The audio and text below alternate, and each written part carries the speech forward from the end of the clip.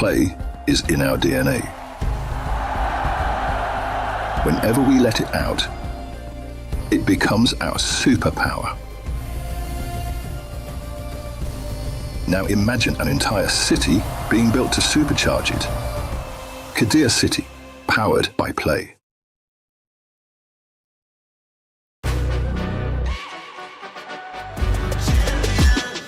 This ain't no regular thing. I came for the ring, you know what I mean. You see my name in the lights, better get right, I'm champion.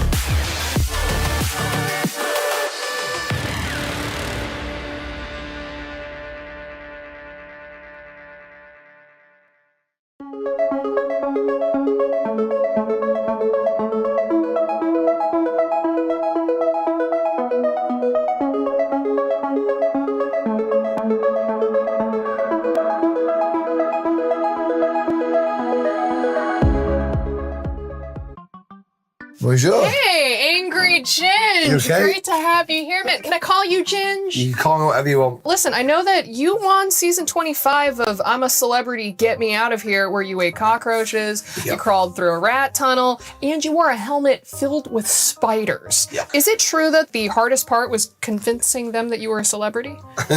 Yeah, it was quite hard. But so much of the show is eating bad food and, dealing with cold-blooded animals. Did you have an advantage with that, being from Manchester? Do you know what? I'd probably say no. If anything, it was a disadvantage. In Manchester, we're very warm, cuddly people, very welcoming people. So it was very hard to adjust. Who's told you that? My mum? Do we believe everything Mom says? Well, evidently not, as we grow up. You still think about the Tooth Fairy? A little bit. After hearing about your F1 incident, I'm wondering, did they send you to Australia for the show or because of your criminal record? The criminal record actually didn't go through because we didn't do anything wrong. So it was for the show. Do you have anything that you want to say to the Australians who think that maybe you think that they're just criminals? No, I love the Australians, thank you. I think the Australian people are absolutely wonderful. A lot better than the Americans. They do have bigger snakes, I will say that. Well. But we have bigger other things. What's more important, that you make a lot of content or that none of it is with women? Oh, it's a close one, It's a close one. It is. Both boys actually get women involved quite a bit. So you need to do a bit more of your research. Shout out Shauna Games. I know that you actually have a very sweet relationship with your co-star, Lisa Riley. Yeah. Is it true that she's the only person over 40 who knows who you are? I mean, that's a great question. I'd probably say my mum knows who I am, so that's over 40. And my nana, that's also over 40. And my auntie Nikki, so that's also over 40. Can you name 5 women that aren't family members? Pass. I have to admit that I'm not big into soccer, but I do understand. Football. We'll get to Football. that. I'm sorry, but aren't you a part of something called Soccer Aid? Yeah, no, you've raised a great point. Yeah, so maybe we wait until I'm finished asking the questions. I understand that the Manchester team has actually won the Premier League 6 times in the past 10 years, so you must be pumped about that. Okay. So there's 2 teams in Manchester. There's Manchester City, which is like the smaller team, and Manchester United, which is the bigger team. And my team hasn't won it in the last 6 years. So then why are you still a fan? In England, we have loyalty. It's not just jump to the next ship like you Americans. I don't know. I feel like we tend to go down with the ship. But listen, we're almost done. In stoppage time, if you will. Nice. But I still have a couple of goals for this interview. I doubt that I can finish, though. I mean, how often do you see 2 goals in stoppage time? Depends who you play. There's quite a few times. All right, then. Okay, the World Cup. Yeah, I get it. What a Yep. I had a couple more questions for you, but I felt like they were maybe a little too personal. Right. So I actually have help from a friend. Jakey, can you please join me in my office for a moment? Oh, dear. I mate, you okay? Just sit down for me. I know I am sat down. Can you sit down for me? Morgan, is it? Yeah. Got some questions for you. Feel we know each other on a personal level. Yeah, I'd like to say that at some Get point. the inside scoop. Do you struggle to maintain your ego? I think we both know. I would probably say I've not got an ego. Yeah, I knew that was coming. Brilliant. But no, I think it's quite easy to maintain something you don't have, so no.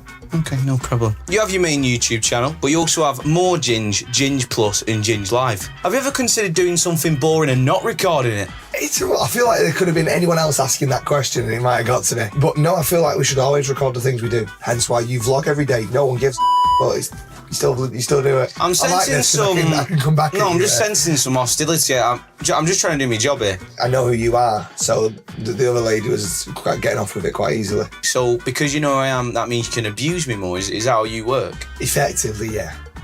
What's another one I've got for you? Why did my dad run away? Hey guys, that is a good one. Maintenance just called. Apparently, as soon as you came in, this elevator reached too high of a level of farts. It might just be the weight limit. We gotta clear you out. Yeah. We gotta clear you out. Yeah, it will be. It says 2,000 kg. You're going to have to get out. Put a bit of timber on. I've not put that much on. Wow. Yeah, so Jakey, Bit we're gonna rich coming have from you. the incredible bulk. And Ginger, you can just stay in there for as long as you need, bud. Have fun. Thank you.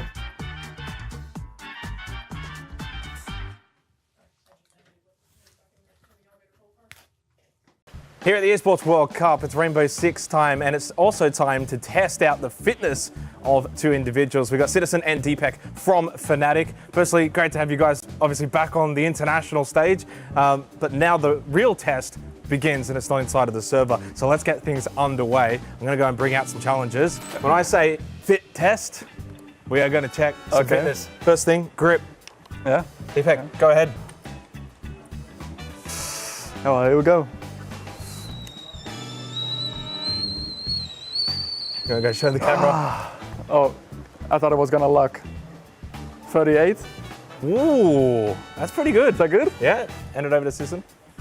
Okay. I don't know if that's good. As long as you beat me, that's all that matters. Come on, come. 44.2. Ooh, that's pretty good. No messing around. All right, no messing around. On to the next one. What is this? We're going to be measuring. Now, as we know, Rainbow Six, it's a lean-heavy game, isn't it? You're doing a lot of left leaning and right leaning. Yeah. So we're going to be testing your leaning IRL. Give us a lean. Hand down, all the way. And we're going to be testing it from the floor. What do we got here? That's pretty good, no? 36. That's pretty good. I'll come around the back here. Citizen, give us a lean. Okay. That's actually pretty good as well. Well, that's going to be a 34. That is actually our best. Oh. Wow. That is our best. All right. Lean test done. Fnatic are doing pretty well so far. Pretty standard hoops test, boys. 2 balls, 1 hoop. Now, who wants which ball? I don't mind. Give me the rugby. We'll do a best of 3. Oh. What does it matter here? Should I bounce it off? I don't think it's good with the rugby. I think I need to do it recently. That's an air ball. I think I was the camera. Please. It's so light. Wow. Bro. To take the lead, 1-0. Citizen up. Pressure on. He banks it in. Okay. Sudden death from here on out. Let's see who can get the win. That's an air ball. For the win. Fnatic on land. No messing about. Gone and done it. Citizen has gone and done it. He is our hoops master. Boys, we're not done yet. One last test. Stopwatch. This is trash talk stopwatch. Oh no. You get 5 seconds, your best trash talk. Citizen, you're first up. Trash talk. Give us your best trash talk starting in 3, 2, 1. V2 suck. V2 suck, apparently. All right.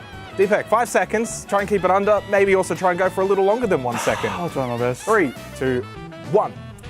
Wizard, hairline, round goggles, lives in the basement. That's it. Well, that was 6 seconds. Almost 7 seconds, by the way. So, Citizen, you win again. Don't know how. Wonderful stuff. Awesome. Thank you so much, boys. Thank you. Best of luck here at the Esports World Cup. Thank you very much. Awesome. Thank you. Welcome to the battlefield.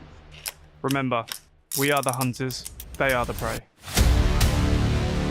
A real hunter always watches where he steps. Come closer, I dare you.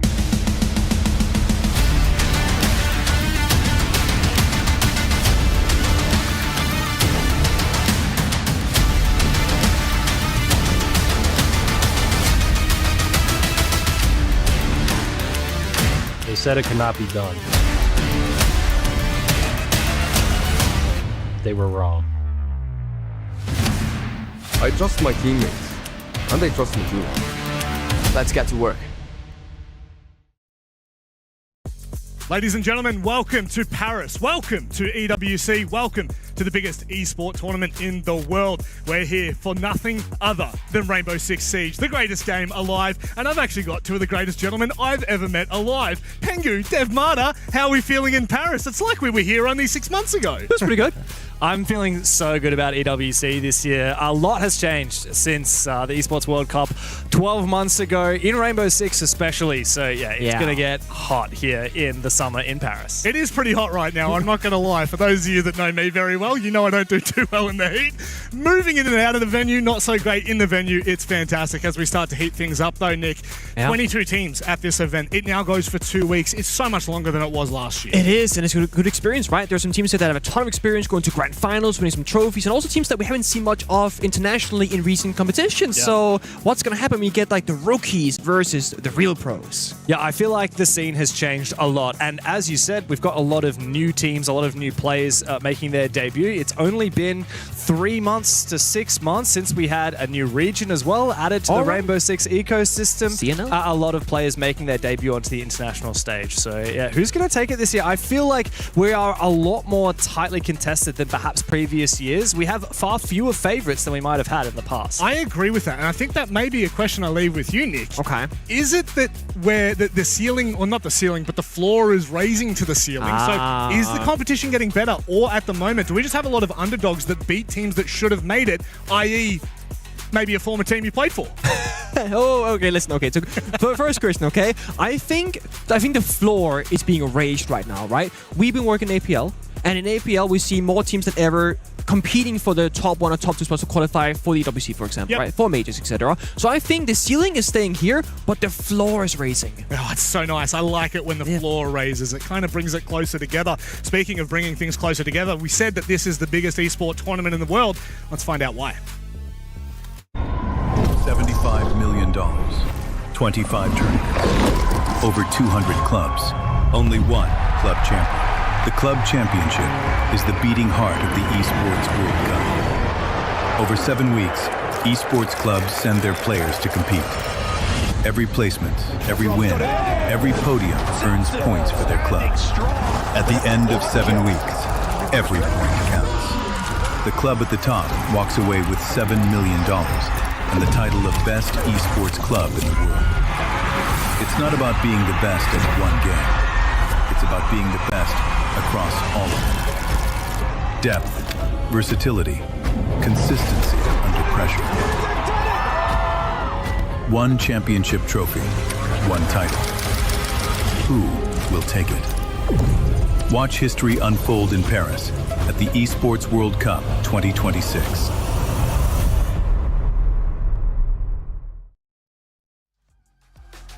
Truly unique in the way that this tournament is played out across the course of 2 whole months. I mean, this is what we talk about when we talk about EWC, when we talk about the pride, the glory of it, Nick. We're looking at teams that aren't just good in one title, they're good across multi-titles and they're consistent across multi-titles. Like I said, depth, versatility, and consistency, and some familiar names as well, like Falcons, Na'Vi, virtus.pro, and Team Vitality locked in that top 4, and it's a very open bracket still. There has been EWCs in the past where one team is really stealing the show, Falcons, for a good while, but we're starting off with pretty even, 2,400 on top, and only 1,800 even that 4th place. Yeah, and of course, within Rainbow Six specifically, we've got Team Falcons and Virtus.pro, both with some of the best teams in the world. Which of those teams will go deeper in Rainbow Six? That's gonna matter. Will have massive ramifications on the Club Championship. Notably, though, G2 in 12th place, a very huge esports organization across many games, failed to qualify despite having a very strong Rainbow Six team. Weibo Gaming also, I will mention, they are on the leaderboard Twisted as well. Minds as well, come on. Yeah, Twisted Minds. Yeah. To be fair, you've got to respect Paul. But they're in Siege, Thank you. I do agree with that. But obviously, we're from the APL. We love Weibo. However, I think that what kind of culminates to this event being so prestigious is the fact that it is so complex in the way that you get to beat teams, the way you get to lift trophies. It's not just one, it's all-encompassing. I think my favorite part of any event I've ever been to is this key crush. It is those moments where you get to crush the soul of the victims that you just played, Nick. That's it. We've seen some pretty good. I think it was it last year, the Doom meme that we had as well, when he's like evil face behind the key crushing machine. That became like a big picture on social media and whatnot. It's a cool angle to an event that we don't have typically. Yeah. You also have, I think, when you're the victor, right? You choose 3 sub teams to put into your trophy to showcase either disrespect, saying, "Oh, we beat these guys," or respect, saying, "These guys, they could have beaten us, but we were the winners." Yeah, of course. I mean, this is such a long festival, a celebration of all these different esports, and you can see what it means to these teams who raise their trophies, who get so close but no cigar. And of course, for the case of Falcons, who have been the champions of the Esports World Cup Cup for the 2 years running. They have been leading the way for 2026 as well, but not uncontested. As we can see, championships of the various esports titles have been taken by a number of different organizations. I think it's good to see that as well, because obviously I think last year, you're referring to it already, Team Falcons were just so far ahead of the pack. They looked really good. Now, this time, things are starting to shape up a little differently. Whether that is maybe just a mixture of different reasons, I can't tell you. I'm not an esports expert. I know that might surprise you. I'm not a multi-title talent. You're a great host. Well, thank you, Nick. That's all that matters, is your love that you show me. But our love that we get to show this game is why we're here, Dev. I think Siege has a special place in all of our hearts, and the fact that it's in Paris as well, I feel like we add a little bit more weight to it now. Of course. I mean, the Ubisoft is a French company. The headquarters are based here in Paris. We've had the Six Invitational here as well. And now to make the Esports World Cup's debut in Paris for Rainbow Six is a very special thing. We also have so many players, infamously or famously, who have been from Paris and from France. I actually spent the morning with Bride from Team Falcons. People here? Yeah, and Bibu, of course. And, Bride is from Paris. He grew up here. It would mean so much for him to raise the trophy with Falcons, especially after winning it in the past in Riyadh, but failing to go deep last year, being first rounder. There are so many reasons to get excited for Rainbow Six here again in Paris. You spoke about trophy lifting, and that is one of the most unique parts about EWC. Let's go ahead and have a look.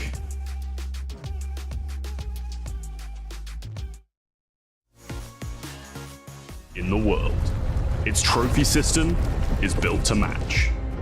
The Club Championship Trophy, awarded to the one club that rose above the rest and reigned supreme across all EWC games. Every participant earns a key engraved with their name. That's their right to compete. Reigning champions hold a key unlike any other. The game trophy is the ultimate prize for every game's champion. Incomplete until a champion's key is inserted. The champion's keyframe is locked into the totem, a stone marker of legacy. Etched with every EWC champion. The losing keys are crushed. The champion claims 3, a personal reminder of who they defeated. The rest are preserved beneath the totem, in resin. Every fallen contender, captured forever. Will you be remembered or forgotten beneath the totem? At EWC, nothing is granted. Everything is earned.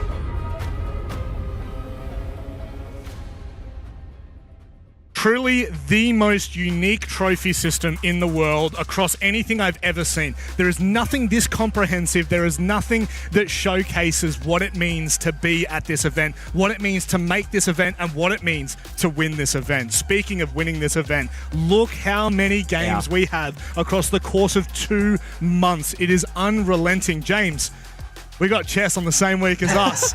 The most important question here, how many pieces does Magnus Carlsen, how many pieces does he need for you to win? That's a good question. Look, I'm a bit of a chess fanatic. I do. I'm the kind of guy that I play 1 minute bullet chess. I'm terrible at it. I think I would need maybe between 5 and 9 queens, and he would need between 2 to 3 pawns for me to actually have a decent shot against Magnus Carlsen. Nick, that's crazy. I'll make it easier, right? If he has 0 pieces, I'll win by default. I'll take that because I cannot compete against Magnus. You might stalemate. You reckon I could stalemate? No, I could not. You don't think so? Dude, never underestimate Have you watched Magnus play before? I have. I've already been following his career for years now. Yeah. I think so impressive. Here's a question for Blindfolded, you. 9 different chessboards in his mind. Boop. So, Pengu, you're of course 2-time world champion in Rainbow Six. Back in your day. Yeah. Okay, sorry, mate. Yeah. Wow. Who has a better chance of beating the opposite one? You against Magnus Carlsen in Rainbow Six, or him in Siege? Him against you in Siege? I think we have one-shot headshot, right? So surely he's a decent gamer. He plays chess with a mouse sometimes as well. So he'll beat me in Siege. I will never beat him in chess. this. No, I don't. Look, I don't think that's ever possible. No. But as we look at the format, this is kind of important for us to start to, I guess, hone in on Siege specifically, because it's actually quite complex this year. It's not as clear, it's not as clear cut. Yeah. But the way that this works, I think, means that it's a little more competitive. In my mind, anyway, you've got 3 individual parts of this tournament, play-ins into groups, into playoffs, Nick. Yeah. I think that's really unique. You get a lot of opportunities. You do. You get a bit of best of 1s, best of 3s, depending on where you are in the bracket. For example, today we're starting with best of 1s, right? Everyone knows that. Actually, CNL, they don't know that because they play BO3s in their region. Yeah. But anyway. I'm glad that you mentioned CNL because for the first time at EWC for Rainbow Six, we have 22 teams competing, so many different clubs vying for the club championship and also for the title specifically within Rainbow Six. We have the play-ins into the group stage, into the playoffs, so many different phases. Only 8 teams participating in the play-ins, and only 2 of those 8 will progress forward into the group stage afterwards. Brutal. Well, let's have a look at all the teams that are actually going to be competing throughout the course of this event. I think that there's a couple of names that really stick off the board just to begin with here. You're looking at your Falcons, you're looking at your EPs. Don't worry about Dark Zero. I was going to say, forget about those guys. But 22 teams, Nick, that is a lot of teams. That is a lot of opportunity to play different opponents from different regions you may never have even seen before. No, it's true. And I think it comes down to teams having to really need to dig deep and have adaptability because there's so many different, as regions have said, different teams, different play styles. You need to focus on what you can do differently and just matching yourself to every opponent as well. 8 of the 22 there, by the way. So you can only imagine what teams we actually have to come. Of course, today's schedule, important to note that we kickstart with a very big matchup, at least if you're an I'm very excited for this. Yeah. Okay. I think we all have quite a personal attachment to our first game of the day. Whoa. You don't? I do have a big one, okay? Okay. Yeah? Well, fortunately enough for you, how about we talk about Fnatic for a second? In fact, That's you where could the story almost say lies. it's a brand new day for them, Nick. Oh, a brand new day, Rob. Yeah, okay, so something crazy's happened, okay? For the first time in 6 years, Fnatic have qualified, important to note, because they were invited to Reload in Rio. They qualified for a T1 international tournament. And the correlation between 6 years ago at SI 2020 and today the EWC 2026 is that the last victory they had at SI was beating G2, sending them to lower bracket. My team back then, right? That hurts. Sucker. And then now, 6 years later, the way in which they qualified for this event was beating G2 and gatekeeping them from EWC. Without a doubt, the largest upset coming into this event is the fact that G2 didn't make it. They're not here. Of course. And Fnatic, like you said, they have a bit of a history with G2 back with the Australian Fnatic roster and when you were on G2. That was one of the greatest upsets in APAC. Unfortunately, one of the biggest moments for APAC. I mean, it's the only time we've ever had a team in the Six Invitational make it to the top 6 from the APAC region. But we have a new dawn for a lot of these APAC teams, one of which is CAG by Varel, who of course will be fighting against Fnatic today. But Fnatic, for them, this is their first chance in such a long time. They took a gamble. They made 2 big roster changes coming in to the last stage of competition. Can they actually make a splash on the international stage remains to be seen. It certainly does. Fnatic this, Fnatic that. Let's start talking about Fnatic. It was a great feeling to beat G2 and knock them out from qualifying for EWC. I think that we got a lot of confidence from that, you know. I mean, it was fun. It was a good game. Really good series. Enjoyed it. A lot of adapting, a lot of playing with what we see rather than predetermined plans. I think one of the big reasons we beat G2 is the pressure that they had. They lost to Falcons before and then they had to face us and it was either like do or die situation, so a lot of pressure on them. Yeah, the GT roster is unreal, yeah. I mean, they have the GOAT, Shaiko, they have Alamal, Great ag.al, they have Doki, he's like veteran, and then obviously they have Stompen, like one of the best players, if not the best player in the world. It's been pretty difficult. There's been lots of ups, lots of lows, really bad games, really good games, comebacks. It's always stuff to improve. We want to get to at least the group stage. There is a lot of big names, but I think from scrims, like we know we can play against these people. We just got to hope we show it on game day. Like we have a good chance of making the main event. Just got to make sure our confidence is high and what we've been practicing into work and go from there. My goal is to win it all. We're here to compete.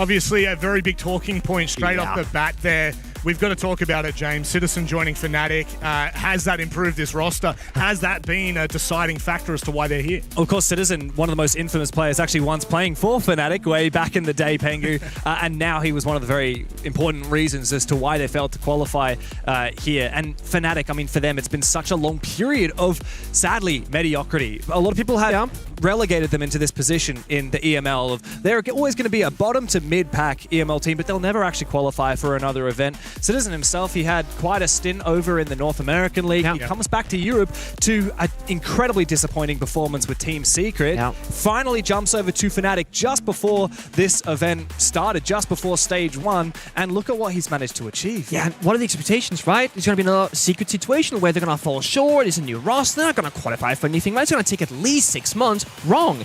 Beating G2, qualifying here, and we say Citizen this, Citizen that. That's the experienced player that joined. But Smith, the new rookie, also joined Fnatic at the same time. And I actually feel that he has been instrumental as well, playing the shields, helping the team adapt and whatnot. And I think watching them today against CIG, we're going to be watching Citizen, but also Smith. Yeah, I think for a roster with as much history as this Fnatic team do back in the day with Rogue, you know, Deepak was on that team that won the Berlin Major 4 years ago. We know that this team has championship contending material on it, but are they ready to take that next step after years upon years of being in this rebuilding phase? That's got to be the biggest question, I think, on everyone's mind at the moment, Nick, is they did well, right? They knocked out G2. They solidified a spot here at EWC. But the bigger question is, how deep can they make it? Because you heard there, the goal is groups and also maybe finals, but they don't even seem super confident in their own thoughts. I can see why, though. I mean, you look at the EML statistic that they had, right? They actually beat all the strong teams during the group stage. They beat your virtus.pro, they beat your Falcons, they beat your G2, etc.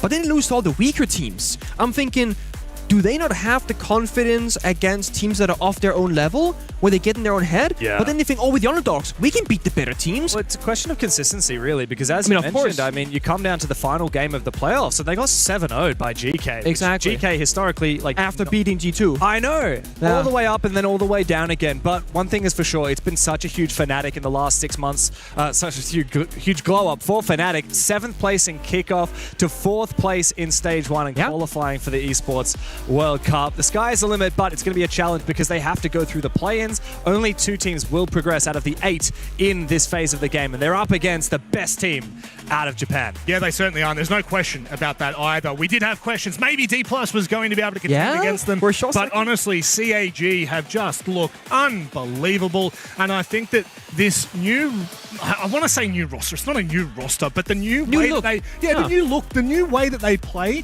it feels like there's an element to it. And I think also as well, we've got to talk about Sparky. Whenever we're talking about this roster and the new iteration of it, Nick, it just feels like it's more cohesive. It's a more entire package. Yeah, I think it's more serious, more disciplined as well. And to kind of give you guys a picture of just how strong they've been, they were undefeated throughout all of groups, right? We're going to playoffs in APL, in APAC North, and then they drop one map 3 times, and they drop it to D+, and to Scars.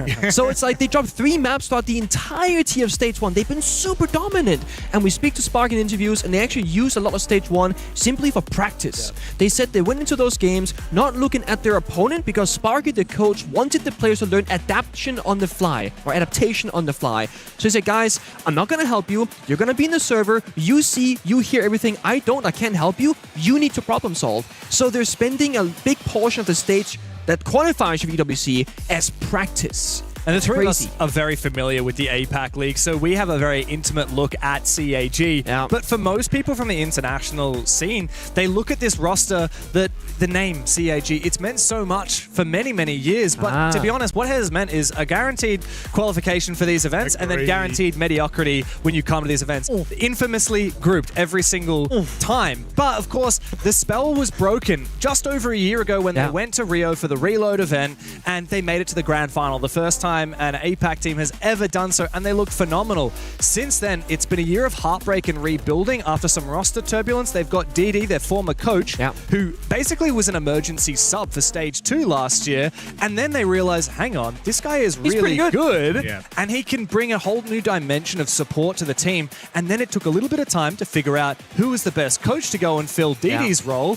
Now they have Sparky, as you said, dialing in from Italy, and he's here, of course, in Paris with us. And I think finally finally, we do have this new look CAG. This isn't the same team that was cagging their way through the Mexico Major. This is an APAC team that plays like nobody else, that has serious talent and can actually start contending for titles on the international stage. I would agree with that. However, the caveat being, how many maps have they won internationally in the last 2 years? I'm glad that you brought that up because since making it to the grand final in Brazil, they haven't won a single map internationally. You know, Munich Major, Salt Lake City Major, disappointment. Stop. After disappointment. But I'm on the APAC Copium, I'm telling you. They're gonna win This is the moment. This is the moment. Could this be the moment? This could very well It has be to the be. moment. It has to be. I do agree with that. It actually, I feel like this is kind of we're on a verge right now of CAG, who have actually been picked up by Varel, so it's technically Tagged CAG. by Varel. It is, and I think that this is now a turning point for that roster. I think it's a turning point for the region. If they can start actually competing at international events like we know they can, Nick, they could well go deep in these kind of tournaments, and I don't think there's any reason why they shouldn't. You look at the roster, you look at the players, you look at someone like Chibisu that has just gone absolutely mental over the last 12 months. They've got the ingredients for this. They do, and a big thing that we learned from Sparky was actually it's been a mental problem for CAG, and this is common across all of APL, especially when you're talking teams in South Korea, in Japan. The way they think about their opponents, maybe too much respect, maybe too much pride on their own side. So when they played Salt Lake City, for example, you mentioned 0 victories, right? Sparky said that they went into that thinking they're going to win the whole thing. They're going to go to the grand finals. They're going to beat Falcon, Secret. They don't care anybody, right? The best teams in the world. Well, not to be. This tournament, they've shifted their mentality. They're going and thinking, we're going to do the best that we can do, but we're probably not going to win the whole event. So they have a different mindset, maybe more risk-taking and higher pace. I do feel like there's an element to the underdog teams. We're gonna call both these teams underdogs. Yeah. Okay. I think there's an element that there hasn't been before, which is like there is an opportunity. There's a feeling that these teams can start to do something different. They can start to write a different legacy. And right now at EWC, this is the perfect time to start. It is time for us to head to Bank for the opening match of EWC. Thank you, Rob. Yes, and a big moment for both of these teams to prove themselves. CAG might have strode through the APAC League fairly unscathed, but it's a whole different kettle of fish once you get into the big leagues. You're playing at the Esports World Cup on the international stage when they haven't won a map in over a year on that international stage. And for Fnatic, of course, they are underdogs in their own right. 7th place in Europe just 3 months ago, and now they're back into it. They're back on stage. And it's a chance for them to show that they can play at the top level, not just domestically, but here on the world stage as well. And of course, no big surprise here. We see a shield ban right off the rip here. And I think that's going to be the big focus point for me between CAG by Varel and Fnatic. For both teams' attacking side, we have to look at Anderton and DD playing the shield. And of course, Smith playing them from the side of Fnatic. I think it's going to be instrumental. So right here, Fnatic, they're betting out the Monty and the Grim, targeting a lot of execution and information gathering from CAG by Varel. And you might be thinking, why would they need information? They're a team from Japan. They're just going to go in there and just take on fights. No, CAG by Varel these days, like we keep saying, a bit of a new look on them. They're much more calculated, much more strategic. And when you're playing that sort of playstyle, you need information to make the decisions accurately. And it's why they love playing operators like your Grim, like your Monty that's been banned away. But they also love to play the disruption game. That's the second side of them, where they get the solid snake, they get the sense, they get more aggressive in the server. They have energy here on the blitz. This is them trying to make a statement, opening up this tournament for them. For me, all eyes are on CAG on a map like Bank, which is very much attacker-sided. I look at what Anderton can achieve on that blitz. I look at a lineup like this with so much tactical potential, with the sends to create these prevented lines of sight, with the Ying to go for a flash exclusive play. Anderton actually gets deep into Printer very early. He's into open area. He wants to try and clear out a lot of this roam from Fnatic, but he receives a lot of damage for it. FNC now peel back the layers of their defense, but they have not given up on this roam. We see this Changa from the basement shooting up the Molotovs through the hatch, trying to support the roam game for as long as possible. Fnatic don't want to surrender too much for free. It's about holding on for as long as you possibly can, kill as many drones, do a little bit of damage towards Anderton if it's a half, for example, and then fall on back. That's the first decision for Fnatic. When is that timer gonna be? About 2 minutes. The second big question is, are they gonna fight on the server staircase? Are they gonna fall back and surrender server as well? Because it's the other area in which you can fight for time. And if you look at the defense, there's Scoria canisters, Smoke, and Tashanka. So I believe that Deepak can comfortably stay on the server staircase and just play for his life. With the hatch not being open, he has made that decision. He's gonna stick around. It's a challenge for Deepak now. Why is it so low? Takes a lot of damage. Already receiving a few shots early on the roam clear. Makes him extra vulnerable to the gas.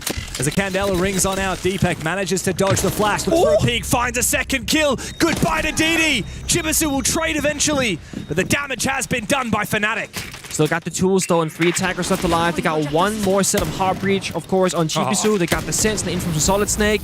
Then we see those Scoria fires burning 20 seconds each. And a Rooney lasers on the hatch as well means that Fnatic, they have a very good idea of where that attack will be coming from, forcing CJ Bavaro, spending that final piece of util to burn the lasers. It's a must-do in this situation. They take a lot of damage, injured from the hatch below. That is not the way you want this to go if you're CAG. Yeah, Shuri does have time to get recollected here. However, there are 2 Nitro, or rather 1 Nitro cell still available here for Fnatic on Wizard, the Wamai, one of the most powerful operators in the game right now with the recent buffs that have come through. Fnatic can sit back. They have plenty of plant denial. Yeah. They have strong positions and the numbers advantage to boot.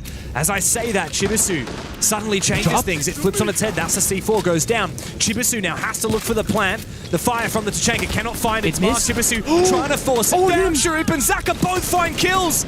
It's up to Smiths, the new addition for Fnatic. And he has been able to deny the plant. Certainly not able to deny the rounds. An eruption from the Japanese as they steal the first round. What did I say? They want to make a statement. How about that? 3v4. They lost the win condition, lost the shield. They can't go for a default plant. They are down in numbers. They get injured on the hatch. And yet, it's a round victory from CAG by Varel. We had the last player, Smith, Tashanka, stuck between 2 different attackers. A very big moment for CAG. I mean, whoever's going to win that first round, that's confidence. That makes you feel, okay, guys, we got this. Big sigh of relief. So for Fnatic now, they're starting bank on the defensive side. It's going to be a much more challenging half, I would argue.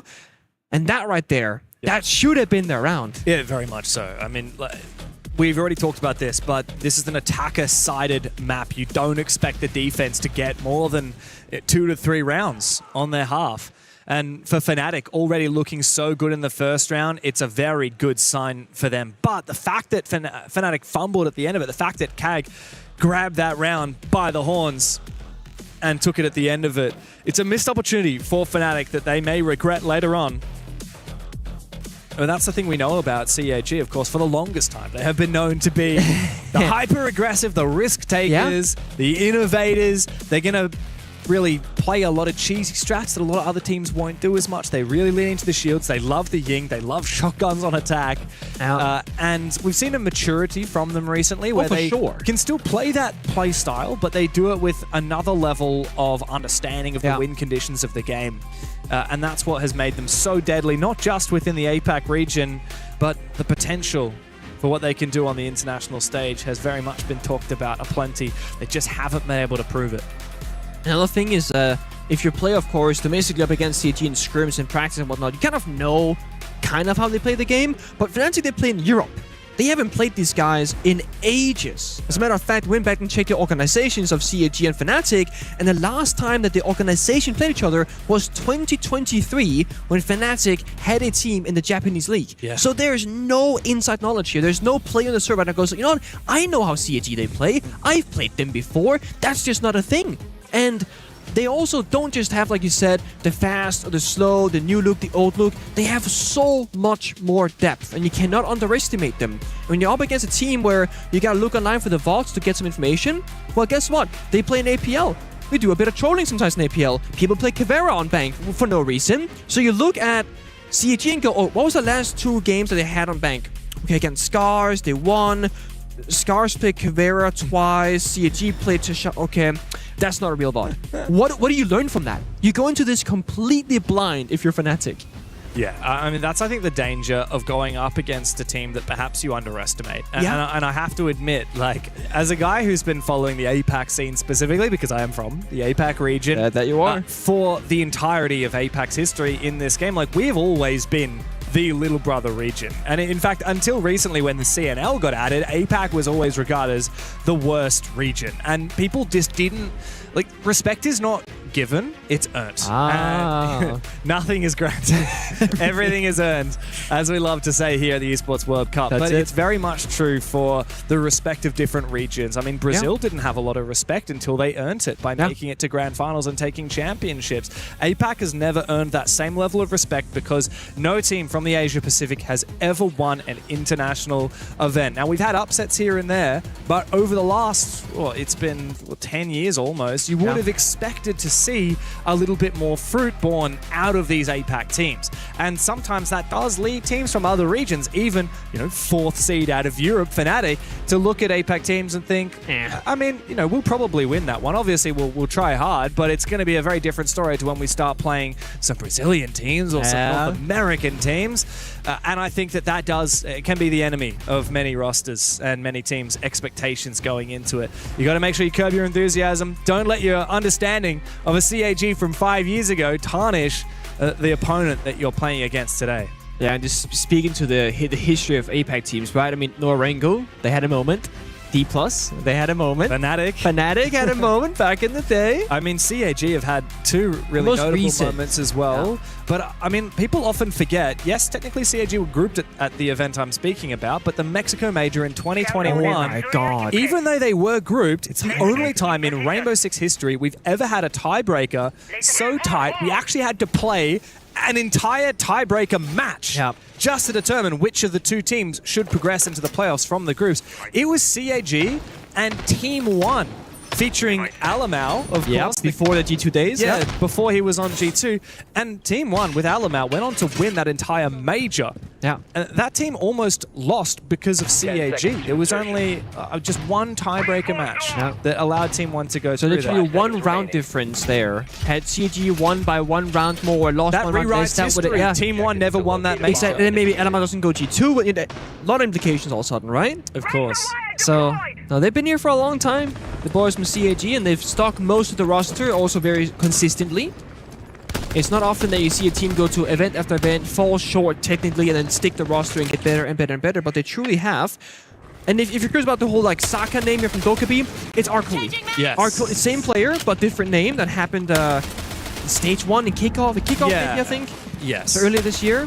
The only player that's really changed for CAG by Varel for quite some time is DD moving in from that coaching position to be on the starting roster, which happened after they made it to the grand finals at Reload. It was halfway through the following stage that he jumped in. Yeah. And of course, I mean, it's just been like a dream. It's been far better than anyone could have expected. Notably, if we do get to see some shield play later, DD is a very different kind of shield player to Anaton.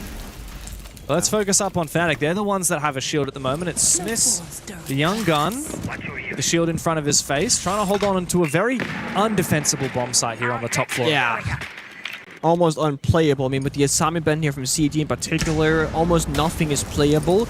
And there's not even like a castle or a mirror in play right now from Fnatic. They're playing a much more, I'm going to say, proactive defense right now. They got DMR from Deadshot. They got the shield from Smith for information. They got Solus to give you a bit of verticality and plant denial later on, which is why we see Saka downstairs in Archives constantly holding on to the downstairs area beneath the site itself, because they can't go for a plant if Solus is going to be beneath them.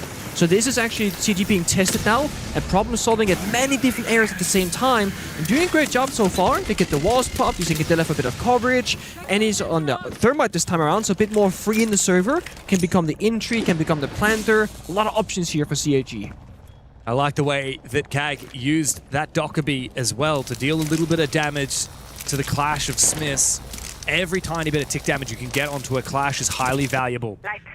The execute will likely come in the form of the Candelas from the Ying and some smoke grenades, but it is very finicky, very challenging to get done. As Shuri makes his way inside, gets picked by Citizen, takes him down, and finally Anaton will finish off the Clash. The gates are open here. The CAG, Fnatic, have to have a response.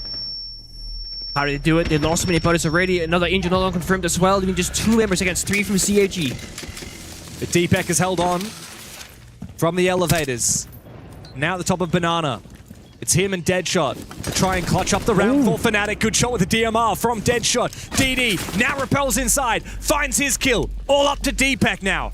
As the Dutchman looks to find a third and fourth kill in this round. Can he revive his dead teammates? I very much doubt it. Now the plant confirmed. DD and Chibisu need to do their best to get outside the building. That is the safest place for them to be right now, but not so safe to get there. Caught in the crossfire, and it's a swift finish for CAG. Beautiful crossfire, yeah.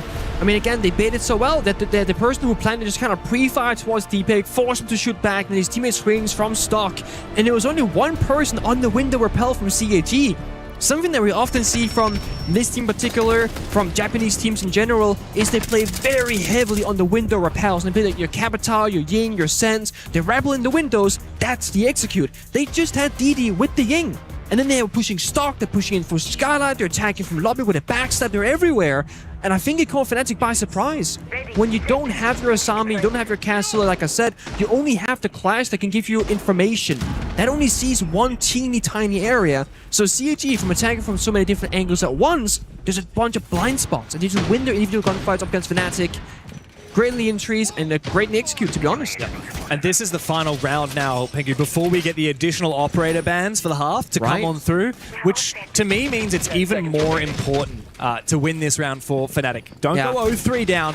Win this because you're about to lose another tool in your arsenal on the defensive side. Another one of these power-ups, whether it's the Mirror or the Smoke or the Tachanka or the Goyo or a number of other things. I think you hit it right there, one of those four. And I will admit, like, Fnatic are actually probably on one of the best bomb sites to pick here. I mean, this tertiary bomb site here of Star from open area, in theory, it's a very challenging defense, but in reality, you actually can play a lot of map control. And there are a lot of ways to try and stall out this attack. On the flip side of that, I think CAG are probably not going to have the Ying available after this round. So they need to make sure they make the most of this chance here as Fnatic attempt a third different bomb site, desperately trying to clutch around a defense. Seeing Shiro 0, by the way. That is like a 0.something% pick rate operator. Never played in pro play. And then that's because it's a poor operator. It's just underrated. A lot of action Mira, here. You gotta sit on the cameras, you gotta try and sap some gadgets. There's a lot of doing nothing, but that nothing gives your team a ton of information, which helps you progress the round. So I love the pick right now. It's about that map control. I think for CT by Veil right now, they gotta figure out what's the first step gonna be. Where can we kind of drill in a little bit, get a foothold, and then move on from there? Because when you're up against the verticality, the waifu buff is activated, by the way. Of course, Eniton representing the Elevate skin, I believe. Yeah, I believe it is. Oh, that's a big nitro. Tried to melee it. Didn't quite connect. He's a fair bit of damage, stays alive. Yeah, the problem is here, he's not going to be able to be as aggressive now. Big C4 from Citizen does finish off the blitz of Aniton. Deadshot finds one before he's traded back from the repel of DD. Look, this has been a rough start for CAG, particularly with the double C4s from Fnatic taking down the shield. Even though FNC have lost top floor control, they fall back to the bomb site with an advantage. And Pengu, I'm getting flashbacks to that first round of defense from Fnatic. We find ourselves in a very similar position. We are, but there's less ways in throughout the site, right? There's a singular hatch and there's pretty much 3 doors. Kitchen, the small office, and the main staircase. And they got Goyo canisters. They got a mirror window maybe still somewhere looking over.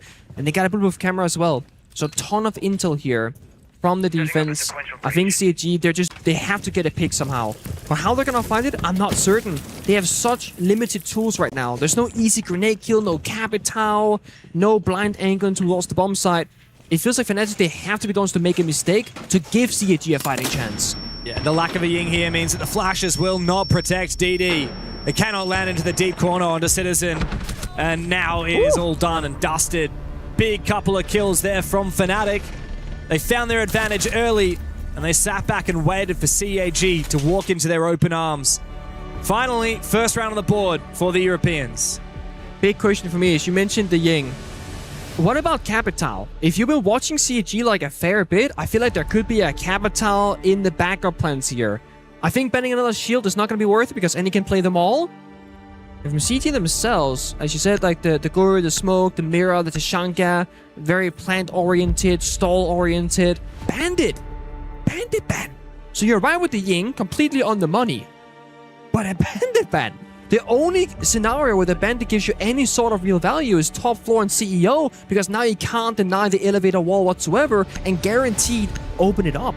But that's really one bomb site being affected out of 4. Well, let's say 3. Tell us archives, I don't know. Oh boy. Yeah, no, interesting choice from CAG. Very interesting. I do think the Yingban is huge, though. And Fnatic might, now that they've found a round on the board, be able to start building a little bit of momentum. You go back down to the basement. This is the strongest bomb site on the map. And now with no Ying to deal with, how does CAG intend to execute when there is so much time delay util at the latter end of the round here for Fnatic between the Goyo and the smoke? Every single Goyo canister delays 20 seconds, every single smoke 10 seconds. That said here for Fnatic, they actually are leaning quite heavily into the roam game. We've got the Solus, very good for a roam at hunting drones and finding out where that blitz is coming from, among other operators like the Solid Snake and the Nook. And Smith's great for holding on as long as possible on a roam as well, with the Boss G no less. I'm interested to see if we get any interactions between the Solid Snake and then the Solus and the Vigil, because the Vigil is one of the only ways to hide from a Solid Snake. The tricky time to be a defender right now, and you see Deadshot playing inside a quad window room. This is very common. You have one player playing those nasty spots because all about the angles and the timings, knowing how to get the most out of it. Meanwhile, Shurip right beneath Deadshot, who's in that pivotal position, looking for a gap somewhere else. Archives, tellers, here's a player who's gonna be above him. It's all about timing. If CAG Barrel can get in the middle of the building and get one of those picks, it's gonna cause a lot of panic on Fnatic's side. Interesting that Shurip hasn't been engaging his gadget. It actually allows him to get past the Solus' scanner and find the kill, finishing off Citizen. That's the danger of Citizen letting his phone explode. He's now lower HP, and one shot from the DMR will down him. Deadshot tries to get some revenge, but Shurip shuts down a second. Fnatic dropping like flies. And now, if they are to drop back to the bomb site, would be leaving their anchors in such an unenviable position. Smith feels the need to lash out for a kill before he falls back to the rest of his team. Bit of desperation, but rightfully so. He cannot hold the side 3v5 against the Monty, the Dogaby, the Solid Snake. There's too much information. So the call has been made, guys. Stick around, try and play for that one pick, and then drop the hatches. But we're seeing Wizard just stuck in the corner. Doesn't look very comfortable. He's hoping somebody drops down this hatch as a freebie. Nate goes out, forces him back, and now CG can take back control in a smart manner. So common. Wait, hold up. Smith is still around, actually, going for a backstab. Doesn't manage to finish off Shibisu before he gets taken down, and that'll be a free revive there for Cag by Varel. Deepek tried to contest that hatch. He's taken a hell of a lot of damage for it. The round is almost irredeemable from Fnatic. It would take a miracle to come back here. It would. And here's the thing that's new for CAG. They don't just rush into the building and make mistakes in a very strong position. They use the grenade to force back the player, then they take open air control. And the call. Deepek has to answer it. They call. Deepek is completely in the gutter if he doesn't go for it. They should know that as well. So now with 35 seconds to go, they can wait for the fire to go away here from the Goyo. And when that happens, drop the lobby hatch, push from server. They know there are only 2 defenders. They can't watch all the angles. That's right. Second Goyo popped. Time is ticking away, though, and you look at that clock, it is very dire now for CAG. Deepek has to answer his phone, otherwise he will die to the explosion. Wizard gets revealed by the Solid Snake. He will take down Zaka as Deepek actually denies the plan successfully. Where's the push? CAG have had such an advantage, but now things get desperate. DD starts to force that plant down. Anderson and Shibisu to claim both final kills for Cag by Varel. A third round on the board for the Japanese as they start to run away with this half. If I'm Sparky watching that round in the final seconds, I am stressed. They started planting with no coverage whatsoever. Andy looking for a kill, Chibi looking for a kill. They find them. A little bit too close though for comfort. But that's Fnatic. They got in the back foot. What could have been a very good round for them. Shuri walks on in, gets 2 kills. No one's watching the cameras. And like you said, Shuri played it very smartly. Didn't activate the Nook gadget in fear of the Solid Scanner, figuring out where he was going to be.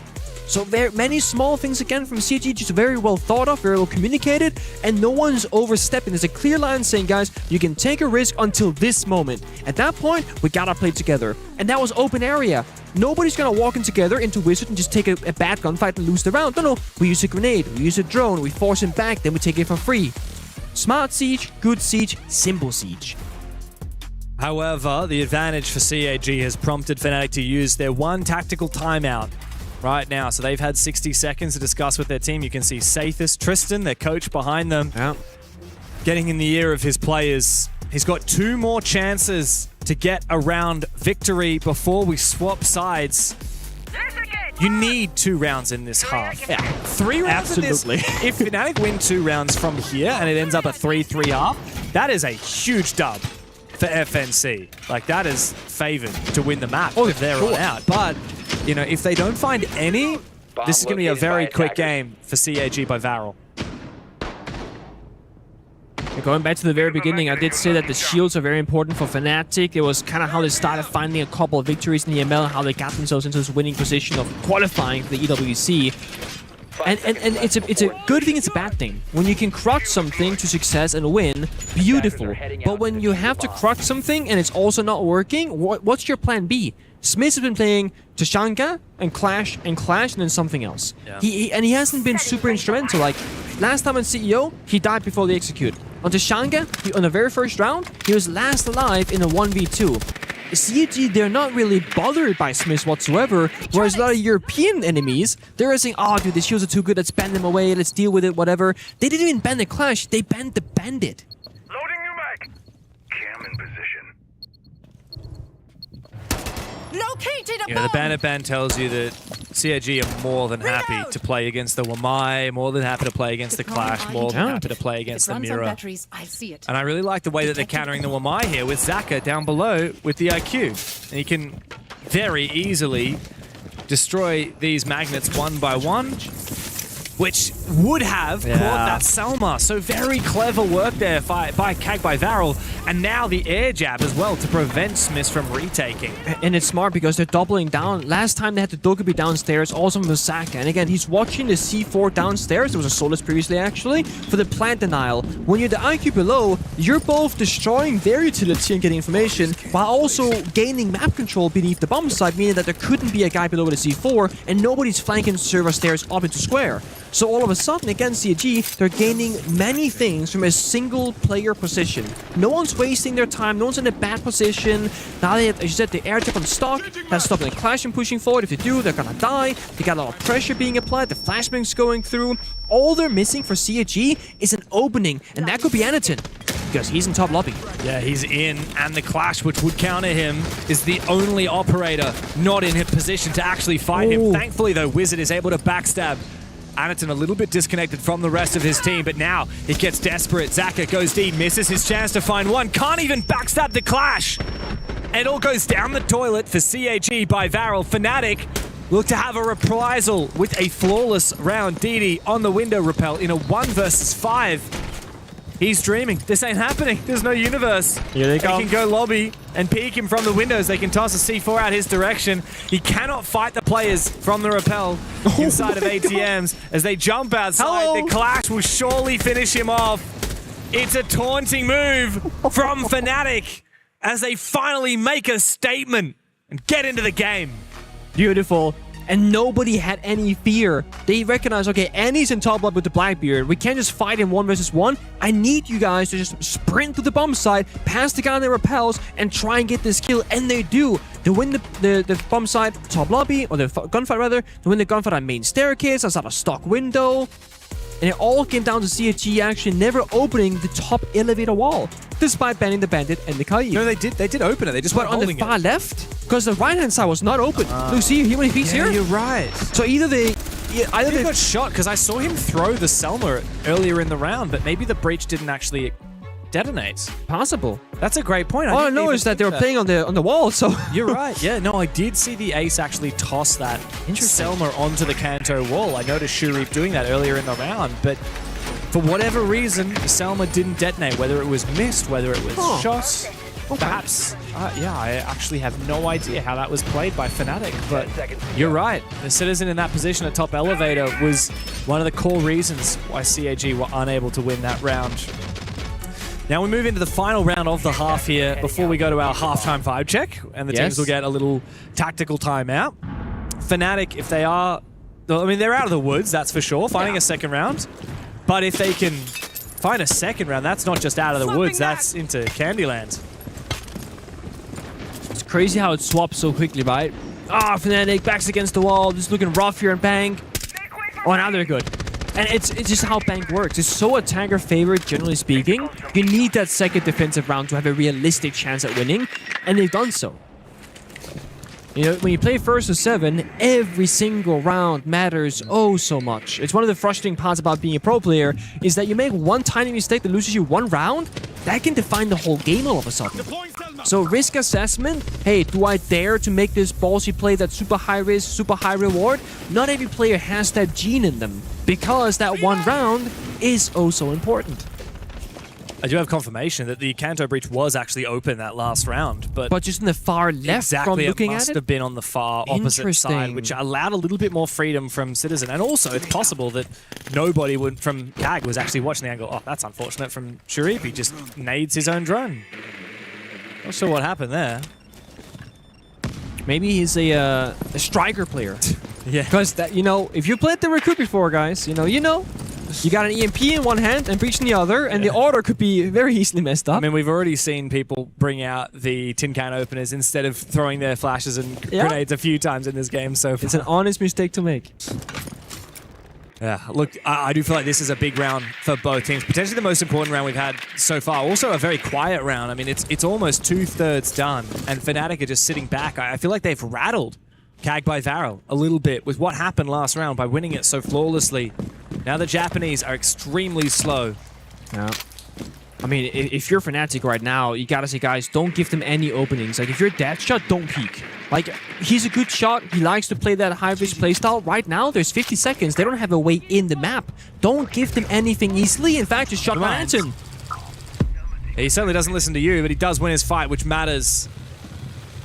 But will they bite off a little bit more than they can chew? Never mind, he comes back around at the exact same time as his teammate takes down one. Zaka will claim the first of the round for CAG, but the diffuser is down, and Fnatic have really found their footing. It doesn't matter that all the walls have been breached open, because Fnatic have the numbers advantage, that now favors them. And they know exactly where Zaka is. He'll find the first kill. The Citizen feeds him a little bit too much. Spots Deadshot's elbow for a brief moment. Does he have info on that position? Gets sprayed through the smoke. Caught in the camera, and I mean, the round is over. It doesn't matter if he takes down Deadshot. He will not find both of these players, surely. Goes deep into the smoke, breathes a little bit too deep, and Fnatic find 3. It's a massive half from the Europeans. Redemption, and now a chance to get one back over CAG by Varel. Such an important moment from the rookies of that young Fnatic roster, right? You go to your first LAN in a long time, international ground, CG, unknown territory, and you start off on the wrong foot. You lose the first round in a way that you should never have lost in a 4 versus 3. You bottle that one, despite Deepik's heroics in the very first round. They slowly, step by step, they figure out they get more comfortable in the server, and no one's over-swinging and over-committing to things that are unnecessary, because the last 2 round victories, it's Fnatic doing exactly what they should be, not too much. Don't be too eager to start the round off. You're defending, and CAG, you're awfully slow. Of course, Rainbow Six is a shooter, right? It's about your mechanics, but it's thing. Also so tactical. And that was a bit of BM. It's so much about playing your utility, and more importantly these days, not just playing the utility, but playing off your teammates. Yeah. Sometimes people will focus too much on the utility and forget that, you know, sometimes it's not as simple as if you bring this operator and you put this gadget in this position, you're gonna win. The lucky cat wasn't so lucky for DD at the end of that half, though. No, it's actually been Anderton having a hard time. He's statistically 1-5. He is now playing a role where he's on the shield some of those rounds. Just like walking the building, getting double C4, getting shot down very early here. Good counterplay from Fnatic.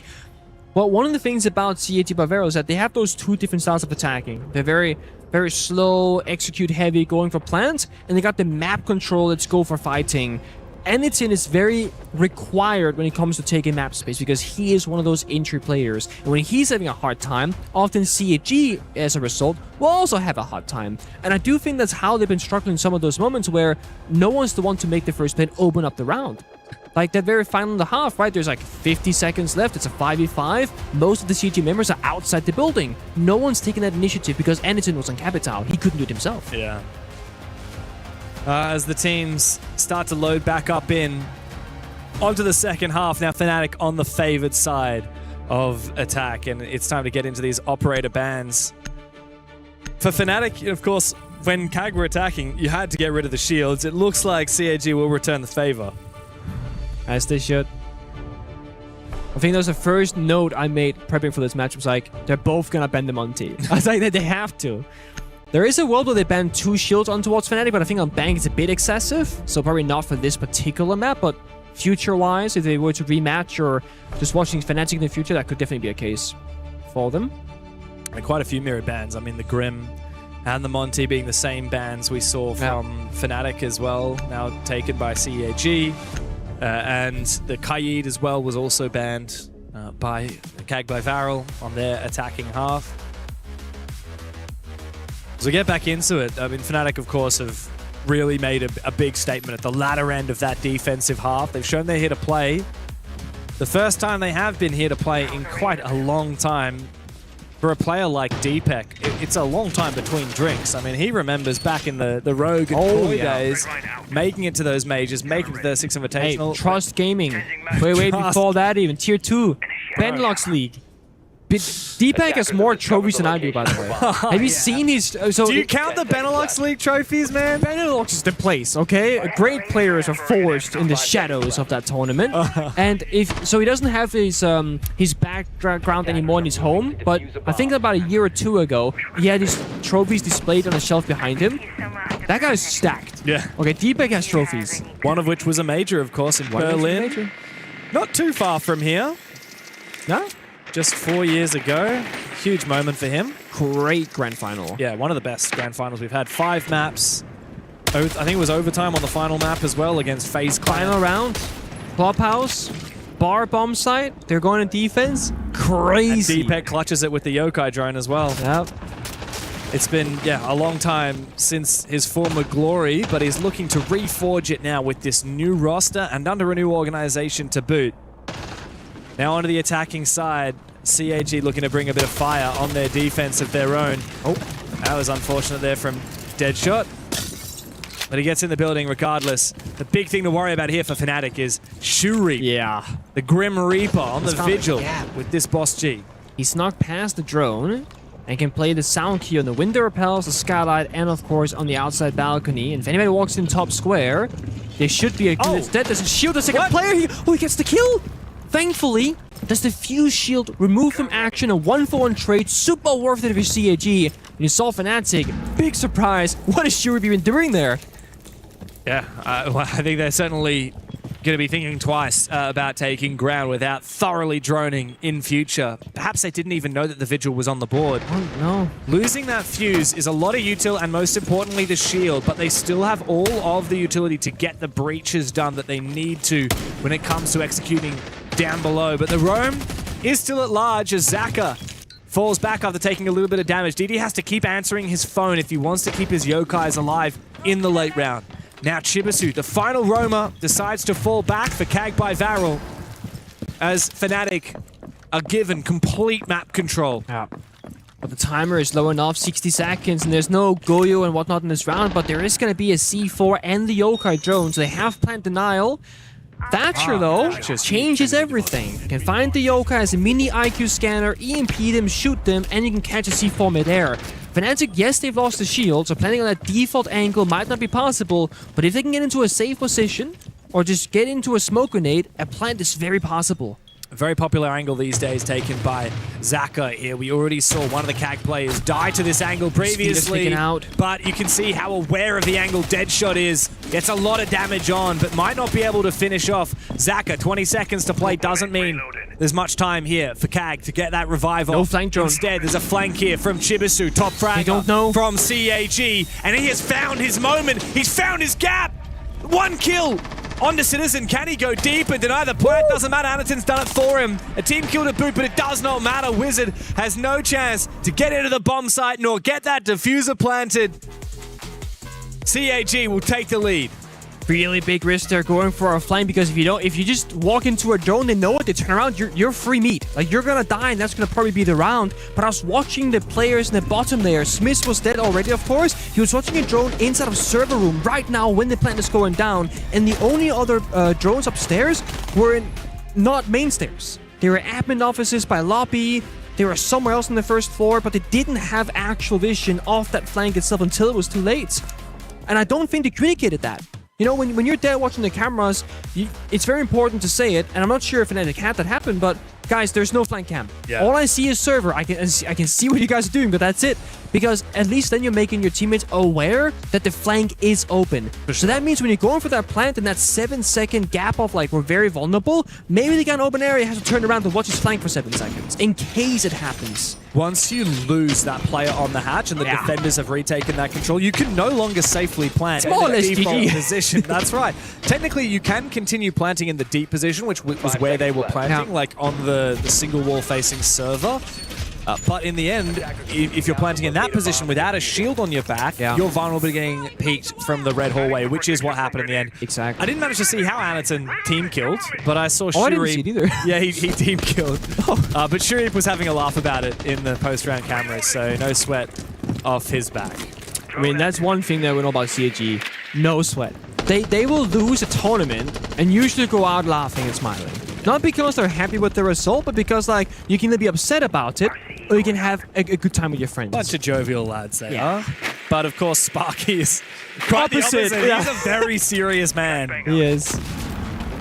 It's maybe a good mixture of he'll ease another bit and they'll tighten up a bit and they're going to meet in the middle somewhere. Yeah, that tug of war. I think it's good for CAG. You need a balance. Now Fnatic on the attack as CAG go to that top floor bomb site. We saw this from Fnatic with the Clash playing in the hallway. Anaton, a very infamous Clash player. Oh, I like this. The Zofia down below. CAG got to be careful with the new Zofia buff. We're seeing a little triple tap becoming extremely popular. If you know where an attack or That's defender not what we call is, it.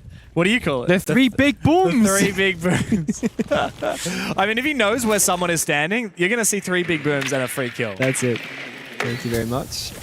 But now, though, I think it's going to be more about Citizen on the glass. A classic pick of his. Can watch over the bomb site, grant a bit of protection. Oh, nice. A bit of pre-fire going through, damage back and forth. Saka injured and Smith's very low on HP. Fnatic still looking for the way in. Here comes the plant with that smoke cover. C4 ripped.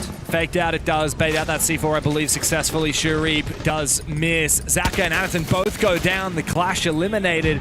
Now coverage from Citizen looking very pretty here. Plant denied, and a second from Shurip. 1v3 now. A little bit of damage on a dead shot.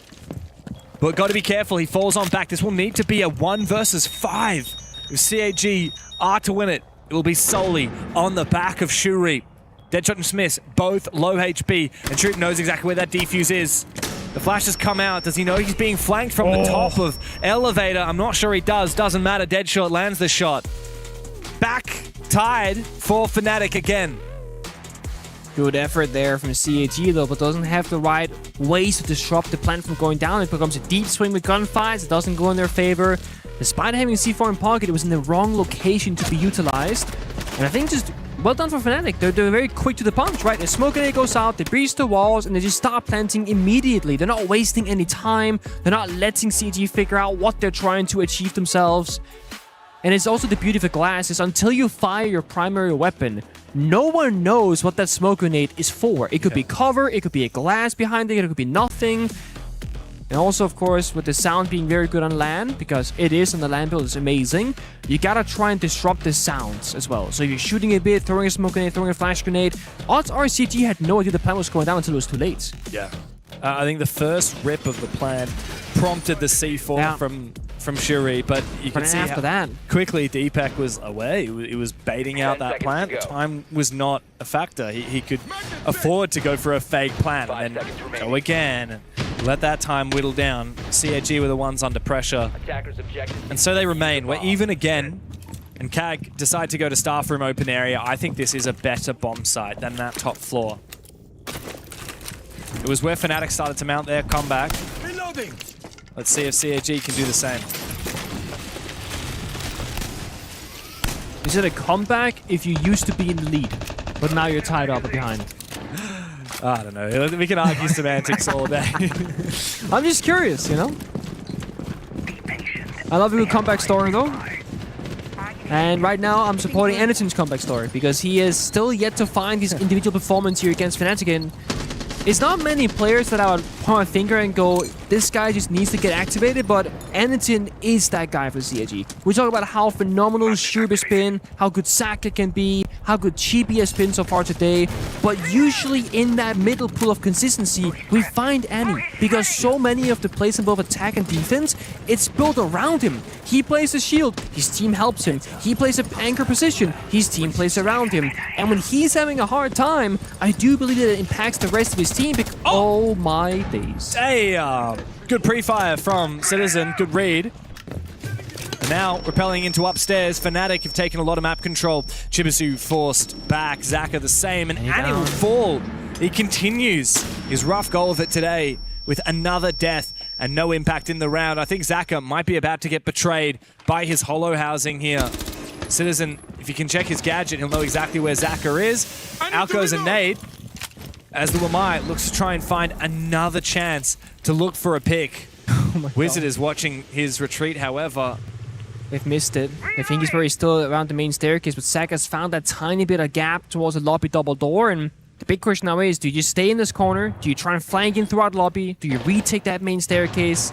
Because you're in this 3v5, you have to feel a little bit desperate, but the round is not over yet. If you make the wrong choice now as Saka and you go down to a 2v5, then the round will be over. Yeah, Kag just have to be patient here.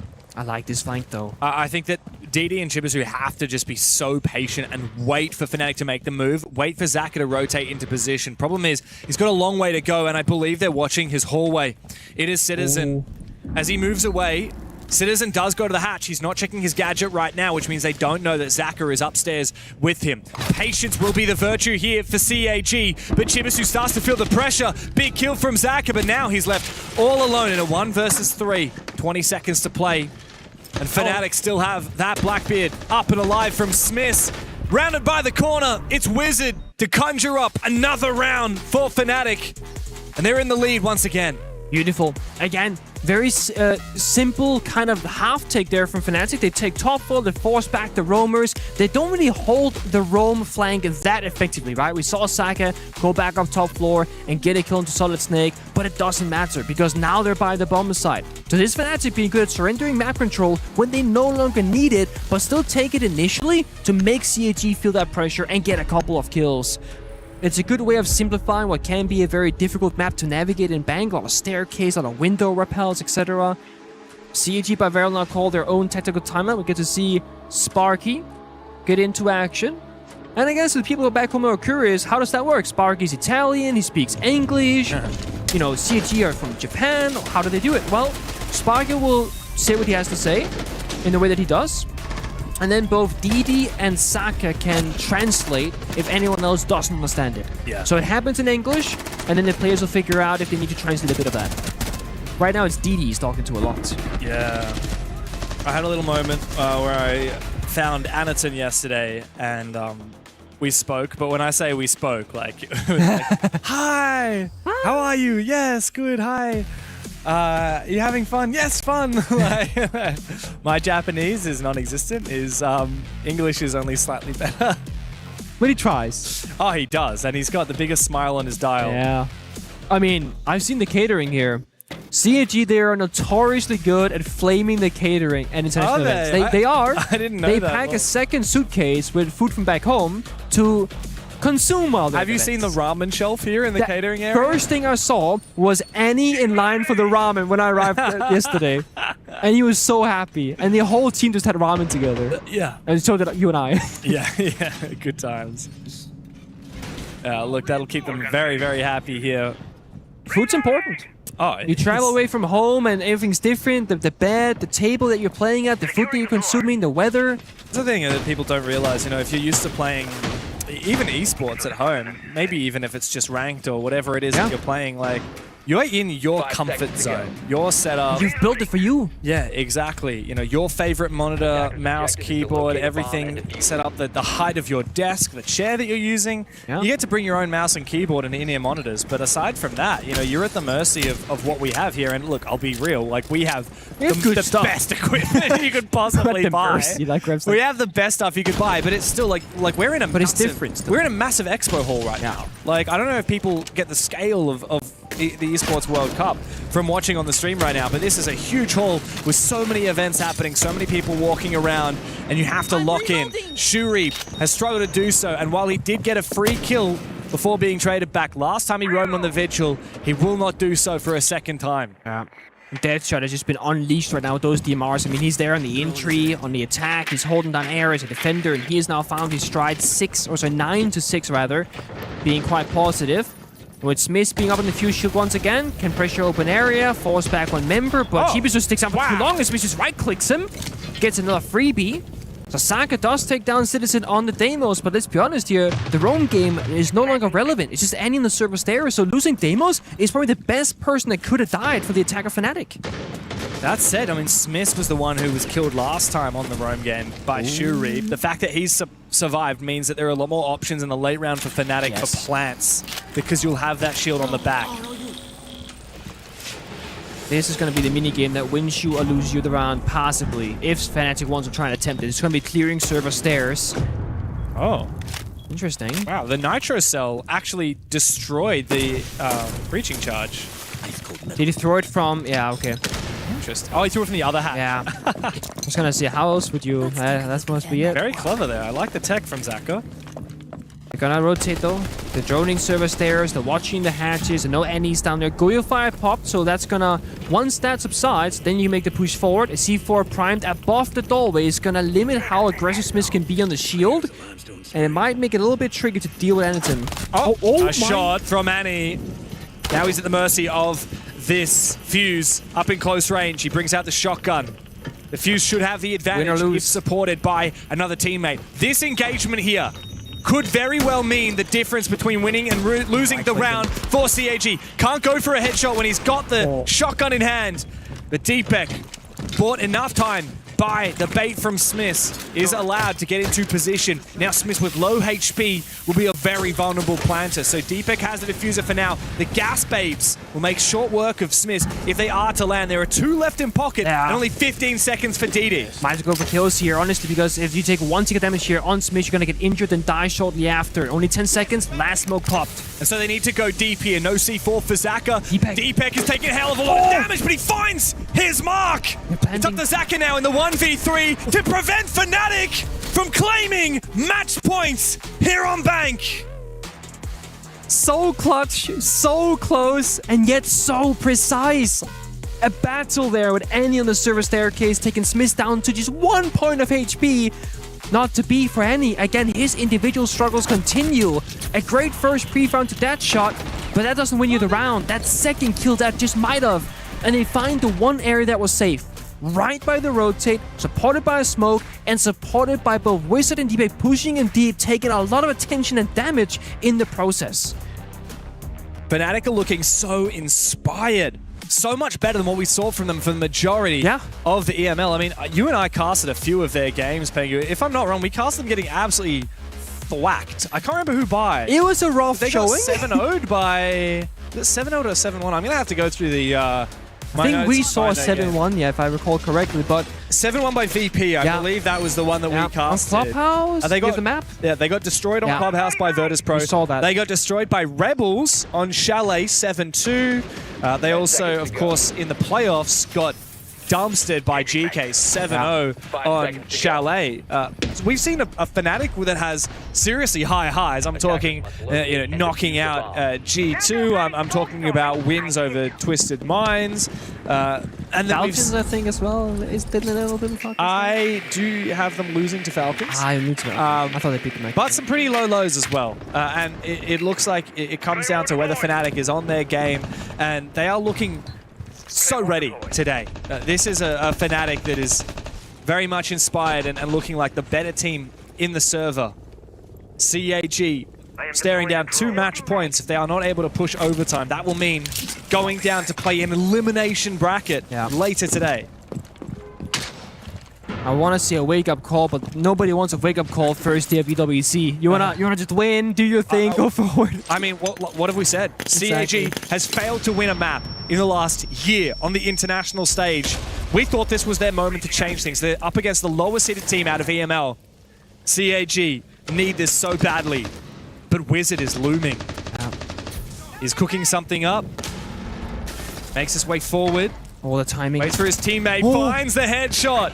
Goodbye to Shurib. And now the gates are open. It's a second kill. Chibisu finds one, but traded back. Wizard has made this round his own. Finally traded by Zaka. As DD decides to get aggressive as well. It's a retake here from CAG. Different overheat there from Wizard, maybe. Teammates still outside window repels, outside lobby, so far away from him. And with him going down, they lose that top main stairs control as well. A lot of pressure that was applied towards the defenders of CAG. So now you kind of reset the round to the beginning again. Everyone's downstairs if you're the attacker, everyone's upstairs if you're the defender, and they have smokes to work with here from Fnatic. They have to enable Citizen. They got Cappy smokes, 2 in pocket on the arrow of Smith, and 1 in his own pocket of Citizen. If he can find that first kill, find the way in, that can change it all. But there's 60 seconds and a clash in their path. But the util here from the Capital could be everything. The smoke comes through. It opens the gates for Citizen to peek through with the Glaz. How do CAG stop this? Fnatic desperately fishing for a kill. But CAG aren't giving them anything. He goes deep, doesn't realize DD is still tucked away. Out comes the shotgun, tries to escape, but Smith will take him down into the 2v2. Fnatic want to get it done here and now. Gun up for Anderton as he wants to go for a peek. Brings out the shield again. Info galore. The CAG by Varel as Deepak and Smith desperately look for that second player, but out comes the SMG! The guns come to life for CAG by Varel, and they stay alive! A beautiful dance back and forth there, and Andy puts down the shield, hits the barricade wallbang, and gets that kill and puts his team into a 2 versus 1 position.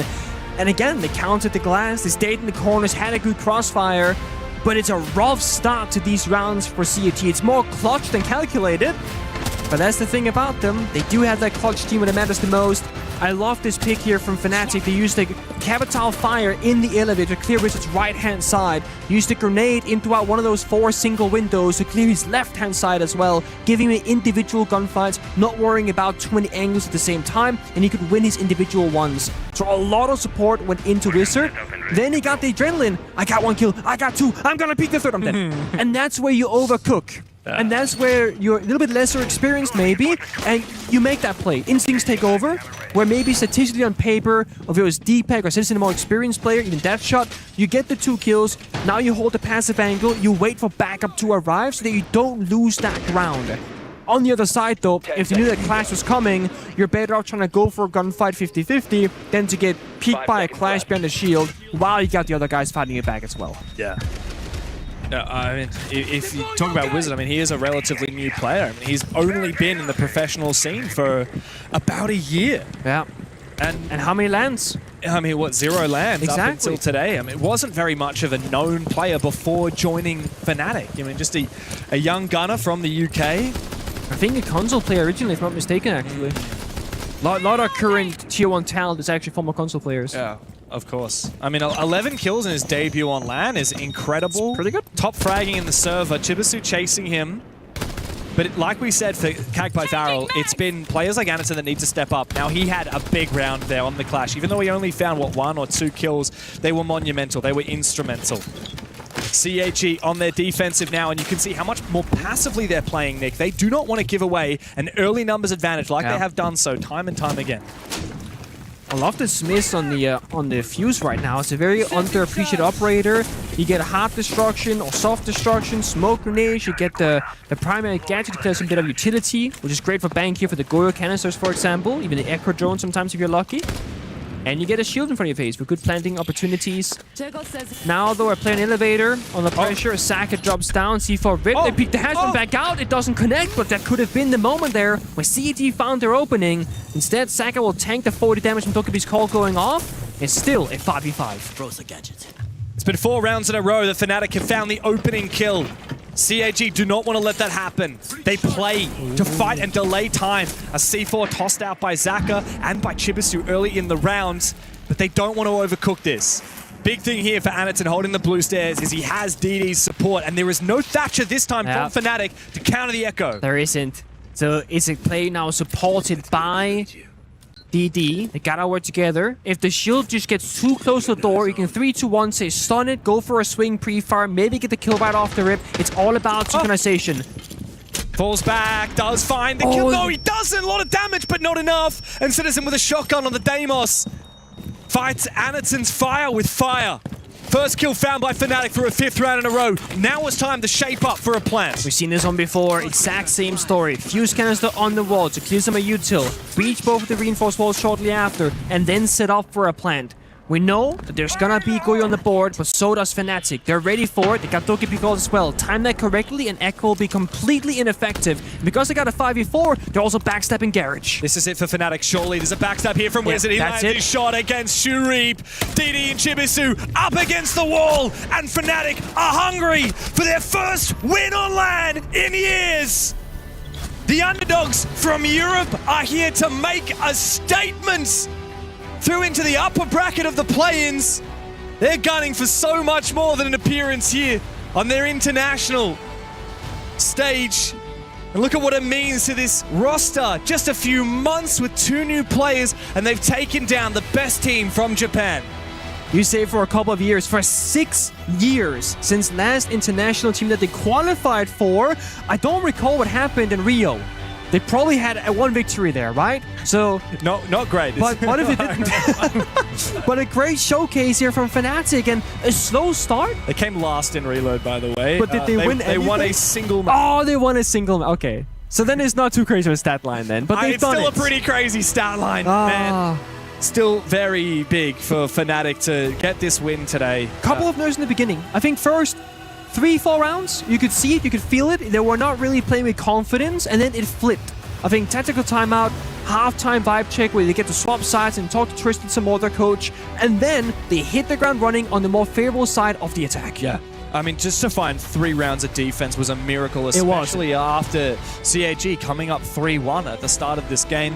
Fnatic to finish the match with 5 rounds in a row of finding the opening kill. They were here to play, and they've really shown today that even with a few rookies on the roster and a few roster changes, Citizen is returned to form. They're here to do more than just make an appearance. They certainly do, and a very solid start to their campaign. On the flip side, I think that it could be said that CAG still had a decent performance. If you maybe look at it in isolation for the first 4 rounds, we'd be like, hey, CAG have turned out. We have this every single time that CAG come to an international event. We're like, guys, these last couple of months, they've been looking the best CAG that we've ever seen. Trust me, they got in whatever it is. We're always on the APAC copium. Yeah. And sadly, we've just seen this pattern. I mean, again, the stat line continues, the damning stat line. Ever since their appearance in Reload at the Grand Final for the last year, they have not won a single map on the international stage. Very upsetting. No matter what you like, it doesn't matter how you look at it. It's very upsetting for CAG and the APAC North fans. I think that we would expect a lot more from them, and I think that they do. They show the glimpses, they show the moments, but then we start to see them lose a little bit of traction in the game. And Nick, it just continues to come back to that sentiment of it's themselves. The biggest hurdle is themselves. Yeah. I guess right now, like Fnatic, CAG a couple years ago, they would lose in the bigger picture, right? Glaring mistakes, blunders, not having the skill level individually as a team. I think today they lost in the micro details, right? Very small decisions, a gunfight going that way, bit of timing, bit of whatever, a little bit less sharp in the server. It's a great way to lose because it's very fixable. It's small things, in theory, but it hurts a lot because it's harder to figure out where those small details are. We said this nearly a year ago in Munich, which was, I think, such a big moment for CAG because they'd just gone through the roster drama and DD came onto the playing field. Yep. And we were like, hang on a second, now they're playing a new playstyle. Maybe there's some longevity for CAG. And in Munich, they played, off the top of my head, I think it was Falcons, Furia, and FaZe or something like that, or G2. It was like the three of the best teams at the tournament, and they went 0-3 down. So even while technically they didn't win a map, they had such a strong performance against these top teams. Can't say the same for Salt Lake City. You know, they were losing to teams that, on paper, a peak CAG should be able to win. And I think a peak CAG should absolutely be able to win today against Fnatic. But like you said, small details. Fnatic being a team that seems so much more present in the server. And I think you can particularly see that with 5 opening picks in a row. That is very unusual from CAG. Yeah, it certainly is. And I think that on the flip side of the coin, what needs to be talked about is the format. 2 wins and you're through, 2 losses and you're done. One more beer, 3 3 and CAG go home. That's it. And if you look at it on the Fnatic point of view, I mean, are you happy with how they've started their campaign? Because it does feel as though there were moments where we were a little worried. I think I'm pretty happy with their performance actually today. I think the first 4 rounds I was scared for them, and the last after that I was very happy with their performance. Yeah. I think that they're going to continue to lock in because they could be a dangerous squad, and there's no more dangerous than Citizen and Laxing. Yep, it is me back here. I am with Citizen. You're no stranger to being on a stage, taking interviews. You guys take this win 7-5. We were talking about this quickly. It was a little closer than you wanted it to be. Yeah, it was a bit too close. You know, first game there has got the better of us, I think. And yeah, just they surprised us a bit on the attacks and defense especially. Definitely. I mean, now you guys push yourself one step closer to qualifying to get closer to that group stage. Now, going into this best of 3, obviously, I'd say being a former pro player, being in best 3 is obviously a territory you want to be able to find yourself. Now, I believe your opponent, if I'm not mistaken, is going to be mibr.los. How are you feeling about that? Feeling good. They're a good team, you know. I think we'll match up well against them. Last time I played them, I beat them, you know. So I think had their confidence going in for today as well. Okay, well then I guess going forward, the next question before I let you go back and do all your prep, is there anything that you want to say to mibr.los? Be ready for Smiths. All right, you heard it here from Citizen. Be ready for Smiths. I'm going to send you guys back to the desk to get us set up for our next match. Thank you very much for that, Lax. Obviously a big performance, but you guys obviously have no idea what happened on the other stage. On the do tell me, bro. Let me break it down for you. First 4 rounds, all King Zero. Dominant. I'm talking flawless rounds. Let's go. But just relax. Okay, so it started to roll out of control a little bit to a point where, unfortunately, if you are a CNL fan, it didn't end too well. Awesome. It went overtime and it was 8-6. Hey, overtime's good. That's very good. It's very good. Impressive. And we saw some really good performances, so I think it's nice to know that CNL's here to play. I mean, of course, King Zero being like the bottom seeded team out of CNL as well. This is a huge moment for CNL, getting an overtime loss. I mean, I sound like such an APAC fan. I'm like, yes, we lost, but at least we took it to overtime. It's the most APAC victory ever. But look, that's credit to them. Of course, that means that we've got some big elimination games later today. I mean, King Zero, CAG will both be on the verge of elimination. We've got 2 more teams that will be fighting to try and stay in the tournament later today as well after we play the next 2 BO1s. Pretty tense. It is pretty tense. I think that is, we were talking about it a long time ago on the APL desk, just how brutal this format is for play-ins. You know, it's so cutthroat, right? These teams, they have made it a long way, but this is what... Look, I say it's cutthroat. It's double elimination. You have plenty of opportunities in this kind of matchup. Again, CAG, like you said, they had plenty of opportunities, Nick, to bring that back. Yeah. Ultimately, they can't. How do you think Fnatic will go up against a team like mibr.los at the moment? Ooh. I'm thinking right now. Yeah, no. Can you repeat the last bit again? mibr.los? Yeah. Fnatic. But Fnatic, what do we think? Is that the matchup? Yeah, sorry. So are they on the same side of the bracket? Lax did just say that. I had to confirm. Let me double check. Oh, he did say it. What did he say to them? He said, what's up with Smiths? So let's go with that. If we're wrong, Okay. I was not sure if that was a bracket, so I didn't want to... Okay. It's 100% confirmed. Okay, good. I don't want to throw Lex on the bus either. No. So I think... Honestly, pretty decent matchup. Yep. They're not up against, you know, your FaZe, your Fury, like a super experienced team from Brazil. And LOS, they're not bad whatsoever, but they've also been on a rough edge as of recently. Yeah, I think that if you just look at the head-to-head between like what happened in the Fnatic game, what happened in the mibr.los game, I would probably put Fnatic on the up there. Ooh. But that's said, just a little bit. Maybe. But also remember, there's an elimination game, which will be King Zero versus CAG. Yes. If CAG lose that is doomsday. Oh, it is. It is. They can't lose that. You can't They can't lose that. You look at the performance that they put up today. Look, it's just isolation. Bring it to the first half. Yeah. There are really good signs for CAG. Totally. You have to say that they do look like a team that could beat a given team on their day. However, the problem is, we know, we've heard it, we've talked about it, the biggest hurdle is always going to be themselves. And that's a trope that hits APAC in the wider spectrum. Yeah. It's not isolated to CAG, it's not isolated to APAC North, it's consistently a problem within APAC. And I think that when you look at this, and then you look in the isolation of the game that was just played with KZ, only barely losing out to mibr.los, I'm really worried for CAG. It does get a little bit scary. It does, doesn't it? I mean, okay, Copium again, right? Best of 3 is different landscape. You can make more risk, make more worse decisions and still kind of recuperate from it. Yep. Again, small things like today, like I look at the highlight package right now. I'm thinking, okay, CAG, they're on the attacking side. They banned the Bandit and the Kite. Like, the Bandit was the ban after the third round. I'm thinking there are many bigger problems. It could be the class, it could be the mirror, it could be a target ban. They go with the Bandit, which only affects one bomb site, top 4 CEO. I just don't feel like that's enough up against Fnatic, up against EML teams. Yeah, honestly, if I was CAG here, I'd probably be avoiding Bank for a bit because I just don't think that Take a breather. Bank, I don't think their Bank was looking perfect.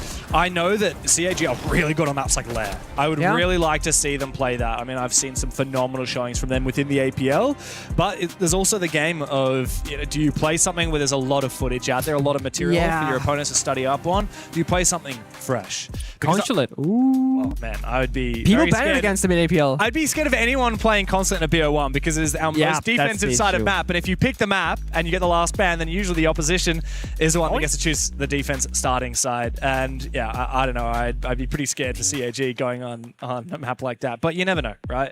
And the one thing that I do know for sure is that, like, it's been way too long that CAG have struggled on the international stage without winning a map. Yeah. This, on paper, is the best looking roster we've seen from them in a very long time, in the best looking form. They need to get not just a map win here, like, take down King Zero, stay in the tournament, that's step one. Then you need to continue fighting through that lower bracket. You have to beat the loser of Fnatic versus mibr.los to then qualify for phase 2 of the play-ins, which will be a single elimination match in a BO3 against the first seed team from the other group. It's going to be pressure. Bloody hard. They're probably going up against Shopify Rebellion in all likelihood. Yeah, well, and they're setting up at the moment, and I think that is going to set a very big tone for what we can expect in the play-ins, because I think it's fair to say, Nick, that a team like Shopify, they should be coming into this with... Like, they should be looking Why are they here? Why are they in play-ins, by the way? Grand finalists of the last match. I agree, and I think that when you look at them and you look at the team that they are, the individuals that they are, going up against... I don't want to say lesser teams because it just feels rude. No, against almost anybody. I would agree. I think that's a very fair statement. I think that if you're Shopify Rebellion, you're looking at this tournament as an opportunity to not only make a grand final again, but to also take it. You said last time we got so close, why don't we just finish the job this time? It happens to be EWC. But which would, of course, mean qualification directly to Six Invitational. We haven't even talked about that yet, by the way. It's like just such a huge point to touch on is the fact that, the winner for this, they get an auto slot. It is like a major. First team to qual. It is so important that this no longer is about money, pride, glory, club championship. Although it's pretty nice. It is pretty nice. Money's there are worse things than an EWC paycheck, I'll tell you that much. That is for damn sure. But I think when you look at it now, when you've got that SI qualifying spot, teams like Shopify Rebellion, they sit in a completely different discussion to any of the teams I look at in play-ins, Nick. I don't think there's another team that I'd put in their category. No, I wouldn't either. I really wouldn't. I mean, we're talking about the experience of a veteran and truck Canadian with the fracking power of people like your Spartan, your Envy, your Serv, etc. They should be taking this very comfortably. But can they get it done? That's the big question, because they too can fumble. Do you know what the best part is? What is that? We don't have to wait. We're going to go to a break, and on the other side, this is the matchup you don't want to miss.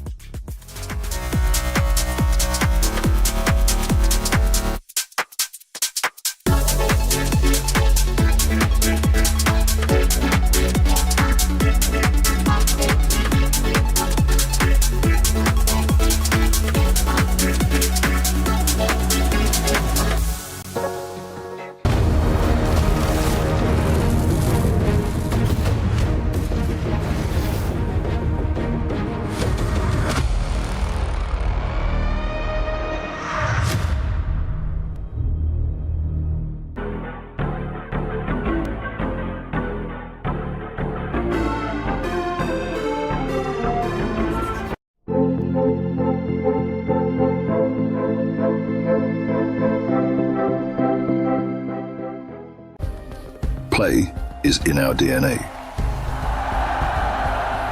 Whenever we let it out, it becomes our superpower. Now imagine an entire city being built to supercharge it. Kadir City, powered by Play.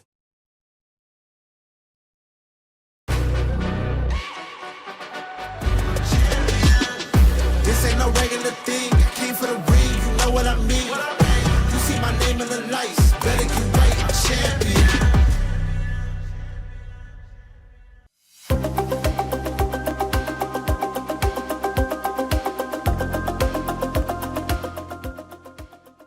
he can come in here and play my game. Let's go. He knows nothing.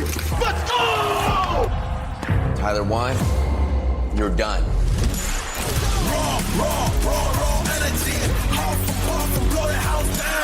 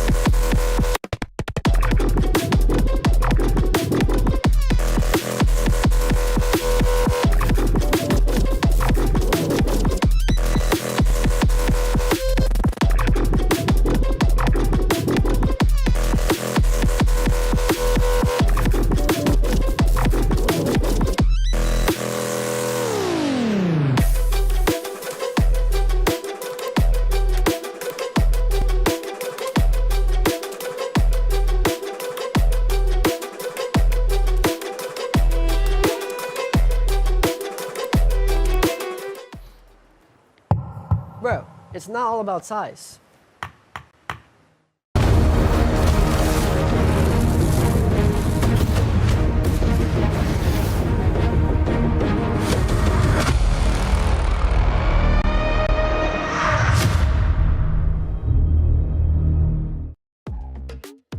Ambi said it best. It's not about the size, but it's how you use it. Unfortunately, in this matchup, it may just well be about size. Welcoming back to the desk for the first time, actually, Xenox. Guys, boys, how are we doing? Oh, it's been a long time, Rob. How It long has it been a since minute. we've worked together.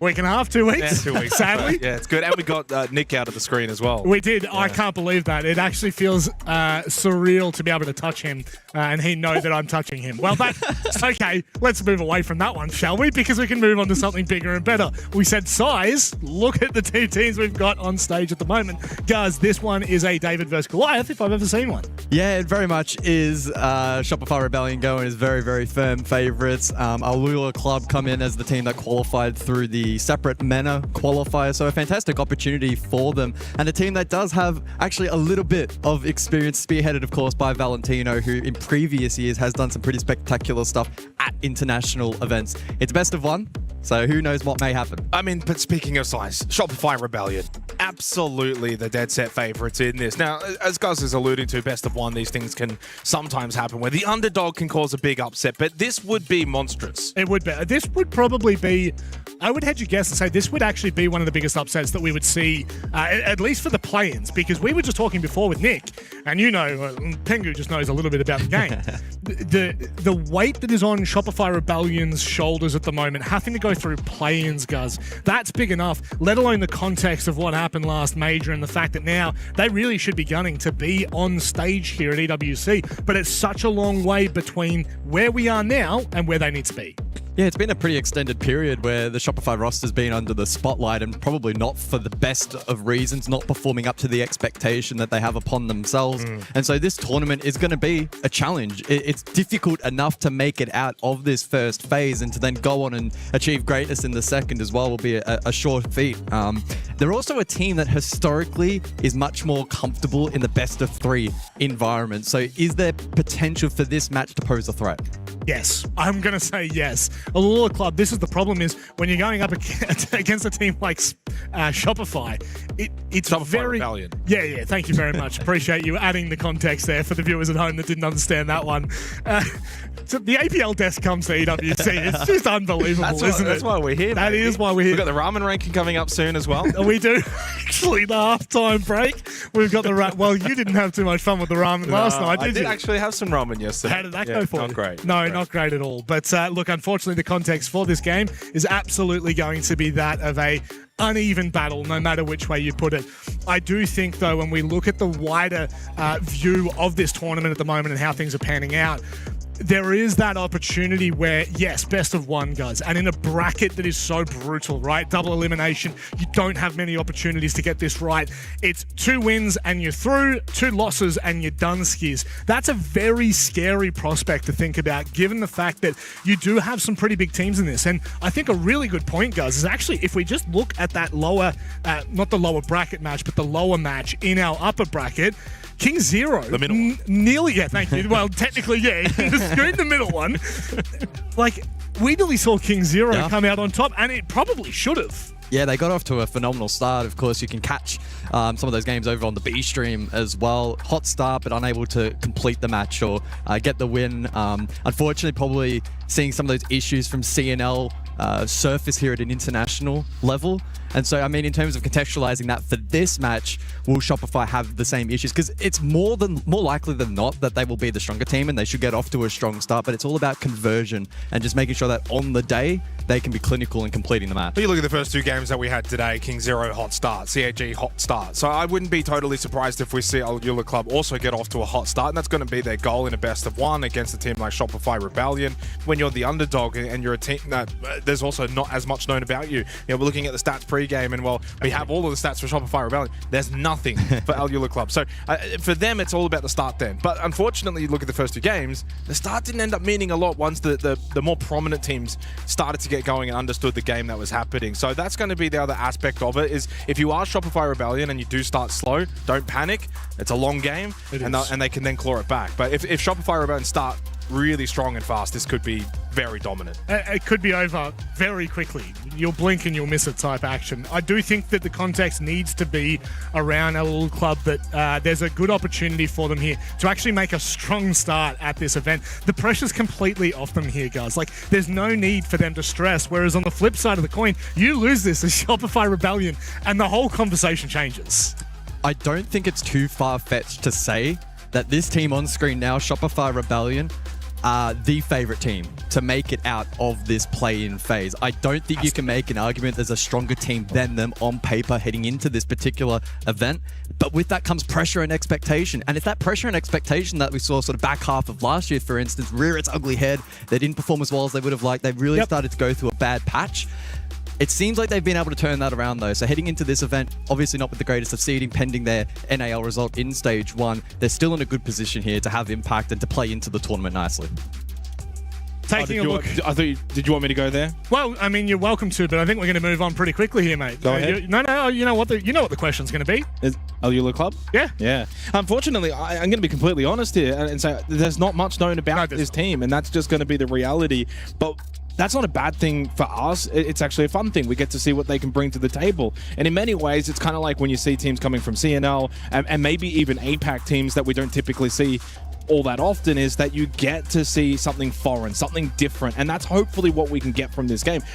If Al-Ula Club is to win this, or even just be ultra competitive, they cannot play default Siege against Shopify Rebellion. So they're going to have to play and bring a style of Siege that is going to look to offset the balance, be a little bit different, and try and catch Shopify Rebellion off guard. And that may be also in the map selection too. Yeah, I mean, it's almost polar opposites. They come into this event with literally zero expectation, zero pressure, but they also have really good form. Looking at how they qualified, their road to qualification here for EWC 26, they played 4 matches over the course of that bracket. They did not drop a single map. So that's pretty impressive. Yeah. That's 3 best of 3s into a best of 5 where they went 3-0. So they're clearly a strong team regionally within MENA. And this is just a free shot for them to have a bit of fun here at EWC. It certainly is, but more importantly, where do we go? What map are we heading to? Let's have a look at the video and hopefully get a little bit more of an insight. Again, I'm going to be honest with you. I don't know if it truly matters what map we go to. It is Cafe in the end there, Jake. What are your thoughts on this one? Well, so looking at some of the numbers that we've got over the last, since February, so basically the start of the year, if you will, Shopify Rebellion, 4-4 record, 3rd preference map. So it's not the kind of map that for Shopify Rebellion we're going to look to and say, well, this is their strongest map, or this is the map that they'd be looking to. Often last played it against Dark Zero, 2-7 loss. But Dark Zero are quite a bit of a higher caliber opponent than Al-Ula Club. Again, we don't have any statistics when it does come to Al-Ula Club. But I will say Cafe, guys, structure. Talk about Shopify Rebellion and where they should have the advantage. I think this is a map that bodes well for them. Yeah, it doesn't stand out as being a massively dominant, massively strong map for Shopify Rebellion, but as if you contextualize that, the quality of opposition, especially within NAL, is mighty competitive. It probably goes as far as to say that in terms of regional competition, it's the most difficult league, and that's probably why they're in this position, right, where they struggled a little bit in NAL, still qualify for EWC, but now they need to make the quote-unquote gauntlet run. So yeah, Cafe structure, going to be a fun map. Al-Ula Club, trying to find win conditions for them. It's I think play the Vert. Yeah, Vert, get hyperactive, abuse the repel mechanics, just try to be a menace on repel. Bans are also going to be super critical, right? Do they go for more of a tilt towards info, utility, etc.? Can they try and play the game on their terms? I take shields away from Canadian. Yeah. And try and limit his ability to get into the map. And then on their attacks, abuse the Deimos, abuse the Solid Snake, the Dokkaebi, etc. Be aggressive, play the Vert, as you said, repel, etc. If they try and play structure and they play the 3-2-1s, I don't know if that's going to work for them. So I think for Al-Ula Club, it's about just making this messy, make it as chaotic as it possibly can. Take the structure away from Shopify Rebellion. And obviously then inverse, if you're Shopify Rebellion, you just try and play it as normal as you possibly can. Yeah. This is always the problem, isn't it? When you go to talk about 2 teams that maybe never played each other, have never even seen each other in a server maybe before. Valentino, but it literally would be Valentino, and maybe even then you don't even know if they did. Who knows? But I think the fact of the matter is, when I look at this matchup in particular, no matter how it goes, whether they play aggressive, whether they play passive, that won't matter until we actually get into this map. And Cafe, as we well know, can be a very chaotic map for the defense and the attacks. However, I have a really big concern here because Alula Club have the opportunity to kind of wipe the slate clean here. Like you said, if they can cause chaos, if they can play the game on terms that are unknown to even Shopify, this could completely change the conversation, guys. Yeah, it's likely, and I think the game plan will be, let's play it differently to NAL. If we play it in a fashion that Shopify are comfortable with, that they've seen time and time again, it's probably not really going to work out too favorably for them, right? So it doesn't necessarily have to be chaos, but I think it's just about having a diversion from the typical plan that we see in NAL. What that may look like, again, I think is going to be heavily directed by bans. Is it info? Is it shields? Like what kind of direction both teams want to play it? But Alula need to try and get it on their terms as early as possible, I think, in this matchup. If Shopify get off to that early lead, I think you mentioned earlier, there is that potential for a blowout result, so they need to apply pressure early. I was looking back some of the numbers for NAL Stage 1. Spoyd actually leading the way for Shopify Rebellion. He currently entered the stage in the top 3. That's pretty good. Only behind Newers and Ashen, who Ashen had the stage of his life for M80. I'd like to see Ambi take the reins in this game. Just go and just... if I'm Shopify Rebellion, I'm saying Ambi, go do whatever you want.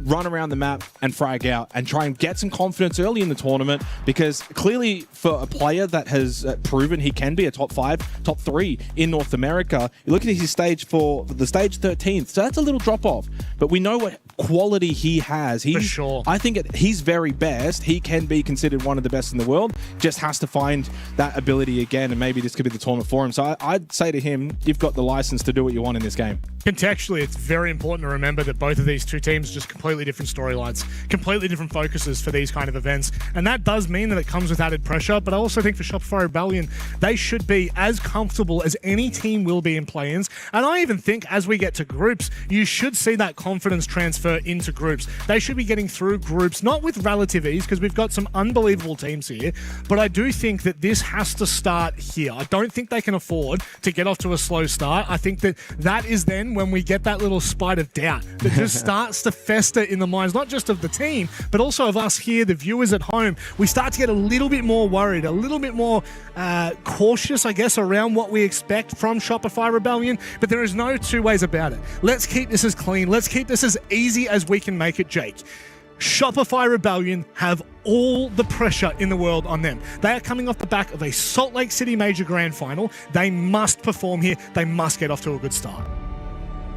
Yeah, I mean, I agree. I think that if for Shopify Rebellion, if they were to lose this best of one, honestly, regardless of the opponent, Rob, it would still be a devastating part. I agree. It's not so much to the way you're kind of framing it. It's not a negative to the fact that it's Alula Club. It would just no. That's whether it be Fnatic, that needs to be CAG, clarified. Chiefs, etc. For Shopify Rebellion, and we said this on the podcast, guys. I think in North America, where they're at as a region now, you look at the top 4-5 teams. That it is a very competitive region, to the point where it's almost looking like the region. Shopify Rebellion, they may be in play-ins, but they are quite literally one of the top teams at this event overall. Absolutely. So you're expecting them to win the best of one. You are expecting them to be able to go and beat a MENA team that we don't see at the global level, that hasn't got this experience at this LAN. Now, I kind of feel a little bit hard done by for Alula Club, because we can't maybe give them as much analysis as Shopify Rebellion, because we just don't see them, Rob. But that's their story. That's the story that we're going to go with, is we don't really get to see these guys. Now they get an opportunity to show on the big stage what they're capable of. And I'm curious to see what that's going to be. I think that, like when we do look at these kind of matchups, I think you've got to take that approach. I think you have to look at the approach of saying, sure, like we don't have the expectations for Alula Club, but that also means that it's a good thing.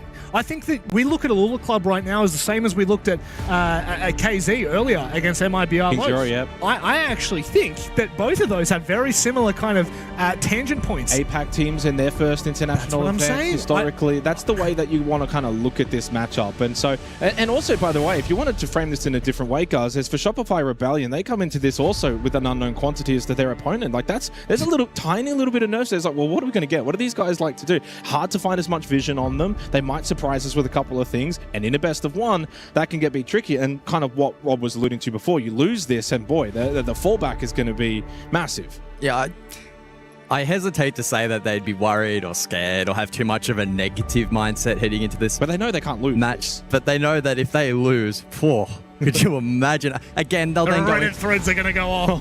They'll then go into a BO3 format. Naturally, I think they'll be stronger there. But you just don't want to be put in that kind of awkward position, right? So for Shopify, it needs to be a dominant win for them. Lula Club, they get a free punch. You know what? I think that of all the teams that could be going up against a Lula Club to start with, I think Shopify Rebellion is the best possible team. Really? They've got experience. They've got gunners. They've been here, done this before 100 times. I think if a Lula Club goes up against a Fnatic, if they go up against mibr.los, I maybe feel a little bit more worried. But I think I look in the server, I look at these individuals on Shopify Rebellion, and at international events anyway, they look dangerous. They look scary. They look like they're on the ball at every given moment. And I feel as though this is a very difficult game to sell to the audience. But I'm trying to find the positive angle on this, Rob. You're trying to... No. I'm just kind of... I need to be honest. Okay. This is the problem. You said this is the best matchup they could get, and I'm struggling how to... No, that's a good thing for Shopify Rebellion. That's what I'm saying. I think you said it's a good thing for Lula Club. No. Let me clarify that. It is horrendously bad for Lula Club that they're going up against Shopify Rebellion, because I think of all the teams right now, they do have a fair amount of eyes on them. And they're fully aware they have to perform. It wouldn't matter who Shopify Rebellion goes up against, like you were alluding to before, Guz. It doesn't matter who they go up against. Play-ins, groups, I don't care. The context for this roster, for this team is main stage. Well, yeah, and group stage minimum. So you think about the form that we've got, for those unfamiliar, maybe missed the pre-show, 8 teams for play-ins, 2 get out. Like, that's brutal. And it's across today and tomorrow. Yep. So, and there's not really much room to slip up. Realistically, this is the only game I believe you can slip up. Yes, you can't lose 2 when you're done. And following on from that, right, if you come into this event and you have a bit of a slow start, well, you're done. 2 days. I don't know if that's really enough of a window to be able to recover, find form, scrim. They're quick turnarounds, like being able to resolve any issues that may arise at the very beginning of this event here on day 1. You don't really get much of an opportunity to recover that. And that's, again, not really specific necessarily to this matchup, but it's relevant to all 8 teams that are battling. And with only 2 making it through, with Shopify probably a very safe bet, it leaves maybe just the 1 slot remaining, right, which is very, very tricky. I think what we can do, because we've been chatting, I don't know how much if we've more got a little bit more feel. I did actually do some content do you yesterday. actually have something? I did some content yesterday with Shopify Rebellion. Now, it hasn't gone out yet, but you saw the one with Fnatic. I did, unfortunately. With Deepak and Citizen. It was very good. Pretty much did the same thing. I did it with Canadian and Spoit. I'm hoping at some point we'll get to see it, but I don't. Canadian was not a big fan of me, let's just say. Troy and I had a bit of a beat. You have history? Oh. Well, we don't have history. Now, okay. So now history you has begun from this point. Okay, in fact, last time we were in Paris, we had a good day. We walked around. We went to the Louvre. Had a great time. Now, the second time in Paris, I actually swatted him. Do you call... No context. No context. The context of the no context. Him or the ball? The ball. Oh, okay. But he shot the ball and I could kind of see Jake being like a Shaq-esque swat, just straight over the top. I didn't know he had any element of athleticism about him. No, I did. I also took part in the fitness test as well. Yes, I did. What did you get on the grip strength? The lowest of all the players. 32. Oh. That doesn't surprise me. Which by getting that 32 was almost broke your hand. It was the highest. So the highest, by the way, I can spoil it. Well, it's up to you, mate. I'm not. It's your content. I'm merely a host. I filmed it. So Spoit actually got the highest. No. Oh, 47. He does hit the gym. He is a unit. And as we saw in the content piece, Citizen was the second highest with 44. The lowest out of the players was Canadian, but he was still higher than me. Yeah, but Canadians obviously. He's also a pro player. He's fit. Well, can we technically classify a pro player as an elite athlete in terms of actual muscle strength? I would consider Canadian to be an elite athlete. Fast twitch maybe fibers. at the end of his career. I think fast twitch fighters wise, these are the greatest athletes on the planet. But I think in terms of strength. Now this is the thing, right? If we were back in the APL studios right now, we'd be carting out the ramen. Yes, we would. Get the board out. We're trying to try and get onto production, and we'll see if we can get some ramen in. You should maybe explain what you were saying earlier about him having some ramen yesterday. How did that it didn't really go too well, did it? So no, I guess for the yesterday viewers, was fine. Today wasn't as fine. I'll give context for the viewers. I don't think the viewers. No. So if you haven't watched the APL shows, which you should, you absolutely should. We run a ramen ranking segment, and on this ramen ranking segment, we try ramen from all over APAC. So that's from Korea, Thailand, Japan, wherever it may be. We go ahead and try it. And there's a specific one from Korea that is quite interesting. It's a little bit problematic. It's a little bit spicy. Jake Xenox and Diddy, the hero he is, decides when we're doing the ramen ranking, yeah, sure, I'll smash 2 of these. It didn't go too well. No. However, that's here at EWC. You did it again. And how did it end for you? Perfectly. And we've also ended the Phil segment perfectly, Rob, haven't we? Do you want to go? Are you done? He's done. Rob's done. Oh, we did well. No break time needed. We got through that technical pause. And now that we're into the game, guys, time to get a little bit more energy. Yeah. Fans roll through. It's Castle and Wamai from defense taken out. So we're going to see a utility emphasis here from Shopify Rebellion. On the flip side, Alula Club, they deal with the Canadian Monty. They also take the Grim out of play. So it does leave quite a bit of info still up. Snake, Dockerby, etc., going to be available alongside the Deimos as well. Tracking back to the Castle and the Wamai ban as well. Wamai, of course, is now incredibly powerful post-buff as of a few weeks ago. And in combination with the Castle as well, it's going to make a significant portion of that defensively a lot tougher to hold. When you think about top floor, especially against repels and some of the power positions that typically are facilitated by those 2 operators, it's just going to open up the match a little bit more. Yeah, and again, this is where it gets tricky, right? Because teams have bans that they just ban regardless of their opponent. To me, this has got to be the Monty ban is towards Canadian. It's his most played attacking operator, stage 1. The 3 most played attacking operators for Canadian. Monty 20 times, Capital 11 times, Blitz 9 times, and Bazooka will be the opening death. Ambi does get that license to begin with. Opening kill straight away for Shopify Rebellion. The Grim Band, by the way, Rexon will typically play that, so he will obviously have to flex over to the Nomad, which is his 3rd most played operator. And no surprise to see, well, actually, somewhat of a surprise. This is interesting. Surf is playing the Solid Snake. Spoit and Ambi, their most played operator is Solid Snake. Surf, it's not even in the top 3, so that's a big change-up for Shopify Rebellion. So a tough start then for Alula Club. They'll be looking to fight back into the round. And Shopify Rebellion now given a platform and a bit of space and time to work with. Player up. And well over 2 minutes still remaining in the round. We'll see what they ultimately look to shape up for here. Still looking to gain information courtesy of Surf. Rexon takes a big chunk of damage elsewhere as he wins the fight on to Crazy.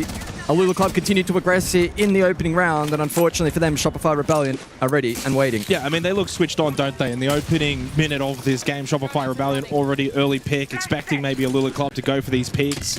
Now, this is pretty much the perfect start. Hold it. Good information as well for the radar for Surf, knowing that they're wanting to play side, expecting the pressure now from Shopify Rebellion because of the numbers disadvantage. Good clear from Valentino, at least Cocktail to keep that in control. Got rid of Ambi. Canadian the trade, though, very quickly. And unfortunately, Rexon then gets the double. And for Alula Club, it's the worst start possible. They get clean swept, really, on the opening round of Cafe. That is the dream start, though, for Shopify Rebellion. No funny business, no upsets. They just get straight to work. Yeah, clinical opening round there from the North American roster. I think they'll be pretty pleased from really beginning to end how it played out. Opening kill going the way, of course, of Ambi. And then the transition into the map was just completely perfect from Shopify Rebellion. The vibes seem good post round 1. Alula Club now looking to respond. They'll head us over to Kitchen for the follow-up as they try and find some ground in this matchup. Now, as you said earlier, there is a little bit of precedent so far already here on day 1 of the underdog maybe getting off to a strong start and then being caught later in the matchup. Yeah. We haven't quite seen the scenario where the underdog's gotten off to a slow start and what that may entail. It could be the opposite. Maybe Shopify Rebellion get out to the hot start, then they think it's done and maybe just cool off a little bit. And give Alula Club a way back in, but remains to be seen. The best thing, though, for Shopify Rebellion is the way that, Ampy gets the opening kill. Okay, 13th rated player, NAL Stage 1, but so talented, continuing to impress, still as a young player. Straight away expecting Alula Club to go for these peaks, be aggressive, wanting to bring that chaos like we were suggesting. And Shopify Rebellion were very much switched on and ready for it. And what that does then is for Alula Club, then they second guess themselves. Do we want to pick the windows? Do we want to be aggressive? Because it didn't work. And then they end up going into their shells, and that's exactly what Shopify Rebellion will want. Let's see what Boogie can do. Some good early drone work here from Shopify Rebellion. It's Joza caught over towards Cocktail Lounge. They go for the double swing, and Spoit catches him in the back. Clean headshot. Back on the Solid Snake for this second round, so resuming normality. I have intel on the enemy. It's another strong start for North America. Important reminder as well that the winner of this matchup will take on the winner of Chiefs and Tai Lu, currently taking place on the B stream. An opportunity for the winner of that to then go on and qualify for the second phase of play-ins. And back-to-back opening kills. If you're Shopify Rebellion, I mean, so far so good. Haven't really put a foot wrong. And now they can play the patience game as well. Cafe, get into these good positions, hold the angles, control the stairwells, and then enable the likes of Spoit to get the information. They do lose Canadian, by the way, knifed. Maga then gets the second kill onto Rexon. And Alula Club now make this second round quite interesting. No Blackbeard, and you lose the ROU. So you've lost the ability to maybe get into the site with a little bit more ease. And then the actual execution too from the Sands. Crazy catches out Ambi, wanting to get in towards Train and play with the Boogie Auto breaches. Good control from Alula Club around the map. Both second floor and first floor. Leaves Spoit by himself in the 1 versus 4. Alula Club are going to strike back in this second round. Yeah, the structure from Shopify getting disrupted. Ooh, okay. And that's a bit of a statement piece from Alula. Not a bad little response in the second round. I mean, it was courtesy of a massive hero play over towards Garage, disrupted the Rexon and Canadian double stack outside on that dining rappel position. And then the rest of the team was able to play clean up. Here's a replay package of that round. It's a great start for Shopify. Then Haga then ran out and got that 2K in the meantime. And that's a nice little confidence builder. It's a little moments like that where if an individual can have a moment, the rest of the team can then feed into that confidence. And you didn't win the round just simply, a 1v1, close, clutch, or Shopify Rebellion made errors. You dominated them that round. You had 4 players left alive. He had a big, crazy play as well mid-round to get the double kill from Mhaga. And, well, in just the second round, if you're Shopify Rebellion, round 1, perfect. Round 2, disaster. Now it's all tied up, 1 apiece. And that's all you need, I think, if you're Alula Club in this sort of match, is you need the first couple of rounds. So as I said, you need to start well because you want that confidence, that belief that we can actually do some damage against a high-quality outfit in Shopify Rebellion. Well, there is the evidence for Alula Club. That second round. Now the follow-on we shall see going into the third. Swapping mags. Keep our position. Deploying heartbeat sensor. Reload! They won't try the floor? We'll see if there is more aggression to come then from the defense, particularly mid-round going forward. The Nomad brought once again from Shopify Rebellion to try and suppress some of that aggression, but it can be limited in its impact. And you can see in response the pulse in the hands of Crazy, already feeding some valuable information to the rest of this defensive unit. The attack looking to shape up for top down as Surf goes exploring below, and by clearing that barbed wire over towards Brown Stairs, then has a route maybe for a pinch lake and split the attack and hit a back stab. And will actually drone for himself, so pretty self-sufficient currently. Spots out the Mozzie over towards Pillar, the hero from the previous round. And just monitoring that staircase at the moment, maybe trying to catch a timing as we flip back over towards the top-down clear here. Spearheaded by Spoit. Some utility has been invested over towards this lounge corner of the map. Alula, though, not electing to overextend. They'll peel back over towards Cocktail. Space now taken by Shopify Rebellion. Ambi finds the opening kill onto Valentino. Love that second one as well onto Bazooka from Ambi on the slightly inclined angle. Surf got rid of Mhaga as well, and this time the defense of Alula Club shredded by Shopify Rebellion. Joza with a big play into washrooms, clears out Spoit, had one as well on the rappel window, needed to beat Ambi, cannot. Ambi's got 3 in the round, and Shopify Rebellion answered back here in the third round with a dominant fashion themselves. 4 versus 1. Crazy by himself. Plant to go down, and we're going to get a tech after this round. Shopify Rebellion will lead 2-1 as the Nitro Cell does not connect. The plant will be successful as Crazy is surrounded. It's Surf who finds the final kill. Shopify Rebellion with their second. Yeah, they lock back in there in the third, and it's a return to normality. As you alluded to, tech pause called in the chat, and so hopefully we can get that resolved in a moment's time. Final bans as well to be introduced. An interesting talking point as to, I think from the angle of Shopify, what do they try and take out here that is aiding Alula, particularly through mid-round aggression? Is it maybe some of the info gathering? No, they go the Aruni, so they'll continue to triple down in terms of the utility game. Aruni picked on 2 of the 3 rounds played thus far. Solid Snake, though, in response. I love that ban as well. We've seen it used on several occasions from Shopify Rebellion. Yeah, it's a big operator that they really lean on. Yeah. Gets a lot of information. Canadians more of a, at least at the moment, this stage, Monty player first versus Shield player, where you see some Shield players will just play them all. Doesn't matter if it's Monty, Blitz, Blackbeard. He is predominantly dominant on the Monty. So I don't think that if you're a Alula Club, you need to worry as much about banning the Blackbeard or banning the Blitz. Canadians choosing to also prioritize things like the Ying, help facilitate the entries. And I think getting rid of the Solid Snake is definitely the right play if you're a Alula Club. Well, what they need to make sure that this game develops into is a bit of back and forth. Keep it close all the way through. You can't allow Shopify Rebellion to go on a run. If that even happens once, I don't know if they then have the ability themselves to then go on a run and pick up 3-4 rounds straight against the quality of Shopify Rebellion. So they need this to be kind of back and forth.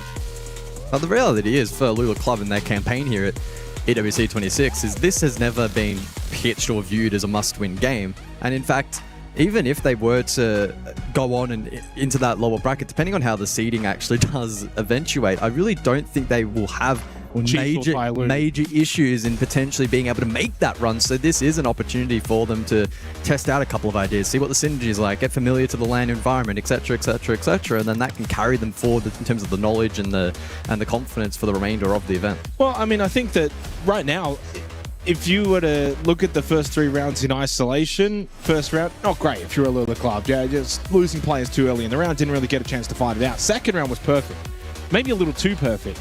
And then the third round, again, similar to the opening round, where it's like you're just losing too many too quickly. You can't really fight. You can't really get the game on your terms. And especially when you're defending here on Cafe, you want to be able to hold the positions, make it difficult for the attacking team pushing into the building. And they haven't really done that so far in this first half, except for that second round over towards Kitchen. We've been in a tech pause, by the way, since the bans, reiterating the round 3 bans, the Aruni banned away, along with the Solid Snake banned away. Just a little bit of a lean back time here for Spoit and Shopify Rebellion in this technical pause. Hopefully won't be a lengthy one. Getting the guns out. He did have the best grip score. He did. And as you mentioned previously, I think when you have the best grip score, you can get the guns out anytime. You have the license. Yeah, I believe it's just an audio issue on the side of Alula, so some teething issues, but should be resolved in a moment's time. Don't think it'd be too much longer. Been an intriguing map of Cafe so far, a map that can, well, historically was a grind fest and has opened up a lot more in the info meta that we find ourselves in at the moment, and we've seen that develop over the course of this first half. It's going to be intriguing with the Solid Snake taken out, and then the ability for Shopify Rebellion to backstab and split pushes with maybe a little bit more confidence and a little bit more ease. It's going to be interesting to observe that change in playstyle and approach. May mean that drones are a little more valuable as well going forward for the remainder of this first half. And Cafe is a map where, to be fair, their pre-play zones have actually been quite good, but typically the kind of map where actually setting those up can be really challenging. So, well, and don't forget, Shopify Rebellion haven't played Cafe this stage. Yeah, for stage 1 into Esports World Cup. So the last time that they did play it, as I mentioned, was against Dark Zero, but that was at the Salt Lake City Major. So that was the conclusion of kickoff stage, first portion of the year back in May. And so for them to have not played it since May, since that major, there's been quite a bit of time. And there's two ways you can kind of look at it, and we're not as privy to the information. Either they've shelved it as a map and put focus elsewhere, or they've put it in the workshop and said, we're not going to play it in the officials, but we are going to keep working on it. Now, I don't know which way they've actually gone in that regard, but clearly happy to play it against ag.al Club to start Esports World Cup for a map they have not played for, well, 80 days. I mean, 80 days is near on 3 months. It's almost 3 months. In esports terms, that's about 3 years. But so far, so good. I think we're going to be getting a full-blown rehost looking at the fact some of the ag.al Club members have left the lobby, or might be hopefully a case of just them two leaving. I don't know. But such is the case on land. We sometimes have the pause in the action. Yeah. I'm hearing a couple of noises, some shouting from the opposing side of our arena here. Technical pause here on the A stream, but on the B stream right now is Chiefs versus Tyloo. That is actively happening, so if you do want to make your way over to the B stream as well, or watch both. Might actually tune in and see what the score is. You can give us an update. I almost don't want to know the score. I'm a little nervous for the boys. Just waiting for the score to pop up here. Well, there's also a delay, I believe. It'll be close enough. A weird matchup. One where I think Tyloo have an opportunity to get a result, but Chiefs are clearly favourites in that much. I believe that one's also just starting as well, or having just started. I don't think it's too far into the game. Oh, it looks like last round came down to a very close 1 versus 1 actually, and I believe that has drawn the score to a piece. So a close one over on the B stream currently, 2-2.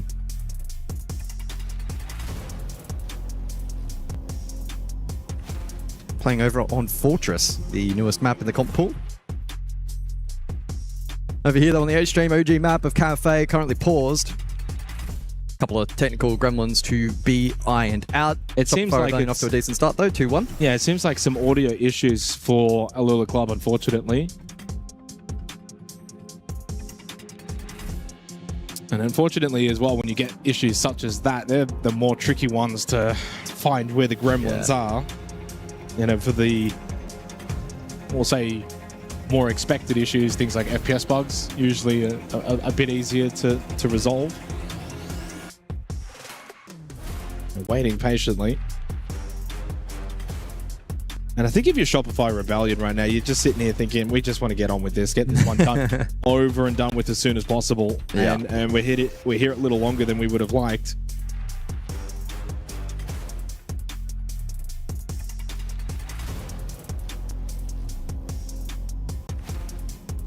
Yeah, they're just sitting there in silence as is typical. Not really allowed to communicate or discuss, and so you just got to kind of enter a mode of relaxation and patience. Very much will be eager to jump back into the server just like you and I are, but when it's outside of your control, you kind of just have to put up with it for now. Probably a benefit of this team having so much experience. It's not like this is the first technical pause on LAN that they've ever had to sit through and endure, so I don't think it's going to be too uncomfortable for them, or certainly not unfamiliar territory.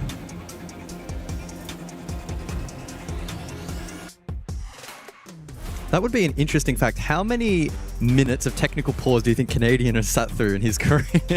That's a fun. I don't think there's a world in which you could actually calculate that. Well, you could, but you'd have to watch a lot of VODs. You'd have to watch 10 years of VODs. You would have to watch his entire career. But if you had to estimate, I mean, I'm sure you could probably find the law of averages. Yeah, you could find a ballpark figure. And then multiply and pull something out in a bit of a range. Yeah. Definitely hours upon hours. So, 10 plus, 20 plus, 100 plus, I don't know. Unfortunately, this is taking a little longer than we hoped for, so we will be heading to a short break. But when we do return, it will be round 4 of Shopify Rebellion versus ag.al Club.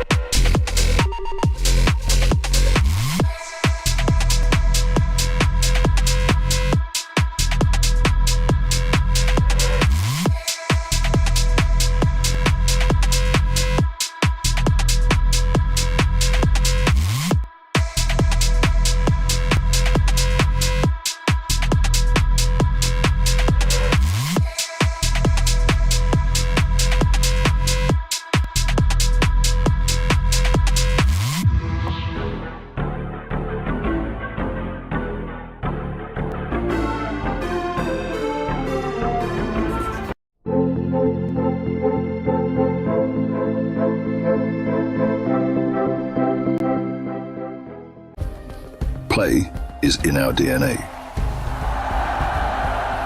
Whenever we let it out, it becomes our superpower.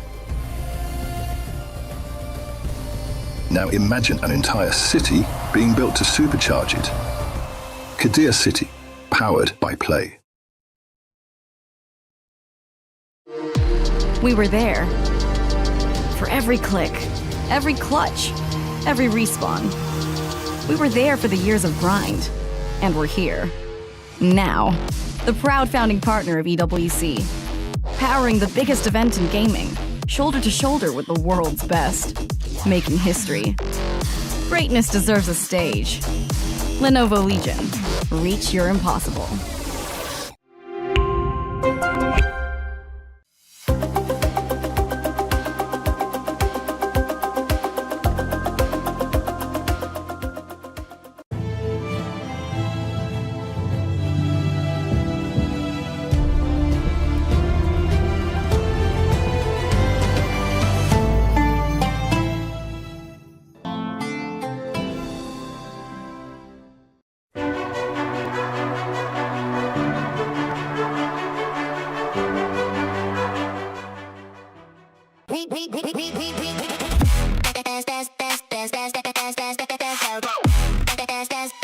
We book Esports World Cup.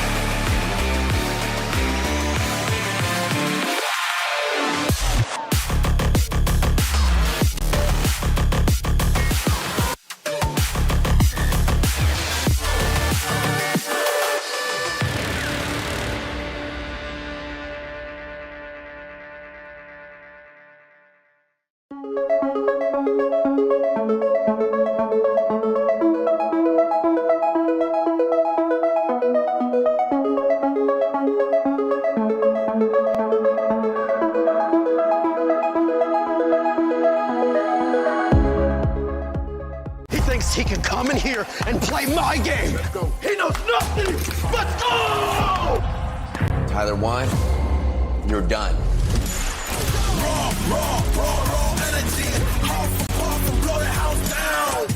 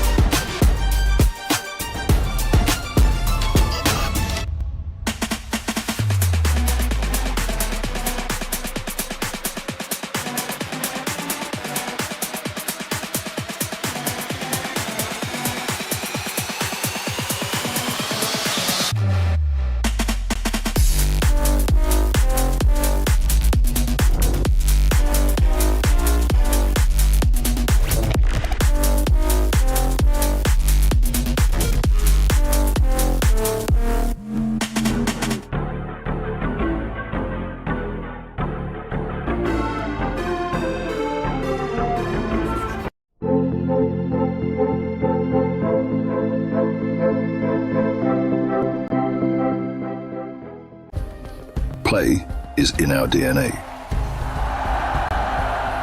Whenever we let it out, it becomes our superpower. Now imagine an entire city being built to supercharge it. Kadir City, powered by play. We were there. For every click, every clutch, every respawn. We were there for the years of grind. And we're here. Now. The proud founding partner of EWC. Powering the biggest event in gaming. Shoulder to shoulder with the world's best. Making history. Greatness deserves a stage. Lenovo Legion. Reach your impossible.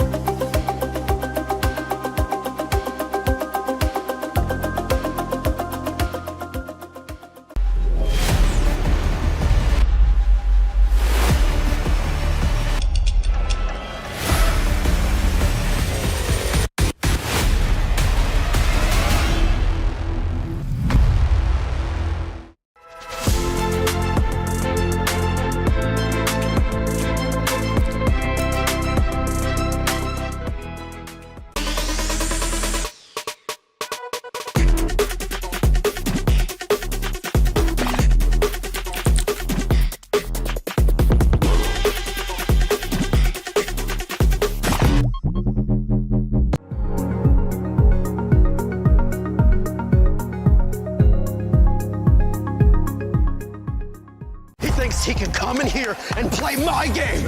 He knows nothing but go!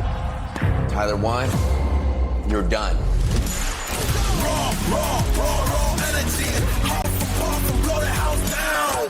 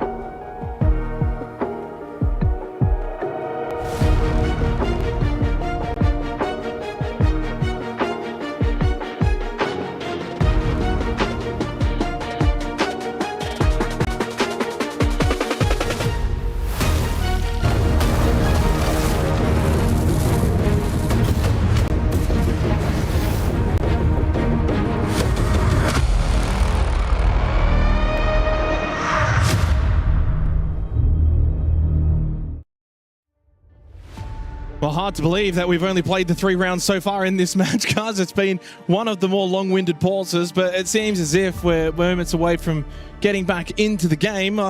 I saw the fact that it was no referees. I got word in my ear. We're coming back to the broadcast, and I look behind me, and we've got 2 referees now back on the stage. I really hope this is going to get sorted. I do apologize for everyone watching along. Of course, it seems as if there's been an audio issue that's been plaguing this match, and it's actually been watching the referees and the admins. They've tried, from what I can see, I don't know what's going on. It seems like they've tried to replicate the issue and they're having some troubles. Yeah. But hopefully we can get back underway very shortly. Shopify Rebellion have been sitting, waiting. Only 3 rounds played for a match that, for all intents and purposes, should be done by now. Yes, could have been done, and regardless of the victor, it's been that much of an extended pause. Yeah, not entirely sure what has taken place. Seems to be something audio related. We had a look across, and both players it seemed like they were in a lobby trying to replicate some kind of problem, so no word as to what exactly that may have been, but unfortunately it doesn't seem like it has been fully resolved, and thus the pause shall continue. Yeah, so to allude a little bit more into what you're talking about, 2 players leave the lobby for Alula Club. It seems from what we could gather, they then joined a different lobby to see what they could do to kind of fix the problem and replicate it, whether they've sorted that out. I did just see a thumbs up going around from the referee to all of the players, and with that, I think we will be getting underway here very, very shortly. Again, 2-1 lead for Shopify Rebellion on Cafe. We just concluded the bans and then ran into the problem. So the bans that we did get to see after 3 rounds were the Solid Snake and the Rooney. The next site choice will be Fireplace and Mining, and we are underway with the 4th round. Thanks to everyone for tuning in and staying with us, and we can now get back into Cafe. Yeah, send out the message to the B stream. It's time to come back to the A stream. I've heard that the matchup over on the secondary stream between Chiefs and Tai Lu is developing into a potentially very interesting game, with Tai Lu actually currently in the lead at the halftime break. It seems like Chiefs actually just won around from what I can see from Nate's body language, so that one might end up being a little closer than we expected. As for this one, well, pretty much we reset now. Any momentum that there may have been. I will say, though, I think for Shopify Rebellion, from what we've seen, they've clearly been the better of the 2 teams across the opening 3 rounds. But that second round win from Alula Club was very dominant. They won with 4 players alive. It was a very solid round win for them. Just about replicating that. Otherwise, if we kind of look back at the rounds, by the way, 3 opening kills straight for Shopify Rebellion. 2 of those from Ambi, 1 from Spoit. The 1 round win for Alula Club was on Kitchen. We will be going mining for the first time.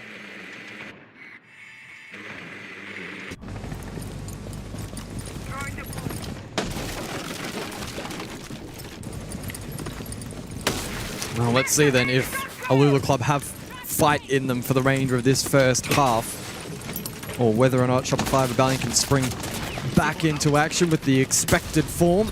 Early Nitro Soul from the defense, unsuccessful, still 1 in the pocket of the Pulse. Crazy, once again, resuming that operator for the 3rd time over the course of this first half. Bit of a switch up here in terms of the comp from Rebellion, with the Finker in play. Now, Rexon had to be careful there. Ambi, another opening kill. Well, I said pre-show, give him the license to run around, and so far he's followed through nicely. 3 of the 4 opening kills for Shopify Rebellion. There was a trade back, though, on to Surf. They lose the Twitch, 4 versus 4, heading into the second half of this round. Canadian still with 2 Adrenal Surges remaining. It's a reading hold. Crazy will get the information, and quite a lot of it on the pulse. Valentino losing his life. Nitrocell, a little bit of damage onto Ambi towards Cocktail. Damage onto Canadian. He just walked up to the doorway. Wasn't expecting maybe the double stack as Joza gets the kill. Again, equals things up. 3 versus 3. Yeah, very intriguing round developing here for the 4th. Signs of life for Alula Club. Can Shopify Rebellion, though, on attack. Shows some good initiative here. Final minute of the round. Diffuser still needing to be collected. Vert established by Rexon, exposing into sight. Can he pluck a kill? Feet spotted, but the kill doesn't follow. An opportunity to reposition here for the defense. I think if you're Alula Club, you're happy with this. Now 3v3, 40 seconds left. Yes, Shopify Rebellion get a bit of top floor power play with the Rexon sledge. Deploying sensor. Crazy, though, can get quite a lot of information still remaining in this round on the pulse. Couple that with Bazooka too on the Solar, so intel's not going to be terribly difficult to gather here for Alula Club, but they do lose Bazooka.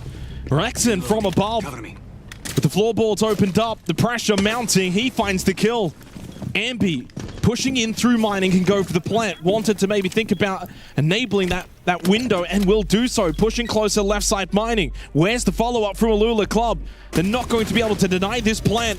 Crazy losing his life to Spoit, and Shopify Rebellion win arguably the closest round that we've seen between these two teams and go 3-1 up.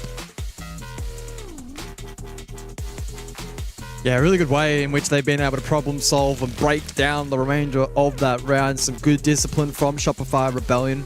I think credit to Rexon in particular, the amount of value that he got individually from the sledge late, from the vert in flushing out the defense, clearing, reading, plucked a kill, and then gave his team the advantage to play into for the plant. Some good coverage there of that particular plant attempt. And Shopify Rebellion will extend that lead. Well, in one of the more closer rounds, Shopify Rebellion still just having the experience. In a 3 versus 3, they had the top floor, they were able to utilize the sledge, and from there that really got them into a round-winning position. Well played for the North American club. 4 straight rounds though. Opening kills. That's been quite the concern if you're Alula Club on Cafe defense, where you're just never really in an advantageous position early. Envy is just doing whatever he wants. They've been fighting from behind over the course of every single round so far, and while they were able to pluck a singular back in the second round thanks to a really nice multi courtesy of Mhago, outside of that, it hasn't really been all that promising for them, with Shopify Rebellion being able to flex their muscles largely over the course of this opening map of their EWC 26 campaign. Well, it's funny I say that round that we just played was the closest we've had so far. 4 alive, 4 alive, and 4 alive, then 3 alive. So indeed I was correct, but it highlights we haven't really seen closeness within the rounds at the moment, which is a big benefit for Shopify Rebellion. They're dominating in the opening kills. 2 plants as well within the 4 rounds played, so going at a 50% rate, that's incredibly high. Double multi-kill rounds from Rexon and Ambi. So statistically right now, this first half has been largely dominated by Shopify Rebellion. 2 rounds to be played, and 2 opportunities for Alula Club to get some more rounds on the board. But already noticing the gulf between these 2 clubs. As expected. Rexon taking some damage towards Bakery on the Capital, but not only will he takes the damage, he takes the space. Yeah, Canadian able to cut that cross small bake courtesy of the ROUs. Rexon takes that space. Well, Surf elsewhere has been able to straight drop through Freezer. And he's just straight away into the site. Got the free kill onto Valentino. Joker Payload doesn't connect. Just so much pressure. Mhaga never getting out of there alive, whether it was going to be from the flames or the bullets. In the end, it will be a combination of both. Joe's had a push down from Red Stairs. Missing quite a lot of information from those ROUs. Canadian does eventually fall to Crazy. Big battle to be won. Surfer finds a way to hit the headshot. The spray controlled nicely. Ended up getting rid of the Fenrir. Allows Spoit now the entry through Small Bake and leaves Crazy by himself. Again, another very one-sided round. And this again in favor of Shopify Rebellion. Crazy will enter the Joker Payload, but while doing so, the plant will be successful. 4-1 on the scoreboard now looks incredibly likely. Yeah, Crazy spending a large portion of the round off site, unable to have impact from top floor. And while he dropped down in that transition, Shopify Rebellion have taken space on both sides of the objective. They have punished the playmaking opportunities presented by that defensive structure.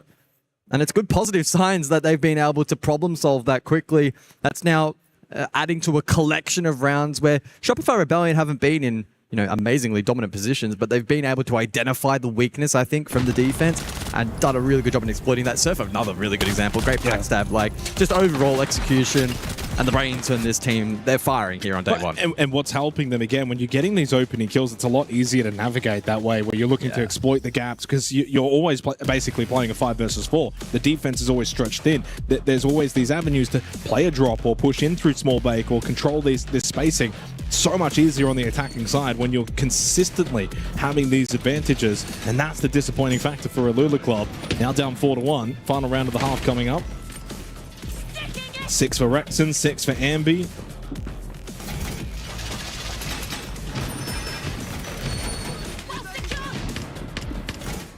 I think so far it's fair to say that this is playing along the script that we expected. Yeah, I would say the script that we expected for this matchup has been thoroughly met. Not to say that that may change in the second half. It could potentially be that dynamic where it's a little more attacker-sided, pending ban. There's just no statistic that I look at, though, and say, yeah, I mean, this is where it can change. It's certainly a glass half full perspective. This has been very, very dominant from Shopify Rebellion. And so, therefore, if it is to change, right, because you're never going to say 100% certainty this game's done or whatever. You don't want to ever do that. There's still a whole second half to play. But if it were to happen now, it would be from seemingly out of nowhere. And that would actually be even more damning. If this were a competitive first half and Alula Club were then able to win like the arm wrestle in the second half, it's a whole different storyline. Right now, Shopify Rebellion have been so good. Now it's just about closing this sort of match out. Again, reminder, this is a best of one here for the play-ins. Earlier today, Fnatic won their game over CAG. And what was the other game as well? Because they were both King Zero looked competitive against mibr.los, That's right, but then unfortunately that result flipped. Another opening kill for Shopify Rebellion. They'll be flawless in that regard to close out the first half. Crazy with a very important kill onto Rexon because it was a 5 versus 3. And while it's another trade 1-for-1, that's good though for Shopify Rebellion. They still have the advantage. mHaga and Crazy, the remaining duo for Alula Club on the defense. A little bit more fast pace in this round from Shopify Rebellion. Yeah, they lose the blitz, but they retain advantage, and that's going to be critical. Final portion of the round. $3 for Surf to create space. Double nade for Ambient, some flashes as well. Good position here. Potentially, though, good info for the defense with both the Valk and the Mozzie in play, but tricky to make plays. Caught out again, and Crazy. Last man standing. And he's the ace. He's already got 3 kills this round. 2 remaining in Surf and Spoit. Now, the unfortunate thing is there's still a minute. If there was only 20 or 30 seconds left, I actually wouldn't mind his position here in the 1 versus 2. But with so much time for Shopify Rebellion to just work their way through this, you've still got a frag grenade, you've still got 2 Candelas, so you've got some utility. You may even have drones that are potentially playable. Drone in pillar at the moment, so they know they can safely drop. Information, though, from Crazy. So he knows this is a double drop. Util, Candela. Yeah. I think Crazy's going to need to look for a reposition. I honestly would maybe expected him to go for the full sweep around. Surf, though, expecting him to just watch. 5-1-half in favor of Shopify Rebellion. Very, very dominant. We expected it, and that is exactly what we received. Their attack was way too good. Flawless from the opening kill department. 6 rounds straight. They got the first pick. And you can say 3 of the 6 rounds they got the plant technically would have been 4 of the 6 if that kill didn't eventuate at that point, because the plant was going to be successful. They got all of the multi-kill rounds. There were none for Alula Club until the very last round. Not a lot really to look back on and find positive angles for Alula Club. They got taught a lesson here. And maybe that is the overarching storyline from this match. If you're going to get taught a lesson, this is the game. Then it's either Chiefs or Tyloo after this. And you can take some learnings from this match against Shopify Rebellion. Again, though, as we discussed, given the nature of this format, you don't have a huge turnaround. You really don't have a turnaround. Yeah. If it's not your day, it's not your day. You could be sent packing, right? So certainly a rough introduction for them here at EWC 26. Well, they play again today. Yep. So you're going to have to learn pretty quickly. It's not like you get a chance to really go back, VOD review this game either. So it's more of a what do you take from it, from the game directly afterwards. The first-hand experience. By the way, we're into the halftime break. As is customary, as 2-minute customary. pause, an opportunity for both teams to kind of rehash the game plan heading in to the second half. Yeah, I mean, yeah, if you're Shopify Rebellion, you look at these numbers. Surf with 6, Rex and Ambi with 7, Spoit's got 5. They're all going positive. No one's really giving their life away. Canadians 1-4, but of course, as we know with Canadian, that his job is to throw in Candelas, put the shield up, and heal people with an adrenal surge. Maybe throw out some RUs every Kill now and then. people with an adrenal surge? Heal. Oh, I thought you said kill. I was like, that's some new tech. Nah, he's doing his usual stuff. It's been a good team effort from the NA squad thus far. Yeah, it's an interesting dynamic, right? When you think about the hard support. You know, back in the day, Canadians' role was almost expected to get negative kills. You think about the and it was also not a case of being a. Today in modern Siege, it's a standout. Back then, it was an expectation for there to be that dedicated player, right? But they're still making it work. But the new age is, well, if you want to be the best, you almost need all 5 to have that capability to frag out. But Canadian is so just, I'm going to enable the rest of my team. I'm not just support player, I am enabling, I'm helping, and I'm doing it as best as I possibly can, and that's why Shopify Rebellion still have a lot of success. It's a lot easier for, and this is to really, when you think about stats, Canadian's not going to get the kills. Why? He's throwing in the Candelas so that Ambi can then follow up and go and get the kills. He's not going to get the kills because he's setting up the REUs so that people like Rexon can take the space into Bakery. He's not getting the kills because he's got the shield up and pushing and taking space. So that's just the way that the support role works. But you think about the very top level support players these days, and they can do a bit of both. I don't know if Canadian can do a bit of both, but what he does really well is support. Into the second half we go then, and the bands have rolled through. Shopify Rebellion electing to take the Monty and the Solid Snake out of play. 2 respectively very powerful operators in taking space on a map such as Cafe. And then on the side of Alula Club electing to take out the Aruni and the Wamai. So an emphasis on catch and utility from those guys. It will mean that Wamai persists over the course of both halves thus far. Again, a testament and a reiteration that Wamai is in a very strong position at the moment. It does, though, mean that the Blitz is available. We're going to see that exchanged here in round number 7. And I think for Alula Club in this second half, it's just a case of let's just go in, confidence, again, really emphasizing nothing to lose. Let's just throw our weight at Shopify Rebellion and see if we can get some rounds. Yeah, but don't try and play this too quickly. Sometimes you're 1-5 down, you're the underdog, you almost just feel like we want to rush at them. And that's just not going to be the way that you're going to find success. You need to play your game back in your system the way that you would typically play this. Don't adjust and change it based on your opposition. And if this is the kind of set play that they're used to employing, then no problems with it. Crazy going all the way up top red stairs, met by Surf. So far, Surf is just kind of letting the utility do the work at keeping the Blitz at bay. And Surf will know full well that it's not going to be just a solo Blitz. It should be the double stack top red. Now they lose Rexon. Surf now starting to feel the pressure. He's also wary of getting pinched from Lounge with that window position. Spots left side, but he did get some damage onto Crazy. Knows there indeed is the double stack. Bazooka shot through the wall, get through to Surf. Good little pinch from Alula Club here on this top floor. So far, so good on their attack.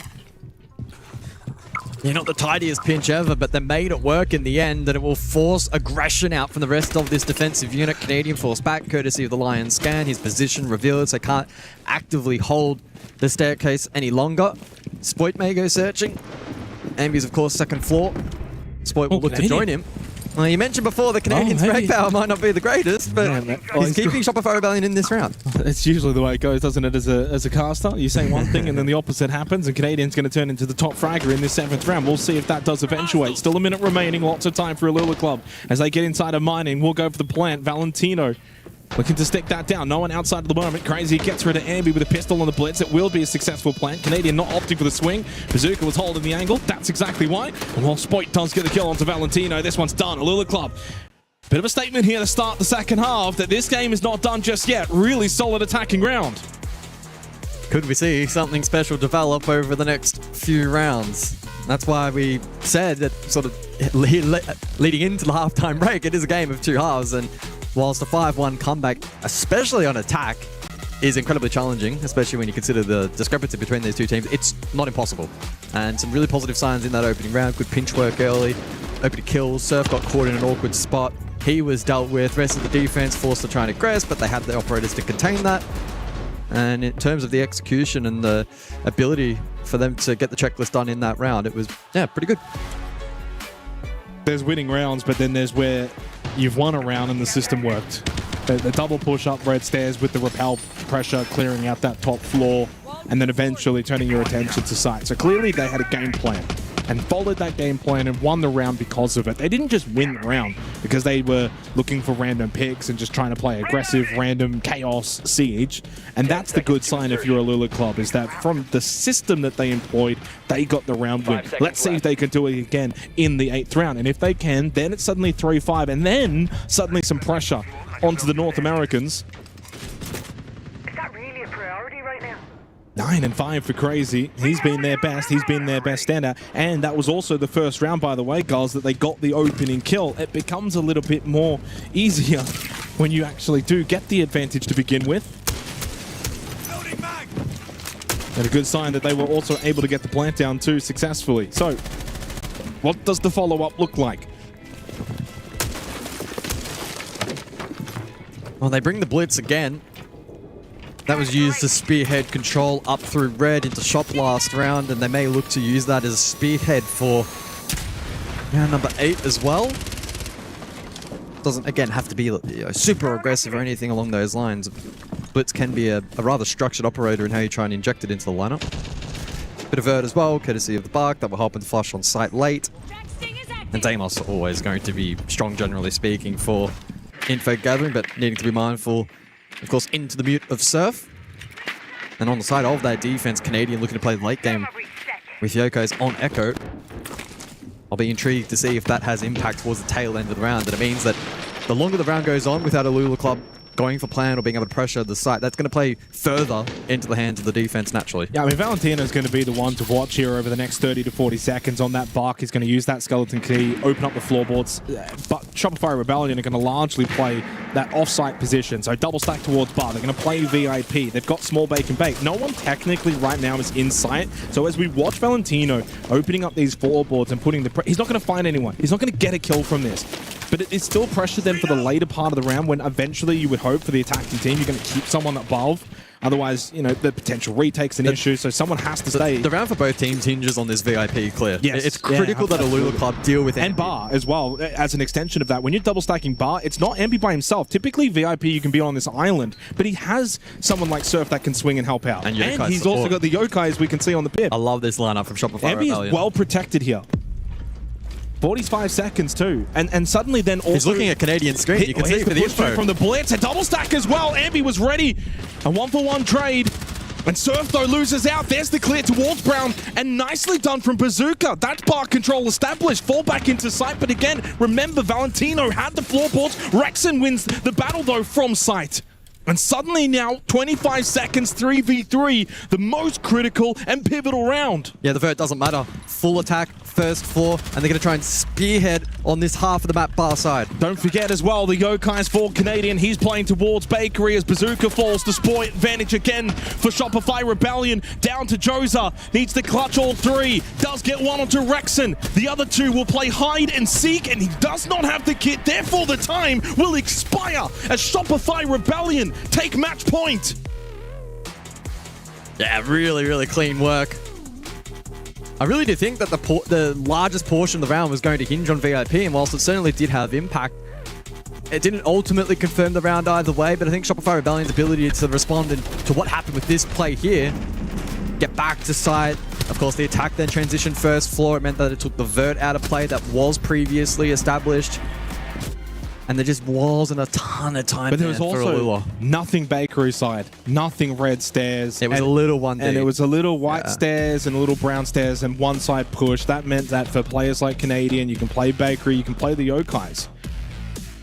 Love that little tech as well in that round that you only really typically will see in a LAN environment, right? Ambi was VIP, has Canadian in person sitting next to him, being able to look at that Yokai information. It's not a case of where you may be playing online and you're getting a verbal call out. He could physically see just how close and aggressive that blitz was, could see the double stack, and then he was able to execute.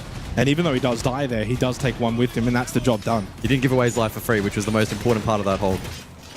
So really well played for Shopify Rebellion. They got tested in that round from a Lula club, but they passed the test.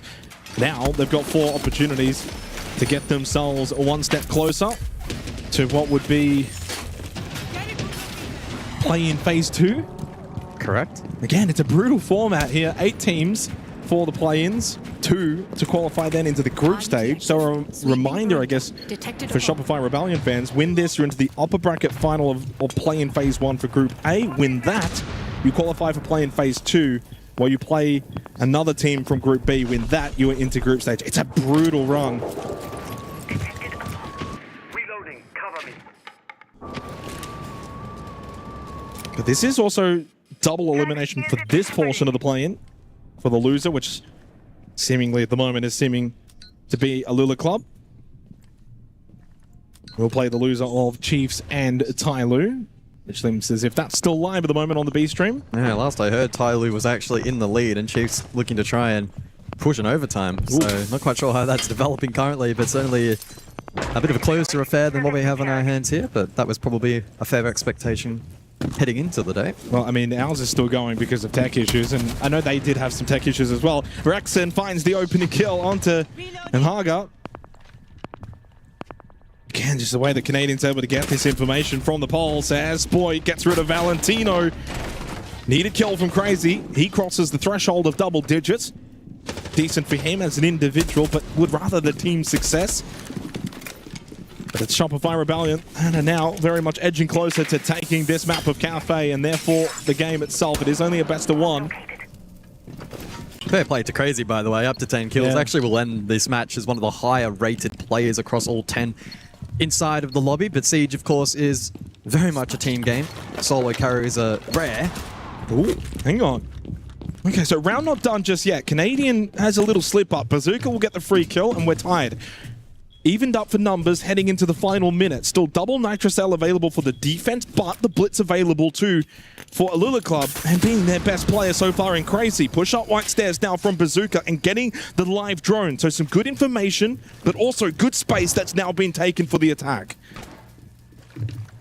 Can they problem solve their way through this round? Can they try and get Crazy in a position to break some space and structure here that Shopify Rebellion do have on offer? Keep in mind, double Nitro still up for the North American roster. And keep in mind, it is mining, so this position towards Reading not quite as valuable. Damage onto Crazy, but stays alive. The smoke actually helping out Rexon. Oh, it's a shot onto Josa through the smoke. Loading full magazine. Devastating for Alula Club. And now the time is their enemy. But Crazy did get the down onto Rexon, but ultimately falls to surf as Bazooka. 7 seconds to find this double kill onto Ambient Surf, who fall back. And unfortunately, with no kit, no time, it will not matter. Bazooka cannot win it as Shopify Rebellion make it a 7-2 victory over the Mena outfit and move a little closer to getting out of play-ins. That's step 1 done. Yeah, 1 step. Still plenty to go, though, for Shopify Rebellion, but I think they'll walk away pretty happy with how they've played today. A good display, game plan worked, minimized errors, and overall just played a really good brand of Siege that I think is positive for them, especially best of 1s, which can be a little volatile, a little bit dangerous. Didn't really look like that for them today. No, certainly did not. Unfortunate for Alula Club. Some little signs that they were able to do some things nicely. They got 1 defensive round, they got 1 attacking round. Both of those rounds in particular looked strong, but for the most part, they got dominated in the opening kills. 9 rounds played, only got a single opening kill in the entire game. They gave up way too many plants in the opening half, essentially 4 out of 6 rounds. They only got 1 plant themselves. Multi-kills dominated by Shopify Rebellion. All the stats in favor of the North American club. For Alula Club, though, their next match, at the very least, will be easier. You would imagine so. And again, I think it's, of course, important to remember that Alula Club did not qualify for this event through the traditional means, like EML, for instance. It was a separate MENA qualifier. And so this is always going to be a tough challenge. I think they, put in a respectable effort, Rob. They can take some learnings, but it's the fact that that turnaround is so quick, so brutal. Even if their next matchup is a little bit easier, it's still going to be very tough to envision them making it out of this play-in phase. Easier is a very interesting word to use, isn't it? Because, I mean, anything is easier against if you're going up against Shopify. It doesn't. It's the problem, isn't it? It doesn't matter which way you look at it. Like we said, Shopify Rebellion were always the favourites in this matchup. They're always the favourite in this entire bracket. For play-ins, it should be them. It should be them dominating. And to be fair, there's not a single category in which they didn't. They found their openings. They pushed onto site when they needed to. They, as you mentioned then, plant meta for them. Apparently, that's what they're focusing on. They didn't even need to worry about the outcome of half of those rounds because they had it in the bag by about halfway through the round. So I think that when we contextualize this matchup, it's important for the viewers at home to know, whilst yes, Alula Club could potentially go on to do something, it's definitely not going to be against Shopify Rebellion. Sets a really nice tone now as we head into the rest of the day. Shopify are in a really good position, guys. And we said literally at the start of this, they had to hit the right note from the beginning. Yeah, the spicy thing as well is I'm looking over your shoulder and the Chiefs-Tyler game is actually still ongoing. So in terms of the forthcoming matchup for Shopify Rebellion, we actually don't quite know yet who that opposition is going to be. And whilst against either team, they're obviously going to be clearly there's favorite quality opponent, right? Exactly. Like I don't think that teams should be underestimated in this playing phase in terms of upset potential. So for Shopify Rebellion, it's very much going to be a case of head down. Let's ensure that we're prepped and ready to go for that upcoming matchup because of the quick turnaround. Okay. Can you take anything negative away from this for Shopify Rebellion? Because the thing is right now, this match ended up exactly how we expected. Do you have any takeaways where you're like, they need to be doing this better? Because from what we could see, we were talking about it in the green room, they played a pretty good game of Siege. Yeah, and I appreciate your point because it's a good way to look at it, even if you're nitpicking. Yeah. And I don't even think if you're nitpicking, you can find too many faults in what Shopify Rebellion did this game. Just because they didn't win 7-0 doesn't... that's irrelevant. You can't lose a round or two. That's normal. It's going to happen. But the fact that, again, statistically, you play 9 rounds of Siege, you get 8 opening kills. Dominant. Yeah. Ambi leading in a big facet of that, which was something we spoke about pre-match in terms of his strengths and what he can do. So he followed through on that again. They got the plant meta to go their way. Yep. They had multi-kills, but not too many of them, which meant it was still very much team focused. Canadian played a really good game in terms of setting up his opponents, even there in that second half, playing the polls, providing the information, Rex and jump out off that intel, etc. So everything they wanted from that game, they got. And so they weren't really too tested. If anything, the only negative for them was probably sitting around for 20, 30 minutes for the tech balls. That was about it. But that in itself was, I actually think, a pretty positive takeaway, right? I agree. There is a world in which a pause that long, which is pretty atypical. I think it ended up being, 30 minutes or so. Yeah, could have rattled them. Could have frustrated them. They could have been upset. They could have lost focus, but they were immediately bang straight on it at the resumption of the match, right? So that's a sign of a team that has a lot of experience, and they are ready to go here at EWC. Certainly are, and we're ready to go across to an interview with Lax, so please take it away, mate. Thank you, Rob. I'm here with Rexing. Congratulations on the 7-2 victory. I mean, you guys made it practically flawless on your guys' starting half, going 5-1. You ended on that 7-2. How are you guys feeling going into the rest of the series? I mean, we feel pretty good. Just come here and play our game. So excited with the first one that we had. There's no land jitters. I was going to say, obviously, we know best of ones typically aren't SR's forte, but you do get it done. You do set yourself up to be one step closer to getting into that group stage. You now find yourself in best of threes. Is there going to be anything different that we're going to be expecting from this SR from the original NAL stage coming into EWC? I mean, obviously, after SSC, we had a bit of a hiccup. But, it's really mostly focusing on ourselves. Best of ones typically aren't our thing, but we're just going to lock in, play our game, and that's really all we're worried about. So good first start. I think we'll be a 3 later today. And that's really all I look forward to. And even for yourself, we didn't get to highlight you too much throughout the NAL stage. I've talked about your role. You kind of have to bite the bullet. You got to play the roles and the supportive roles, that help facilitate the rounds. Are you finding, the success, especially in this game yourself, kind of boosts your morale going in through the rest of this series? Yeah, I mean, you have to have role players at the end of the day, and I'm confident my teammates do their job. So if they need somebody, hold a rappel, hold a drone, flank watch, I don't mind doing it. At the end of the day, I know I'm good. If I need to do something, I can. So it's just, I just said, you have to have your role players, and just not really much to say about it. Absolutely. Just one last thing. This is kind of looking a little into the future here. You guys were 1 game away last year at EWC from making it to the main stage. What's going to be the difference maker this time around coming into this year's EWC? I think most of the time, or at least with most teams, I think, the upper echelon, the really, really good team, it's just mental and just showing up that day. So as long as you keep a level head, just play how we know we can play, we're fine. As you saw in SLC, kind of slip at the end, but just showing up, worrying about what we're doing, not about what they're doing, and trusting our prep, and that's pretty much it. It's default is that. All right, well, sounds good. Congratulations on the win. Best of luck in the rest of your series. That's it for us here on the floor. I'm going to send you guys back to our studio. Tell you what, it's really good to have a pro player do the interviews because you actually get questions that can be a little more harder hitting than, say, if I was up there, Jake. I think we'd be in a bit of trouble. I don't even know what you would be asking, Rob. How's the morale going? Great, thanks, mate. But I think what the key talking point is, at least from what I took away there, guys, is all around Shopify Rebellion's focus on themselves coming into this.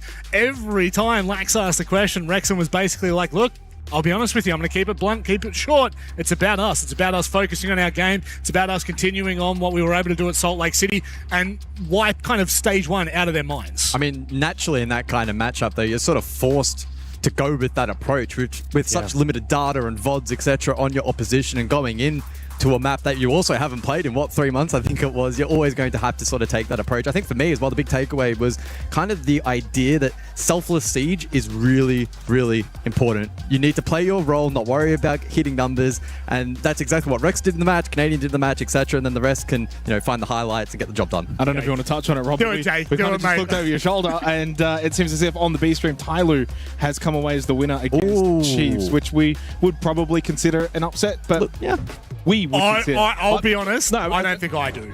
Really? I don't think. I think they went in the favourites. I think Tyloo went in the favourites. You think Tyloo went in his favourites? I do. I mean, when you look at the formats and the way that the two different leagues play, I just had always had Tyloo in the books. Mm-hmm. Devastated for my own region. But Chiefs, obviously. I mean, we've got Enterprise. Correct. We're going to wait for a bit to see them, but that is very true. I mean, look, we'll focus here, obviously, and I'm sure that there'll be discussion about Tyloo Chiefs later on because it matters. It's in this group. It now means Shopify Rebellion will be playing Tyloo in a best of 3 later today. It also means the Lula Club will be playing Chiefs. And I'll segue into that because it's perfect, Rob. It's the best team you could have if you're a Lula Club. Chiefs haven't played internationally until just then as well. Yep. So they're both equal in that department. They've both got, players that maybe haven't been at this level and players that have, the likes of Valentino, etc. Yep. And so ultimately, that is the best follow-up best of 3 series now for them is Chiefs to stay alive in an elimination game. Arguably for Chiefs as well. The EWC script writers have cooked on day one so far. So it's off to a good start. They have. And to be fair, both games on B stream, 8-6, 8-6. So there's no close games in play, at least not on the B stream. Not on the B stream. A stream's a little bit of a different script altogether. And I think looking back on this game, it does just go to show the calm, the composure, the confidence that we're seeing from Shopify Rebellion. We really expected that, but to be able to see it kickstart in match 1, that is probably the most important takeaway we can have from this game, Jake. Yeah, and I think that now moving forward, I think Blacksing and Rexon spoke about it in the interview. The best of 3s now moving forward, that's going to be a big strength for Shopify Rebellion. I think getting away from the best of 1s is going to be... Because we kind of said it pre-match. We were like, well, best of 1s, Shopify Rebellion, done. Away from that and away from any kind of weird upset. I think they'll be very comfortable. They'll be very difficult to beat now, but the reality is the way the format works... Even though Shopify Rebellion now moving forward will play Tyloo, as we kind of just alluded to, and they'll be favorites for that, your next game after that is against a top team from the B group, which could be Fnatic, it could be CAG, it could be mibr.los. None of those are a given for a team like Shopify Rebellion. They might be the favorites, but it's not a given. Look, this is where things get tricky. Double elimination bracket, 2 different groups. You are not focusing on that other group. I know you're probably keeping an eye on it, but you're not focusing on it. When it's a big group, if it's 8 teams, what's happening in you that group. Can't do anything about that. That has to unfold the way it does. And the problem is, with how this schedule works, they can't even watch those games. And all you can do is focus on yourself. Now, Shopify Rebellion would love to be the top seed from this group, which would mean they would play the 2nd seed from Group B, but who knows what that team's going to be. It could be Fnatic. I think I'm really intrigued now that we've seen that result. It was close, which means that Chiefs aren't out of the league completely. But I also think from Tyloo's perspective, how long is it going to take for them to get comfortable on land? How long is it going to get... How long will it take the CNL teams in general, guys, to get comfortable at these environments away from their LAN environment that they have at CNL? I think it's 2-pronged, right? It's about being comfortable in the environment, but also against the quality and the meta of opposition, right? Being exposed to North America, who are in really, really good form, just as an entirety of a region. We saw that at SLC. So that's going to be quite dangerous for them. I think the one positive that they have, though, and unfortunately Shopify do as well, it's the exposure to best of 3s and how well-versed they will be in that format. CNL is quite literally the only region that plays such a massive volume of best of 3s. So we'll see if that ends up being a big positive marker for them later today. Any final thoughts from you, Mr. Jake Xenox and Diddy? I mean, I think that I'm looking forward to what Tyloo can do in a best of 3. Yeah. I mean, I wish they weren't playing Shopify Rebellion, who I rate as the best team in the play-ins, because I think, as you're alluding to, when it comes to the CNL teams, their ability to play the best of 3s is at a very high level. Great map pools. but you're going against Shopify Rebellion, so it's going to be very difficult ask for Tyloo, but should be a really fun series altogether. Well, guess what? The best of ones are done and dusted now. We move on to the best of threes, and that's a scary time because things start to open up now. Lower bracket, upper bracket, there's a lot of implications. You won't want to miss this one as we move forward with EWC. We'll be back after this.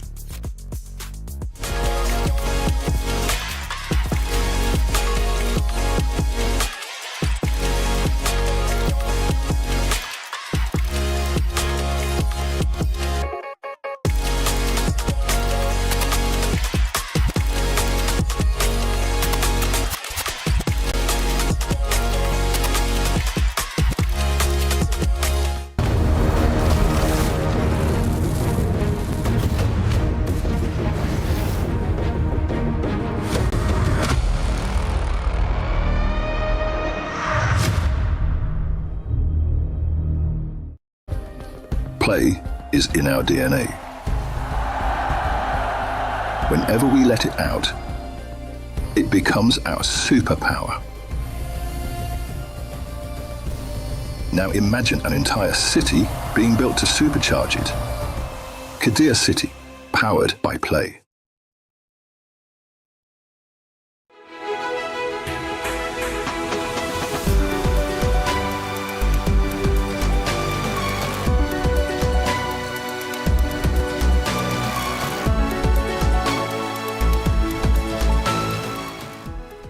The human body was built to move.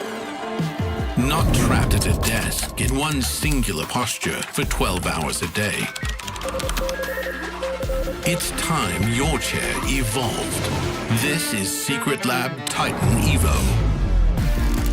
Ergonomically engineered for you, gamers, hybrid workers, artists, backing your every move.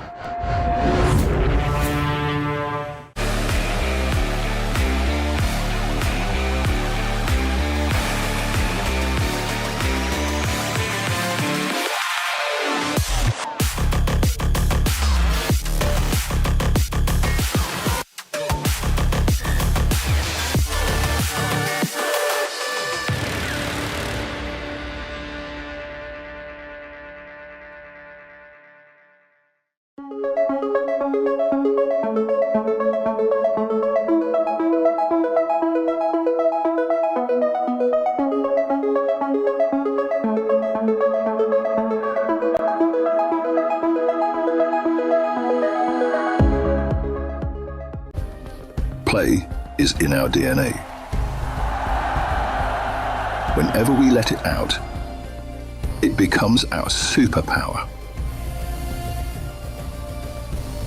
Now imagine an entire city being built to supercharge it. Kadir City, powered by Play. He thinks he can come in here and play my game. He knows nothing. Let's go! Tyler Wine, you're done. Raw energy. Off, blow the house down.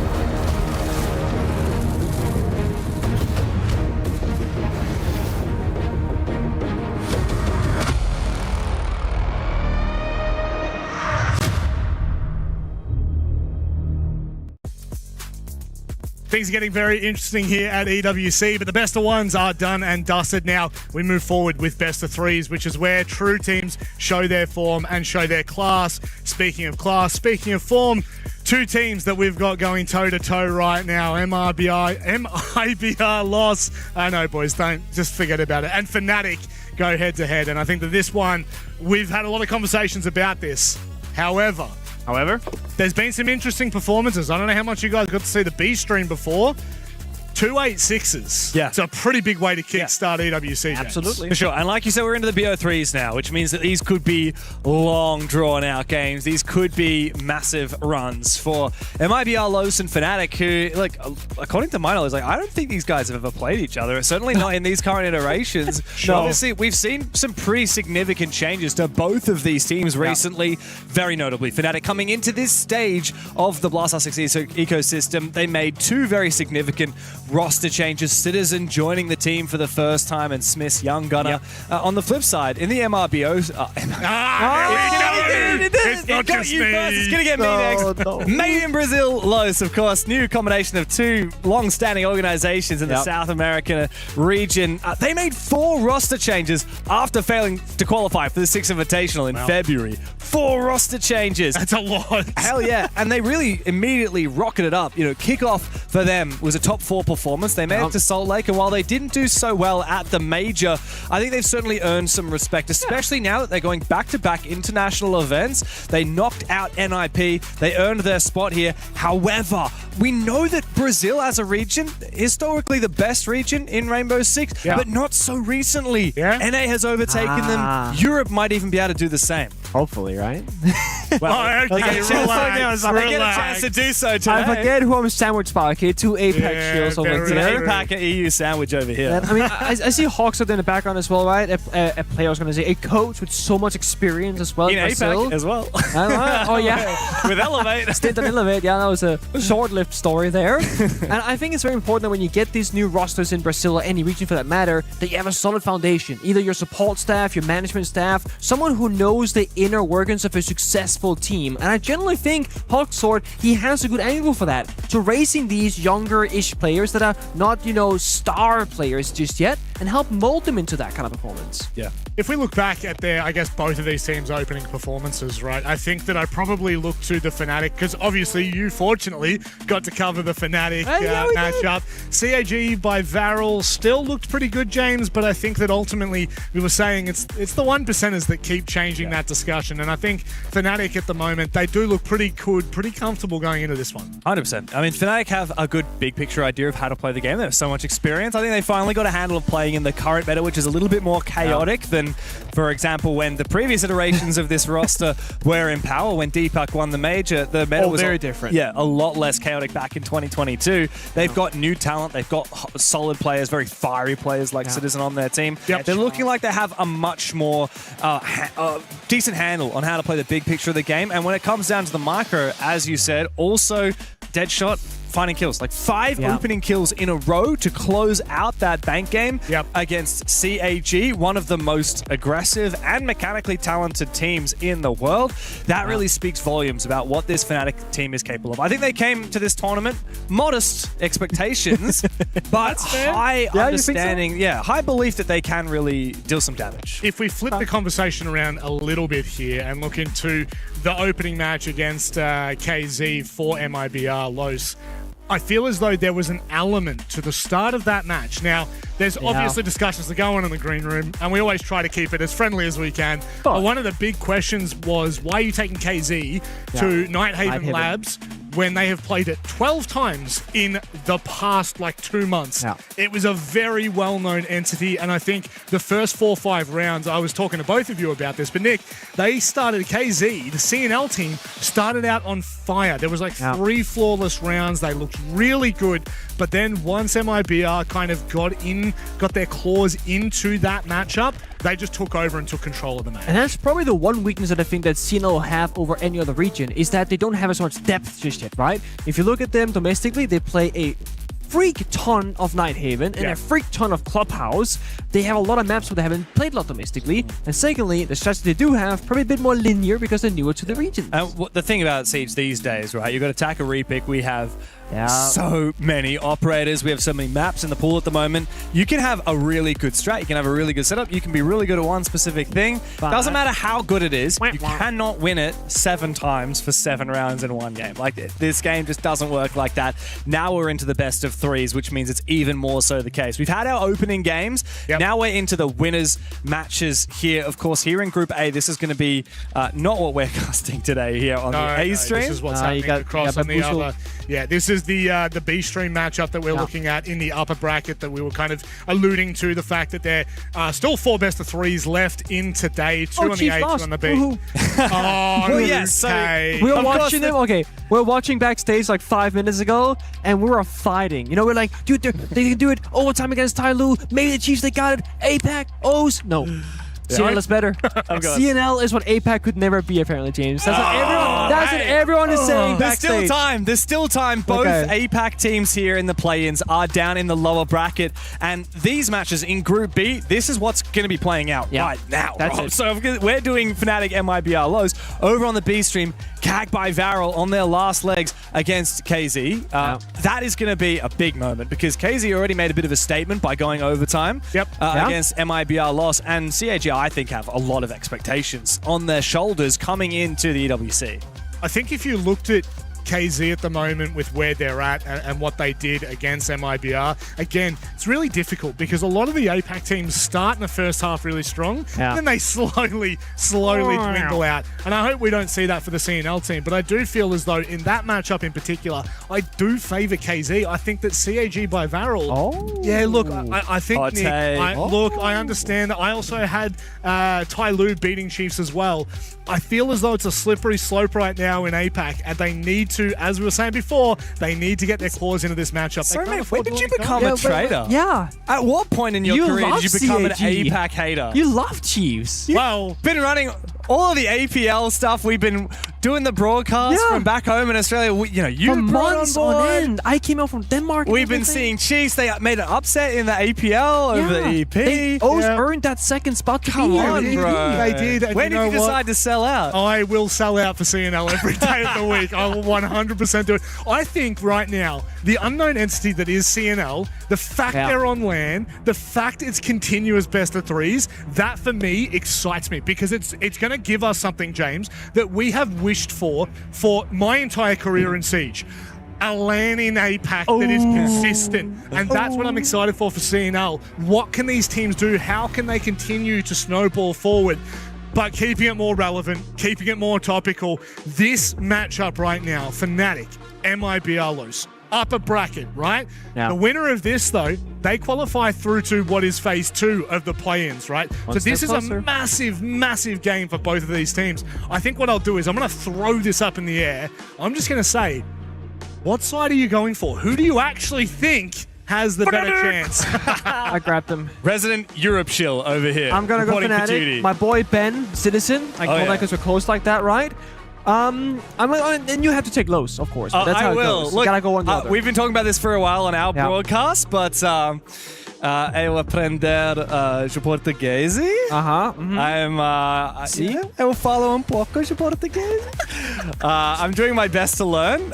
We have some Brazilian staff here who have been helping me practice, but admittedly, I have a very, very long way to go. We were watching and commentating Brazil dominate for so long, and we kept saying, I wish we understood what they were saying in the tactical timeouts. And you took it upon yourself to learn a bit of it, to be our inside man. I'm working on it. What is FaZe talking about? What is mibr.los talking about? How do they find the success time and time again from this region, James? We'll see. We will see. But it is early days in this best of 3, Nick. Of course, we're getting into Fortress, which is our first map here in the BO3 Cafe up next. Clubhouse, should we need it to cap things off. Fnatic starting on that attacking side. We saw them looking pretty comfortable on the attack of Bank earlier today, but Fortress is a whole nother ball game.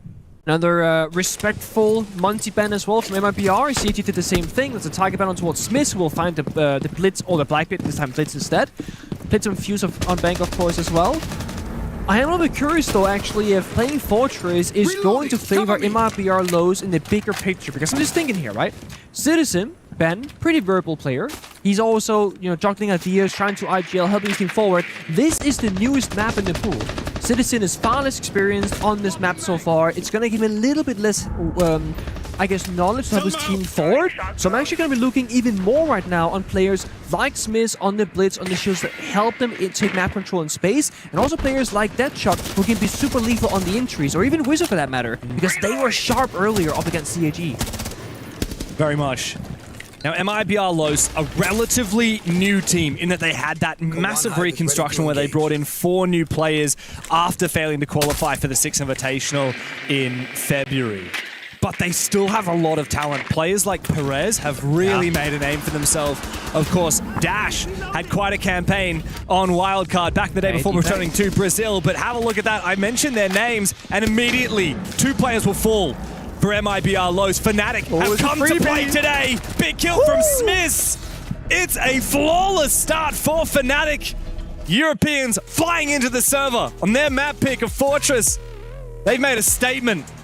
We do a bit of gap finding, we do a bit of split theory, attack from all different avenues. Smith on the Blitz, solo injured backstab, finds on the final 2 kills. Deepik as the building finds a kill as well. Just really good stuff right there from Fnatic. Not showing their cards early, doing like, oh guys, full map clear, we're gonna drop tower, slowly work towards games, clear the shield, step by step. No, they just simply work the middle of the building from many different angles and just get the kills instead. And that's honestly also why I love Fortress. It is a map that has a middle of the building. If you're thinking of maps like your clubhouse, it can be hard to be in the middle of it all. Cafe, hard to be in the middle of it all as well. Skyscraper, back with Dows in the mid pool, so hard to be in the middle of the map, so you're often ending up doing an overclear from one side, and it's very predictable sort of where you're going to be attacking from, what kind of ops you're going to be bringing. Fortress feels very open to me, almost like a chalet in some ways, and I love that. Fnatic showing that perhaps they do know what they could do on this map because they picked it. Yeah. Very much so. Fnatic decided to go with this map, though admittedly, recent history hasn't been phenomenal for them. We saw them play against G2 and VP quite a long time ago. I believe that was in kickoff. They lost both of those games very convincingly. 7-0 to G2, 7-3 to VP. Recently, we haven't seen much Fortress out of them. As for Los, we've seen a little bit more. They did play it at the Salt Lake City Major against Weibo, and however, they did lose it. Nothing so recent. The most recent result for them was just a month ago. They played INTZ, they won, and then they lost to FaZe Clan over in the South America League. We'll see, of course, early days, not just in the map, but also in the BO3. Looks like it's dorms this time around here for mibr. After struggling on the primary bomb site, they mix things up. I think I prefer this bomb site personally. I know like in pro play, even ranked, like this is the second choice for most people. I don't know, I just feel more comfortable on this side of the map. Like playing lobby, playing commando, master bedroom, I feel like there's just so many angles you get pressured from, and like it's a very open bomb site. Kid Storms, you can close off a lot of those walls mid-round if you need be. You can start in bathroom, fall back, reinforce, fall back from meeting, reinforce again, and just play the layers. Yeah. Something that we saw a lot of actually in APAC from CHG in particular just a few weeks ago. I think it's a lot easier to roam on the command and master side of the map than it is to roam on the dorm side of the map. So when you anchor dorms, you can actually waste more time on that roam game. I like that. But of course, with Fnatic, we've seen in just that first round gone by that sometimes it's not about a slow and methodical roam clear. Sometimes it's about looking for a gap and pouncing. Not a single body has fallen for Fnatic in that first round. This time, however, mibr have changed things up. A lot of info gathering. I love the pulse pick from Daffo. The mirror as well from Dark is going to be super helpful. Oh, hello, Daffo. Look at this. Nitro Cell. As he jumps outside, tosses it out over, doesn't find its mark, but yeah, really goes to show that they are here to they're here to take the fight to Fnatic. I quite like this. Fnatic early on the roof, opening windows, applying that phantom fake pressure, and then meanwhile, they just have Smith and Deadshot walking from lobby, taking master bedroom, taking command, and The reason why this is so free is when they're applying that pressure early around the building, all the roamers of mibr.los kind of fell back, playing much closer to the bomb site, probably fearing a direct attack.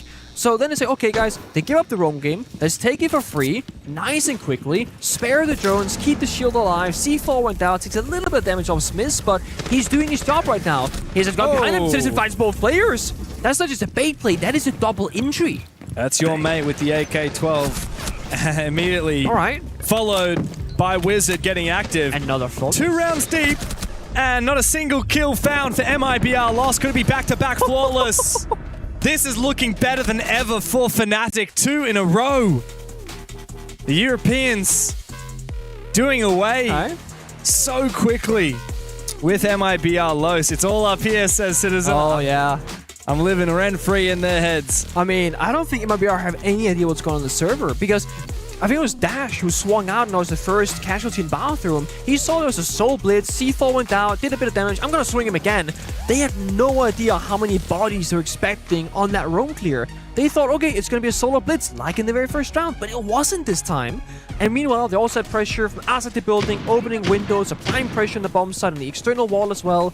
Again, Fnatic doing a great job of just doing many different things at the same time, keeping mibr guessing. Despite having a pulse, they had a bit of information to work with, but it didn't look like they knew what was going on. Again, the beauty of a map that actually has external access to important areas of the building. You can do so much, jumping in a window, walking a door towards the bomb site. So much freedom Fortress has to offer. Let's see now. 3rd round in, mibr haven't found a single defense as of yet. They chose to start on this defensive side. It's where most teams are more comfortable on Fortress. Both of the top 4 bomb sites bear no fruit for mibr. So they go downstairs. An opportunity found by Deepak. He saw Perez's head for a brief moment.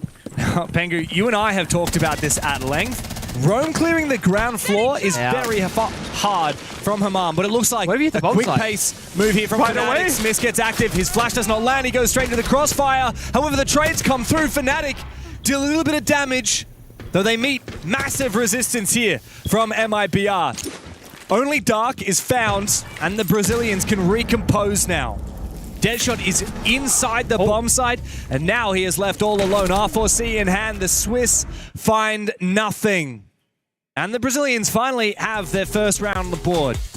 Honestly, very small thing there for Fnatic. If the smoke grenade from Blitz goes out to disrupt that crossfire from the left and the right-hand side, Smith is in there. That could be a freebie. That could be bomb site control. That could be panic for mibr.los, but he missed the flashbang because, well, I should say, mibr.los, they juked it. They turned down very quickly that 180 flake, so they avoid the flashbang. The smoke grenade was not successful. Crossfire was good. Now it's mibr.los being ready for something quickly. Had they not been in medbay, had they not peeked out the bomb site door, they don't know that Blitz is pushing in until like a couple seconds later, and that could determine everything in that round.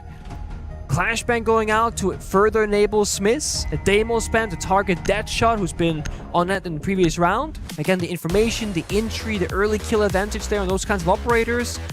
What did Citizen say in the interview? Fear Smiths? Something like that? Yeah, he did. You should be fearful of Smiths. I love to hear players gassing up their teammates like that, especially when they're not statistically the top-rated players. Smith actually has the worst stats of any Fnatic player, but it doesn't matter because of his role on the team. He plays these shields. He's played Blitz this game. He played Fuse earlier today to great effect. It's plays like that that really enable this gap finding and forcing the issue, looking for plants, looking for ways into it. Smith's actually going to change off as we, for the first time, see no Blitz brought by Fnatic, no shields at all. Interestingly, no Snake either, so not a lot of free info. Usually shields or the Solid Snake, Dokkaebi, Deimos are kind of these operators that at the moment in the current meta look to expedite these roam clears and look to enable these executes by getting free information, low-risk information. At the moment, the only low-risk information to be gained by Fnatic will be through drones. However, they have a few extras of those thanks to the Twitch and the Bravo pick. This will be a much slower round from Fnatic, a lot of measuring twice and cut once mentality as mibr return to the top floor. A big fan of this. choice in general, right? You go for a fast push with the blitz twice, you play some demos, you play for the roam clear, you play for killing. Now, as you said, they play for anti-utility, anti-intel. Measure twice, caught once, to your words. And it's just keeping mibr.los guessing once again of what's the game plan gonna be. Are they gonna watch the bomb site? Are they gonna go for a roam clear? Should we be afraid of, you know, this area or that area? Okay, let's get some traps active, right? Let's get a Fenrir mine in there. Twitch drone clears it. So they feel like their layers are just being peeled back piece by piece, second by second. There's a more phantom pressure. Deadshot inside our old tower can just toss in some Cadella, say, hey guys, I'm over here, and they have to respect it. Because if they don't respect the fact that he's there, he could drop, maybe go for a quick kill. So they have to have one or two people constantly looking in his direction. Distraction game there. Yeah. You see, Wizard, he can walk into this courtyard, walk into Walt's bedroom door, right by the site itself, at any moment. That barbed wire, though, is going to make things harder. Oh, no way, you're kidding me. Dash, how do you lose that fight? Wizard should surely be dead right now, but thanks to his quick reactions and that F2, he's given an early advantage here for Fnatic. mibr.los will be kicking themselves at that one. As Fnatic look to edge closer to that bomb site. Notice how this Aruni gate has actually been hacked. It works in favors of the attackers now. Deepek can shoot his gadget through it if he stands close enough to get it to disappear. And I think they did this early pressure to get that first pick. Wizard did that. Now they're going to play much closer together by the horse door and the hallway as well, even the central staircase. So it's going to be a more regular execute. 4 people working together. Maybe one guy backstepping later on. That's going to be Citizen playing his best role as the lurker. Perez is going to meet that Grimby. Oh, and also the Twitch drone to punish that mirror window position. Now he's fighting unfavored fights. And Deepek will shut him down. It looks to be a third round on the board here for Fnatic, unless Nux and Dark can pull the rabbit out of the hat. In the 2v4, make that a 1v4. The plant looks to go down from Fnatic. They know exactly where Nux is. Bit of a pre-fire from Citizen with the DMR of Brava. And it's Bravo for Fnatic. 3-1 in the advantage. They are looking so tight-knit on this attacking side. And you see big smiles from Citizen. He knew that he cooked that plan pretty well. So yeah, they fished for their first opening pick because they want the 5v4 going into execute because they're going to leave a lurker of Citizen. If you have a 5v5 and you have a guy backstabbing, you're effectively playing 4 versus 5 unless Citizen happens to get a kill. So now they put themselves in the best position possible to enable everyone to be successful.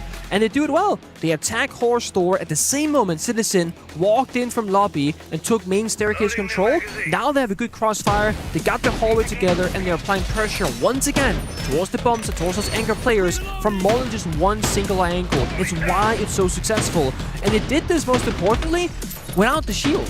And that's been their big conversation, right? Are they crushing the shield? Is that what's enabling them to play the game very well? Or can they be a good team without the shields? Well, a round like that shows me that they can actually play not off just miss, but as a full team, just with guns up. Yeah. One thing in particular that I'm seeing Fnatic be so good at today is opening kills. They've got 3 out of the 4 opening kills so far. And, of course, we talked about it in the CAG game as well. Fnatic dominated the opening engagements. They won the 5 last opening engagements while they were on their attacking side on Bank and won the game because of it. If they can keep that up, other teams are going to find it really hard to fight back from these 5v4s all of the time. There's been big praise to Wizard. The young gunner had a great game earlier against CAG, having a great game so far against mibr.los. 6-2, playing always like your Solid Snake. High fire rate weapon. With that FAMAS. I like the pulse here, practically scanning on where the attackers are, but the issue is you can only scan where the pulse is existing from Dafo. So what's happening on the rest of the map? Well, they don't know. So they have one area where mibr.los feel like they have full knowledge, then they have another area where they have no clue at all. So there will be a gap. Oh, almost. Frag grenade out.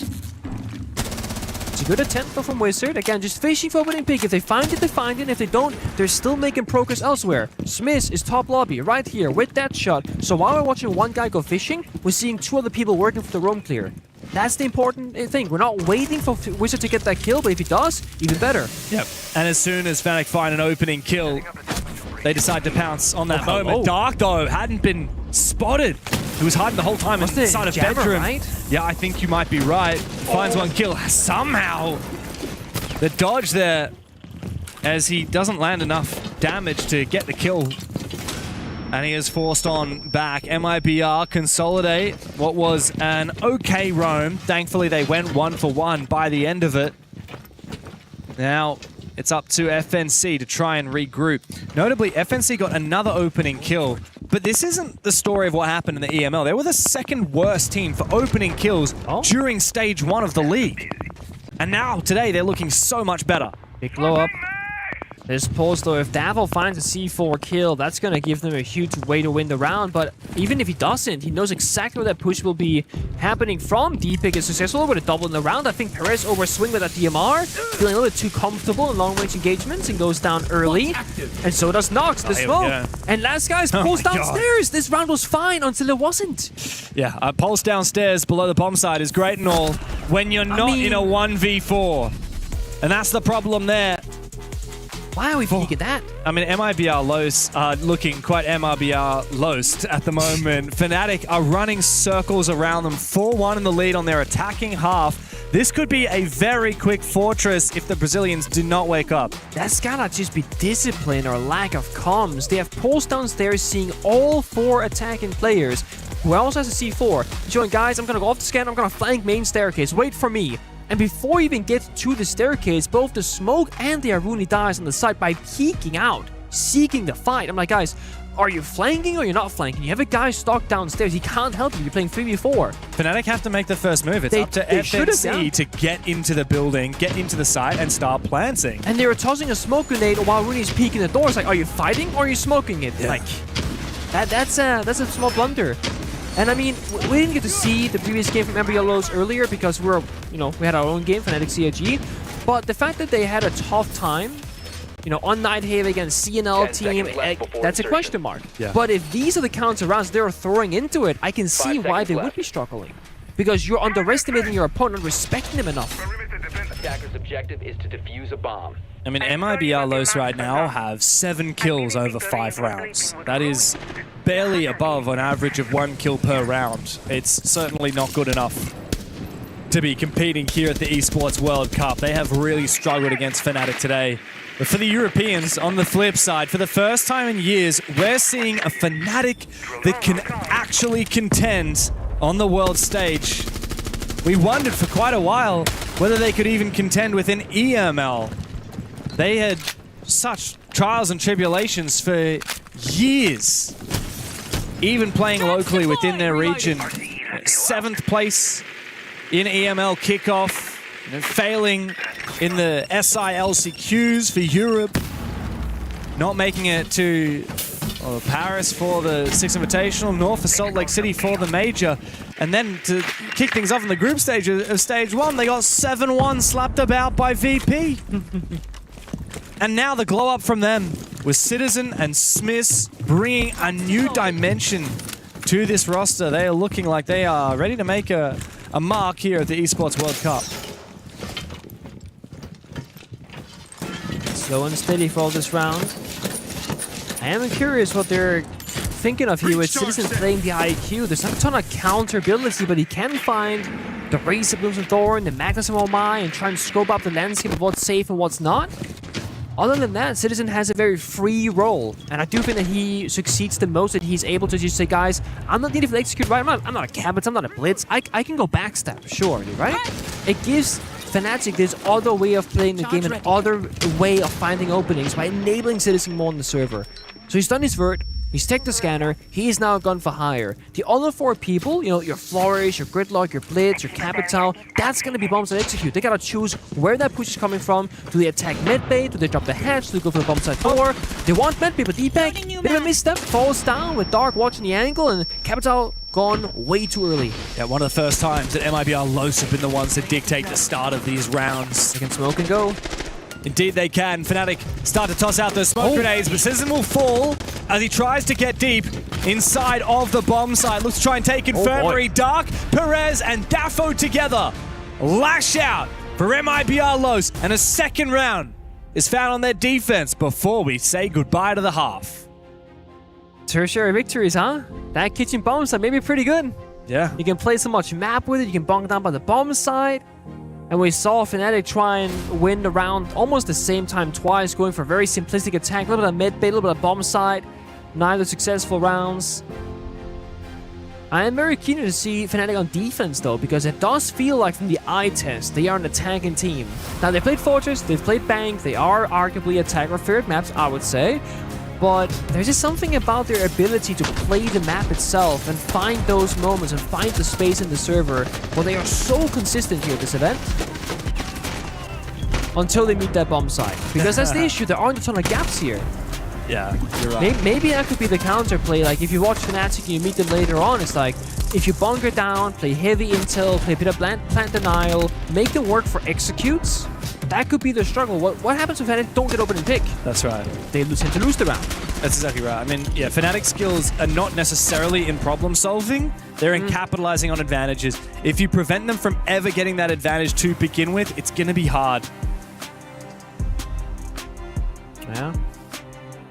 I could see it. Now on the halftime vibe check, you get to talk to your coach for a good 2 minutes, and sometimes there's not much to say because you're swimming, you're doing just fine. Sometimes you wish you had more than 2 minutes because, guys, what the are we doing? Yeah, I mean, well, that's the catch-22, right? Yeah. I often think about this. Like, if you're a coach in Siege, do you really want to be the person who's throwing out 10 million ideas to think about? Because this is such a complicated game. There is a lot to think about, but there's also the other dimension of it, which is sometimes you just need to encourage your players to be chill. They know how to play this game. You don't need to overstimulate them with extra information. Just make sure that vibes are good. That's why we call it the halftime vibe check, because often that's just as valuable as coming into strategy. I mean, for Fnatic right now, they've been attacking. They're moving on to defense. What value are they getting? Like, you're not making a new strat right now. You have nothing. Unless. I'd be very surprised if you're coming up with a new strat mid-game just because you swapped to the defense. You've already done your dry runs. You've already got your little workbooks on the table with all your strats. You already probably know what operator bands are going for. I think for Fnatic right now, in the last 2 minutes, is talk about the high contest areas, right? We're talking about a horse, for example. The horse door that goes from inside the horse to the outside, super important. If you don't hold that walk-in, your bomb site, if you play Commando Bathroom, which is out right now, instantly under pressure. It's almost like when you play Clubhouse, Gym, Bomb Site, Office. It's the backbone that gives you access to everything. Horse works in a similar fashion. So think of Fnatic, guys, when we're playing this bomb site, who's the dedicated horse player? Who's the guy that plays there every single time, and what do you need to thrive?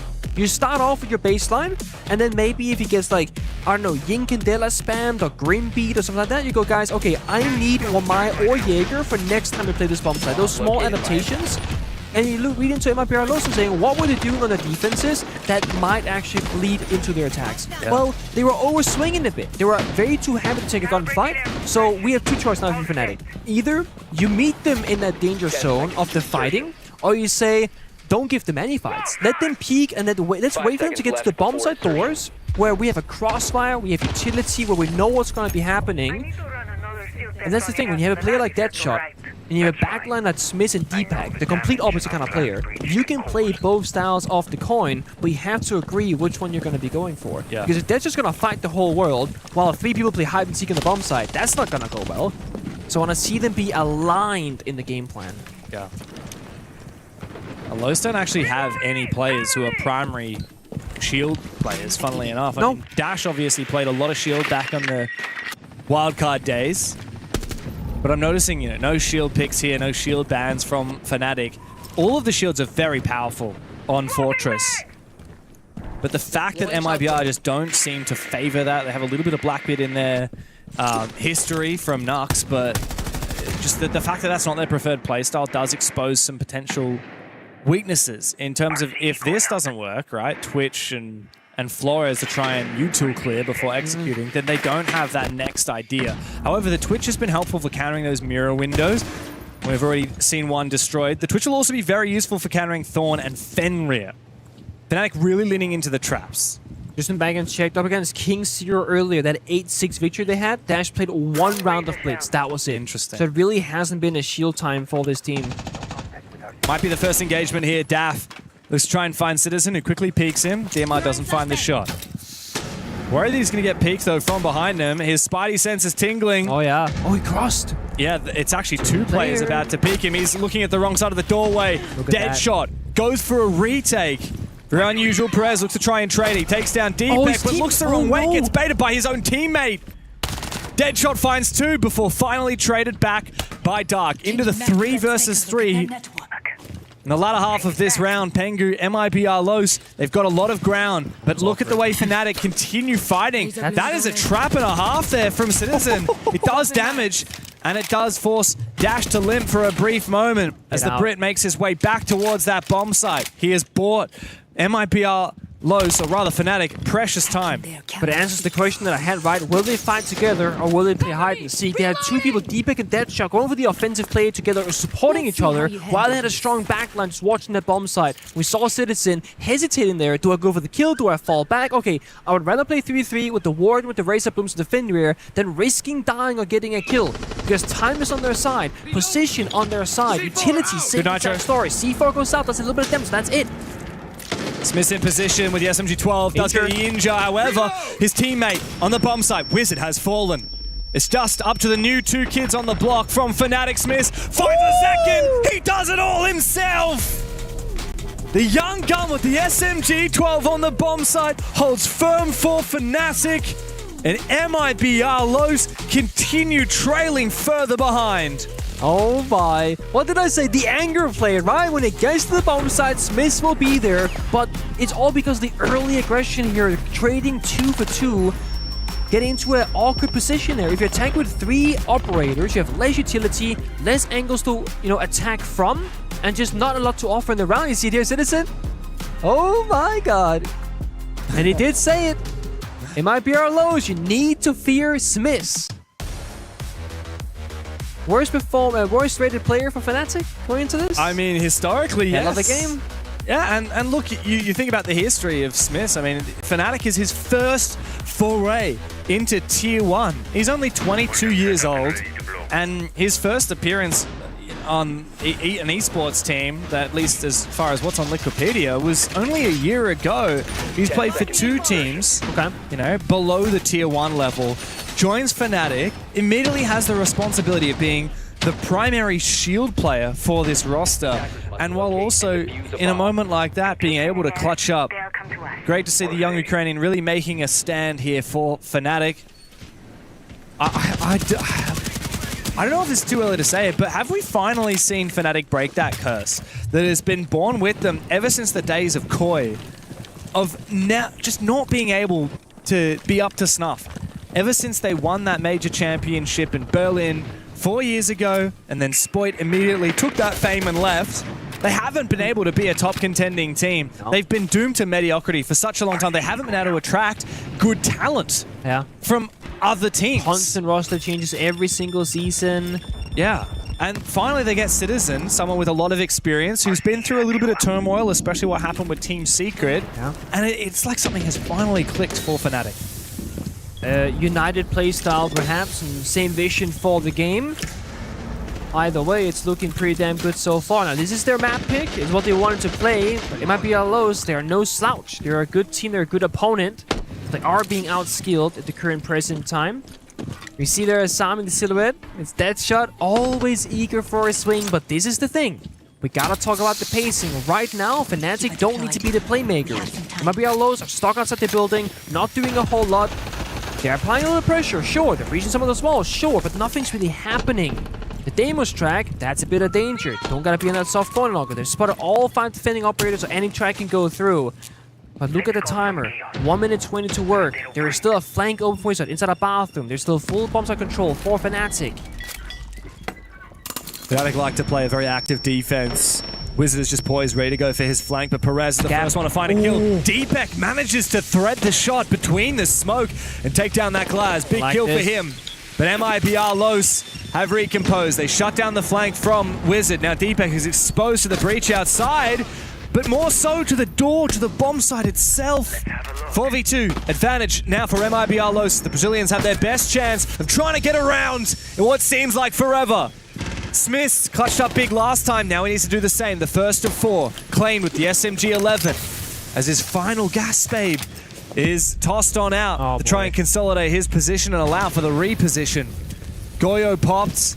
He knows that the Deimos will try and hunt him down from behind. Dark actually decides to sprint on through the fire as Dash opens the gates on the bomb site. mibr.los looking finally like they can handle this defensive side from Fnatic.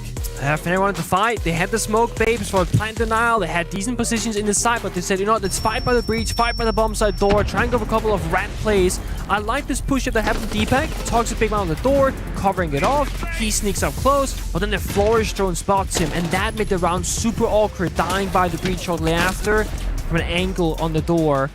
Because Fnatic had every option to just say, let's play far back, we have the smoke for plant denial, we can take the fights later, but no, they wanted to disrupt mibr. That was their game plan. This time it goes punished. Yeah.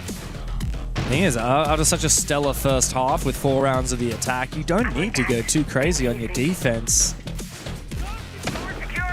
I mean, already within 2 rounds of winning the map. Right? When you're taking those swings and those fights and it's working, you want to keep doing it. Yeah. But this is the thing, right? You're up against Brazil. They know a thing or two about taking those kinds of fights. They do.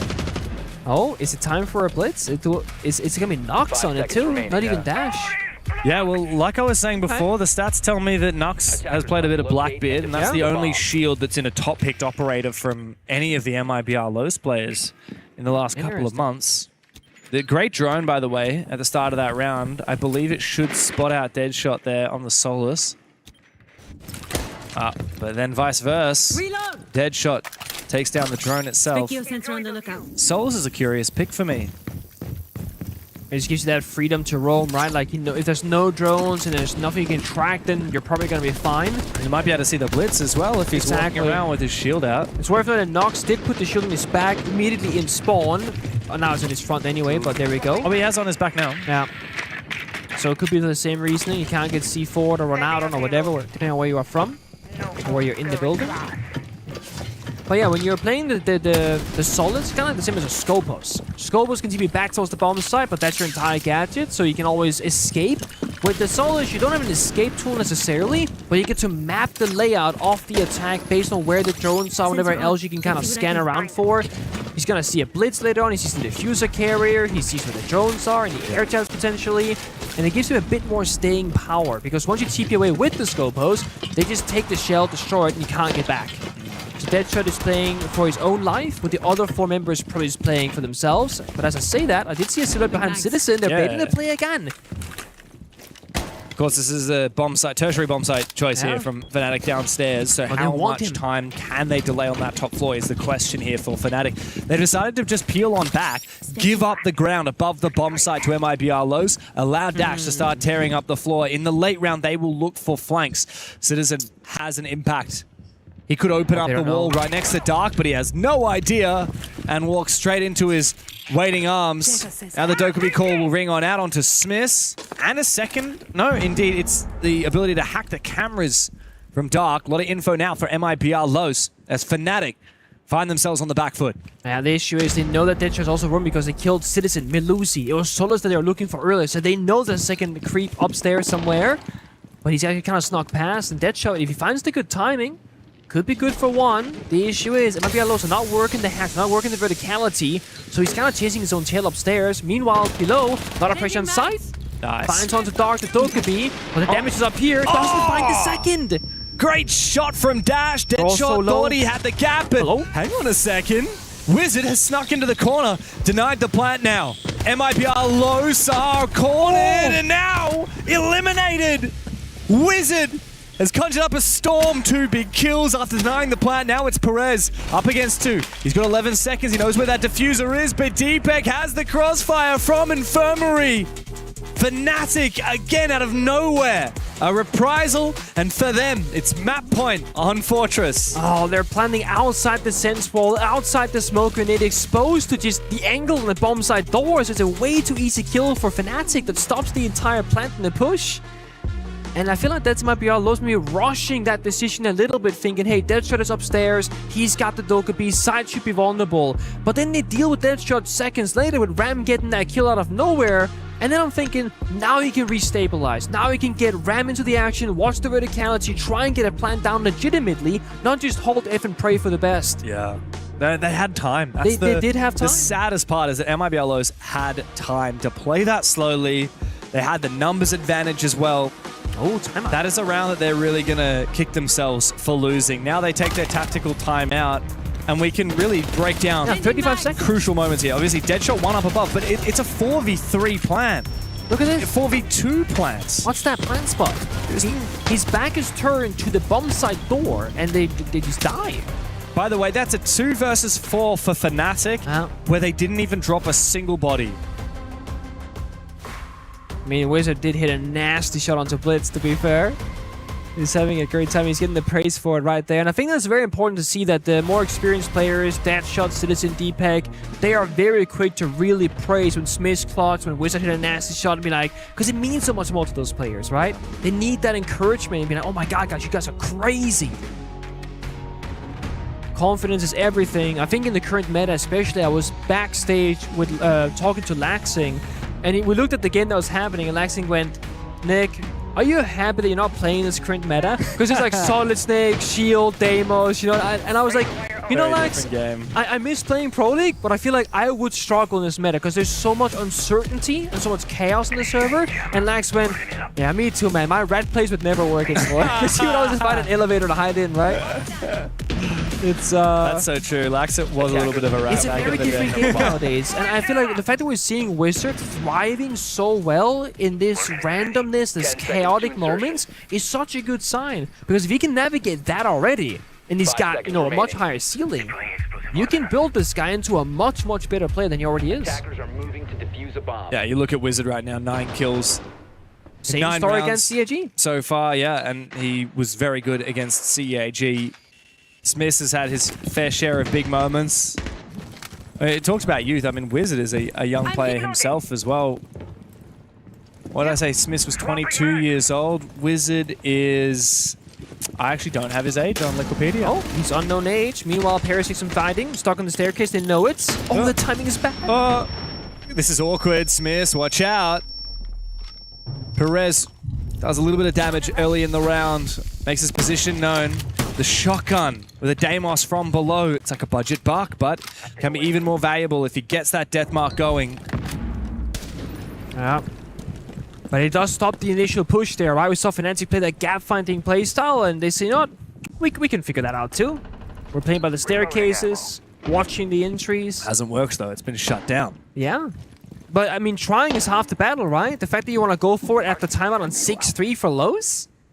That's ballsy, if you will. But the issue is when you got that primary shotgun, you're very limited in where the fighting is good for you. Sure, there's a secondary DMR pistol sort of situation, but it's not an automatic weapon. It's not going to be as easy any longer.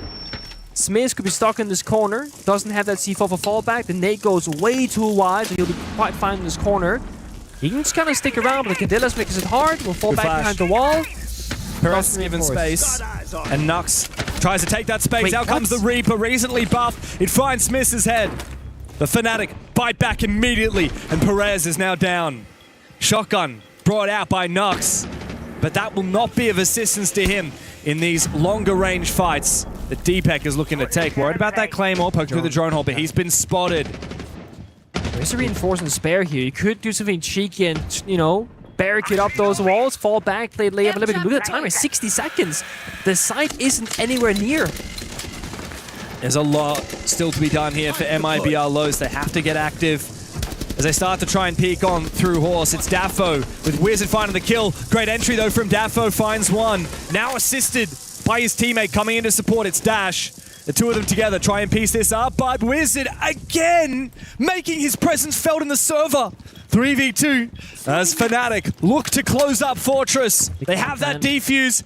Dark brings it back into it. Now he is left all alone. 1v3 for the map as mibr.los are out of second chances. Fnatic are soaring high today. One map in the books and one step closer to the group stage. confidence-inspiring game as well from the individuals of Fnatic on the defense, but on the attack, very much a team effort. Did a bit of gap finding, some fast attacks start things off, then kind of went back to the fundamentals, the Brava, the Twitch, clearing the traps, finding opening after opening, and then also a bit of clutchness there. Smith had a moment, Wizard had a moment, Citizen had a moment. That was their map choice. So that's what they're supposed to be dominating, right? The real star will happen on the second map of this BO3 because that's the question mark. Can they do the same thing on mibr.los' playground? Well, even if Fnatic had modest expectations, they have certainly exceeded them so far. I mean, this team that hasn't qualified for an international event in the last 6 years are now 2 maps deep, looking better and better with every single game that goes on by. Just one more map, and they're through to phase 2 of the play-ins. How?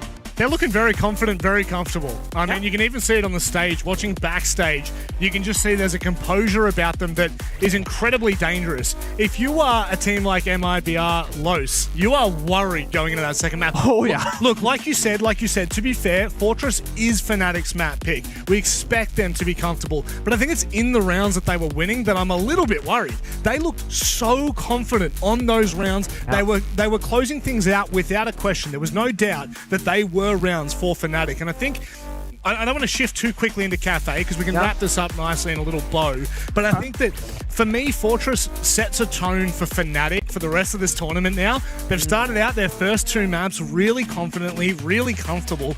Moving over to Cafe, I mean, are you a little worried here for the Brazilian roster? I mean, if I recall correctly, Citizen, he's a cafe merchant, okay? He loves that map. He's popping off on each league and plays aggro peaks, and we saw how well they're working together. We had that shot being on that, I'm gonna call it overly aggressive position, where I'm thinking, please walk backwards, don't keep walking forward. But then they have Deepak supporting him, Citizen supporting him, they're making a bait play all of a sudden, thinking, hey, I'm one sole roamer, JK, I got friends. Yeah. And sometimes it worked, sometimes it didn't, that's fair game, but the fact that they have the foresight to try and make that play together, that's the big story for me. It's a good way to play the game, and they did it time and time again.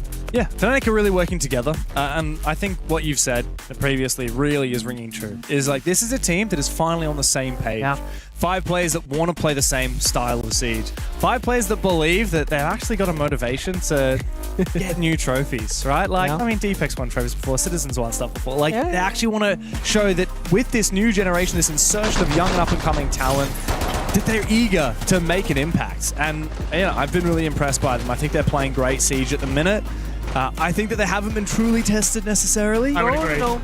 But, of course, there's this BO3 and then one more BO3 and they make it to group stage. I think even that alone would be an achievement, but we can't deny and say, like, if most people look at this bracket for the play-ins, everyone admittedly has Shopify Rebellion and Fnatic making it out of it. Right? Yeah.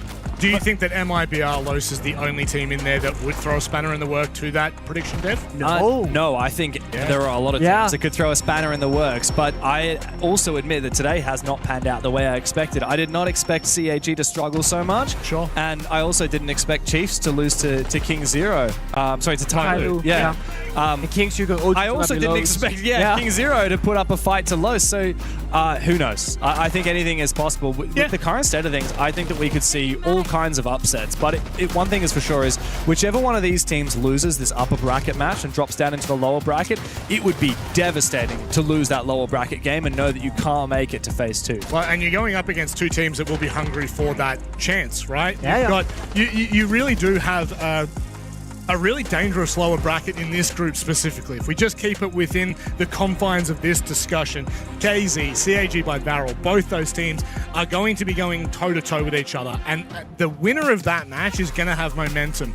I think the conversation that we can really hone in on a little bit for Fnatic right now is they're very convincing. At the moment, in their opening matches, they've been very cautious, right? At the moment, I hate doing it. I know. I hate it so much. But I understand why we're doing it, because it is such a dangerous, kind of like scary position, because we don't want to be like, oh, they're so good, they're back, they've never looked better, and then like they falter the final hurdle, right? Yeah. I'm trying to baby them a bit, because again, I think their own expectations are quite low, as they should be. Yeah. And I think we're seeing them and like, oh my god, wait, they're better and better and better. We raise our own expectations, which isn't entirely fair, Because going into this, I thought, sure, they'll make it out, into the second stage of play-ins, but that's it. Yeah. They're not making it further. Yeah. But now they could, maybe. Yeah, I'm really impressed by Fnatic for one particular reason. I think they're playing with no inhibitions, which I don't think can be said for a lot of the teams that we've seen play today. Do you reckon they're feeling the rain on their skin? Sorry. I had to just jump. I'm so sorry. I shouldn't have ruined that point. No, I love it. Now I just can't get that song out of my head. But It's bad, isn't it? It's just on repeat. I thought I was really onto something there, but now I cannot talk about having no inhibitions without thinking about that. So thank you very much. I was going to make a point about how I think MIBR are playing with inhibitions, but yeah, they're holding back a little bit. Yeah. And I think Fnatic are one of the only teams I've seen play today that doesn't seem like they're nerfing themselves. Yeah. And I think it's because genuinely, you look at the players, they're having fun. Yeah. I think that's a really important piece to that puzzle. But is it enough to go through groups? Do you know what I mean? I think, we're still a few steps away from that. Sure. Who knows? Yeah. Look, I think the way that they've performed so far is well and truly convincing enough to make that argument that if they continue this, if they get into groups, they could have a very confident run. Now, comfortable and confident are two very different pieces of this conversation. I want to make sure that we separate them with a lot of context, because you can be very convincing, very comfortable, but then making sure that you're consistent. There's a lot of C words that just keep appearing in this vocabulary right now. But it is finding that momentum and finding the path forward for Fnatic. I think right now, as it stands, Fnatic are in a really good position, right? We're going to Cathay. They've got a little small break in between, but it's the rounds that they're winning where there's just no question. They look like they're having fun. They look like they're enjoying themselves, but the no expectations on their side, outside of making it through play-ins, I think is really important, Nick. I think so as well. I think this is actually a very strong position, because if, let's say you're Fnatic and you somehow made first in EML, for example, you had a bit of a one-off performance, right? Because that's not supposed to happen. And you go into groups off the rip. You're gonna get torn to pieces. You're gonna go straight against your face clan, right? The best teams in the world. You go into play-ins. You play slightly better opponents. Get some warm-up. Yeah. You have Wizard, complete rookie, who's popping off right now. He's shaking against face clan. He's shaking against the big dogs, right? But he's playing the smaller teams, and he builds that ego, that inner ego that you need. This is basic scenario. You start in the very beginning against the weakest competition that we have to offer, and you slowly get better. Yeah. I want to flip the conversation, talk about mibr.los for a second. Yeah. Because these guys have, like I said, rebuilt their team this year, and they're looking for a lot more. I think there's a lot of potential. People went crazy about Perez. I think it was in kickoff. He almost broke a kill record, or he had one of those. Almost did, yeah. Yeah, I can't remember exactly what the scoreline was, but I think it might be the highest EPS rating we've ever seen in Siege. It was something insane. He got like 19 kills to 2 deaths or something crazy like that. You look at the rest of this roster, Dash was so good on wildcard. Like, admittedly, the team is probably doing better since he moved on. But he was a scary player with that team. He's had experience in a couple of different environments, a couple of different metas, and I think the rest of this team has a lot of potential with, Dark, Nux, Daffo. I think that these guys are capable of much more than we've seen from them so far, but Salt Lake City was a bit of a disappointment. I mean, yes, they had quite a few games. They did make it through groups and into the Swiss stage, ended up losing to some pretty solid teams like Wildcard, Dark Zero, Weibo, for example, EP. Like, those are the only teams that they lost to in that tournament. They had some decent wins as well over CAG, namely. But I think that they need to continue this form. It might take a little bit of time to build up experience with some of these less known players like your Nux and your Dark and your Daffo, but I think they're going to get there. I just think that they've been dealt a tough hand because they're playing against a really fiery Fnatic. I mean, like, Citizen is such a confident and fiery player. Yeah. He's going crazy. Deadshot and Wizard are fragging out. Yeah. Smith is pulling his way, and so is Deepak. Like, this is a team that I think is finally, seeing the light. And for the first time in years, Fnatic actually start to have this little creeping thought. It's like, maybe this is actually possible. Maybe we actually can be a great team. It's interesting about both of these teams having really good foundations, right? They've got some players with immense experience that have been here and done this before. And I think it's about those building blocks now. I think it's about finding your groove at EWC, given the fact that play-ins goes for such a short period of time. Yeah. And for some teams, this is their entire event. Today and tomorrow could be the entire event. I think that this is the perfect opportunity now to set yourself into a position where, play-ins or not, you can build upon these performances. And I think for mibr.los, they're in a really weird position. From my opinion, when I look at them and I go, well, you at the current state of how the rest of the Brazilian scene and LATAM scene goes, yeah, you are that underdog. You are the Yeah. dark horse. But you've got the makings of a team that could slowly start to chip away. And it's hard, right? Because when you're an underdog, how many players can you talk to, be like, hey, do you want to play for us? There's so many bigger, better teams, right? And on the other side, it's also a matter of, okay, how do we make ourselves a Brazilian team that is just a little bit different? We're not going to be FaZe 2.0, Fury 2.0. No, we are mibr.los. What do we do differently? I'm not seeing any particular shield play. We saw one round earlier. We saw one round here today.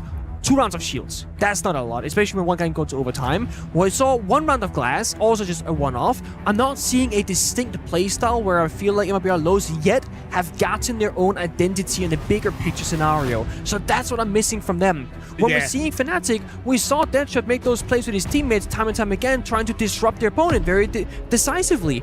So that's maybe the one area of mibr.los where I want to see a little bit more. And do you know what the best part is? We do get to see a little bit more because it's time for us to get underway with our second map of Cafe. It's set up so nicely. You know what? I think I'll just let the professionals do what they do best. Thank you very much, Rob. Enjoy the bands, mate. Beautiful, man. Thank you, Rob. Look, I'm going to let you take this one because you're getting already very excited about the Wamai band. I got the Monty. Got your Monty band, Castle, Capital. I'm a big fan of this mibr.los, okay? So, normally a Wamai band it deserves what are you doing? Why would you do that? Who's their coach? Didn't you hear? Wamai's the GOAT now, bro. Oh, that's right. He got the heckin' buffed. GOAT. That's the thing, right? He got deployable shield, and the C4. He got one more magnet, recharges faster, bigger pickup radius, and they pick them up. They charge up faster, rather. So when you slam them on the ground to the ceiling, it'll just catch projectiles in 1.4 seconds of activation. I was in the car, I was hanging out with Brede this morning to shoot some content. We were hanging out in the car afterwards, and mics were off, and we were just chatting. And I was like, dude, the meta must be so different for you as a support player right now, because you're used to doing all this droning. These days, there's so many ops Snake, Deimos, Dockerby, there's so many crazy powerful ops. What do you think is the most overpowered operator in the game right now? And he's like, it's none of that. It's Wamai. Yeah.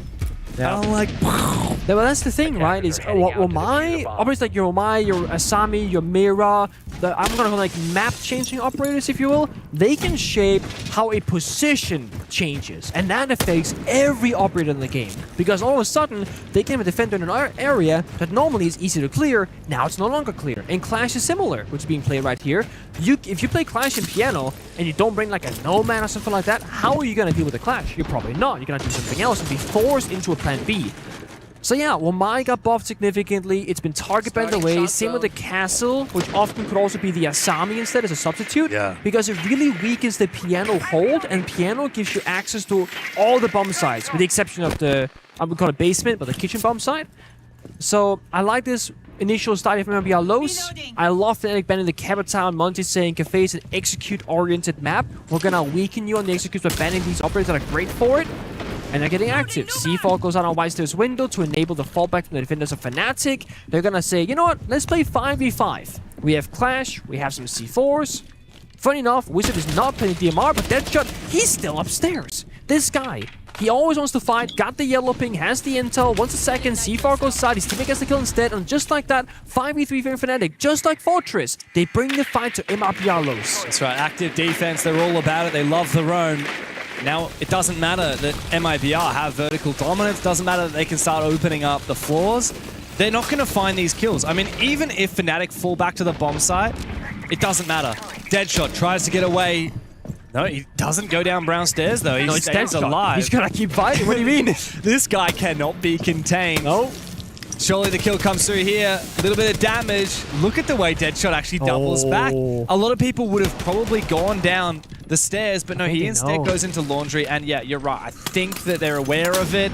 In comes a flash. In comes a nade as well. They look to try and get the kill. Eventually, finally, Deadshot will fall. Interesting. I think maybe his teammate of Wizard gave it away. He tossed a Soto canister, a freeze from Tubrow on the ceiling, so below his feet of Deadshot, and it showed where the freeze was happening from to disable any gadget and drones. Air jab goes out, but there's the Clash in the back portion. Gas fire popped as well. Bit of trouble. Shield will get rid of it with the grenade. But 30 seconds, James. This isn't the site. There's a whole hallway after this. 5 minutes have a big impact here for Narks, but Wizard, Smith, and Citizen together rip apart mibr.los. A defense that was chaotic in the start and chaotic through to the end. But textbook for Fnatic. So classic, so on character. mibr.los on their map pick already off to a headache. So the only thing right now for Fnatic that I think they have to be very conscious of is what Deadshot managed to do this round isn't supposed to happen. Sometimes it will, that's phenomenal, but if you play this 100 times, maybe works 10 of those, maybe 15 if you're really skilled and experienced.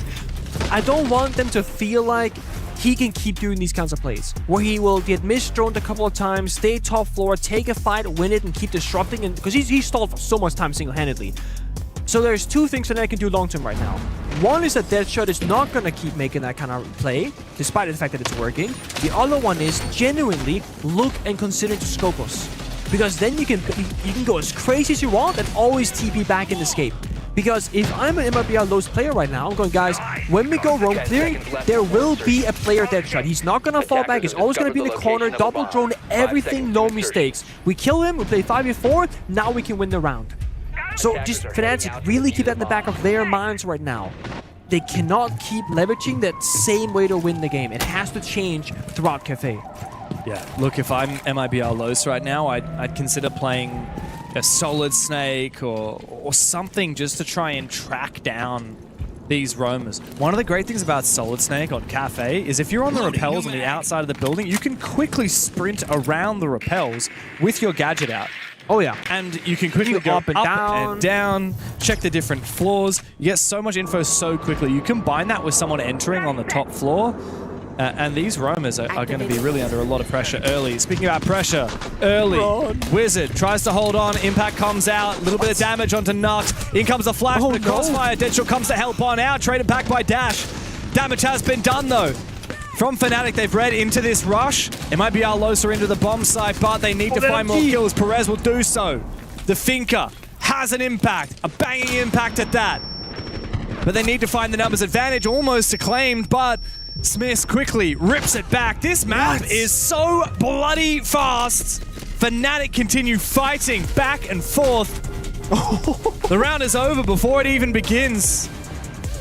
And while it was a valiant effort from mibr.los, it is not to be. That should have been a round victory. They were quickly in there, they got the good trades, they had the bomb site control partially instead of dining, and yet Fnatic, they're all there. Whenever a fight happens, a defender dies, somebody else takes their position, they get the trade back, they regain the ground. They are suffocating mibr.los despite the fact that they're a defending team. They're not fighting back, they're outright fighting them. Yeah. They bring the fight as quickly as possible. We saw Wizard running away from the shield, but again, Deadshot was above, had the angle, they bait the kill once more. There's never just one defender. mibr.los, they're kind of running into these rounds very blind. First round, they misdrone Deadshot top floor, he gets a freebie. This round, they chase Wizard with the Blitz Flash, thinking that there's going to be no support, but the whole team was there. It's a three-way crossfire onto the Blitz as well. I mean, it's a nice idea, but you kind of need to take that ground and then not hard commit to the rush. Either you catch Wizard or he escapes. Yeah. You can't have him escape and then chase after him into the bomb site. That's too far. Yeah, no, I think Fnatic are really good at playing smartly into these crossfires, right? Like, in moments like that, like mibr.los have taken up like map control. In theory, they could be planting. But Fnatic, no, they don't have to panic. No. You can just sit back and wait. Oh, I don't hear that plant going down. Okay, let's not go crazy. I think there's a sledge just standing in the bomb site because they're held on in, literally. doing nothing. We can just peek him. We don't need to stress the hell out and peek one by one. Recompose, play it together. It's a strength of Fnatic, their ability to just not panic and lock in, just have a very chill attitude. It's a big praise to Smith. He was the pose inside our train who was like, he could have easily just swung the sledge and died. He waited till his teammate got the combat and then he swung with him and got a trade instead, having a weaker gun, the Reaper. Okay. Bit of a bait there. Wizard was looking for the air jump for the run out, but Dark was there actually watching with the angle as well. That's the issue about playing the solos. Oh, guys, it's free. You go for it. Well, they're watching with a gun as well. Good counterplay from mibr.los. This time, they actually just outbrain them, bait them into an offensive play, get the opening pick, and this is the round of theirs. It's tertiary bomb site, right? Technically speaking here, third round, and they got the opening pick. It's not going to get any better on Cafe than this round right here. But can they convert to a round victory? That's the question. Oof. Nice angle from Wizard. The flash pops off though, and he will be forced back. Perez just hoping there's an overpeak here. No, instead, Deadshot was never dealt with inside of Cigar. And yeah, inside of Piano, he just peeks on out, takes him down. We're into a 3v3. I mean, this is where Fnatic lives. There's 3 guys on the roof. Nox just dropped down the hatch. Like, how have we not entered the building yet? So disjointed. They were in Cigar, they were peeking Piano, they had a guy on White Window Repel earlier. That is just, like, not synced up on the plan from mibr.los right now. A lot of breakdowns here. Finally, the vert starts to open up here from mibr.los. Remember, this bomb site is actually mining and fireplace, which means it's a very loose type of round. In a 3v3, it's very hard to execute onto this bomb site. However, Dark finding that kill on the D-Pec might just give them a chance. Now, there is a Mozzie drone in the bomb site for Deadshot. In the late round, that B bomb site will be more vulnerable. Yeah. No C4 though, and just one Toxic Babe, so the guns have to hit their shots here for Fnatic. They cannot play the plant denial game. They can take the fight as mibr.los are planting the 2v2 though, but Deadshot finds one. So it's too late to be opening this wall with Hibana. And you just walk straight into Smith. Now it's a 1v1. Nox has the defuse, but surely going for a plant here would be a massive mistake. The peak hole gives the audio cue to Smith. Now he knows that there's no way for Nox to try and go for the kill. Tries to swing him from the other side, but he doesn't land the kill.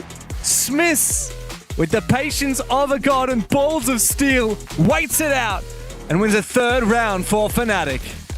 Hibana open the walls with 14 seconds left, and there are peak holes, not even entry holes. I'm thinking you have to walk down the hallway regardless at that point. Why not just walk down together, shaved off the 5 seconds of breaching, and just get it done? Those Hibana breaches worked against them, because now Swiss can peek through them from laundry. Small things again. Hold on. Hold the Deadshot ban. We have banned Mozzie. Have we lost the plot? To be fair, there were a lot of moments in that round where they were trying to drone, but the Mozzie stopped them. Like, it's cafes, single doors, windows, sure, but I'm also just like, Mozzie ban? In 2026? I think if you're struggling because you can't drone, then you're not playing the meta, because you don't need to drone nearly as much now they in play this meta. mute, which also stops the Deimos track, which also stops the Solid Snake, which stops Don't get be technically if you're in it already. Let him keep playing Mozzie and just bloody play Solid Snake already. Seriously. You haven't seen a single Snake I feel like the mute jammer is going to be just as big of an issue, if not bigger, because you get SMG11, a good primary shotgun, you keep the C4 BP. Again, I'm not going to judge it too hard. Maybe it's the fact that mibr.los, they're down 0-3 on their own map. They've had a couple of rough rounds and a questionable ban. But also, you're leaving open a Sami, which you haven't seen almost any. Have you seen actually? Oh, we actually have seen it twice. Yeah, we've seen two Azamis. I think you should be banning. Azami is good for every side. Ban Azami, or ban Mira, or ban Smoke. I don't care. Like, ban Melusi if you want to go for these rushes. But just don't bother banning the Mozzie. It just feels like such a wasted opportunity when you're not really leveraging the other Intel operators nearly as much. You ban Mozzie, you know what Deadshot's going to do? He's going to play an operator with more utility and roam on that instead. With a better gun. Yeah, he's on Goyo now. He's got a better gun. TCSG ACOG, man, it's over. Better gun and better util. So even if you do kill him on the roam, you're going to be fighting against this stack of util on the bomb site. Kayi Tubarao, Azami Goyo, Echo. Good luck, mate.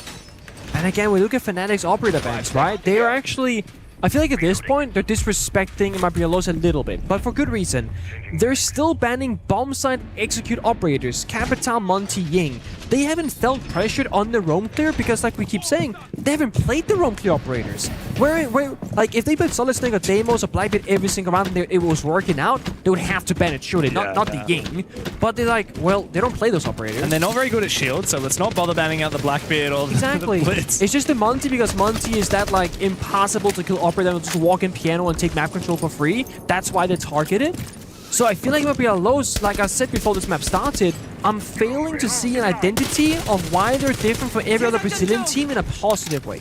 They're not like superstar glass team. They're not all-star entry fraggers. They're not super good at executing. They're like a bit of everything, but I'm lacking like the identity.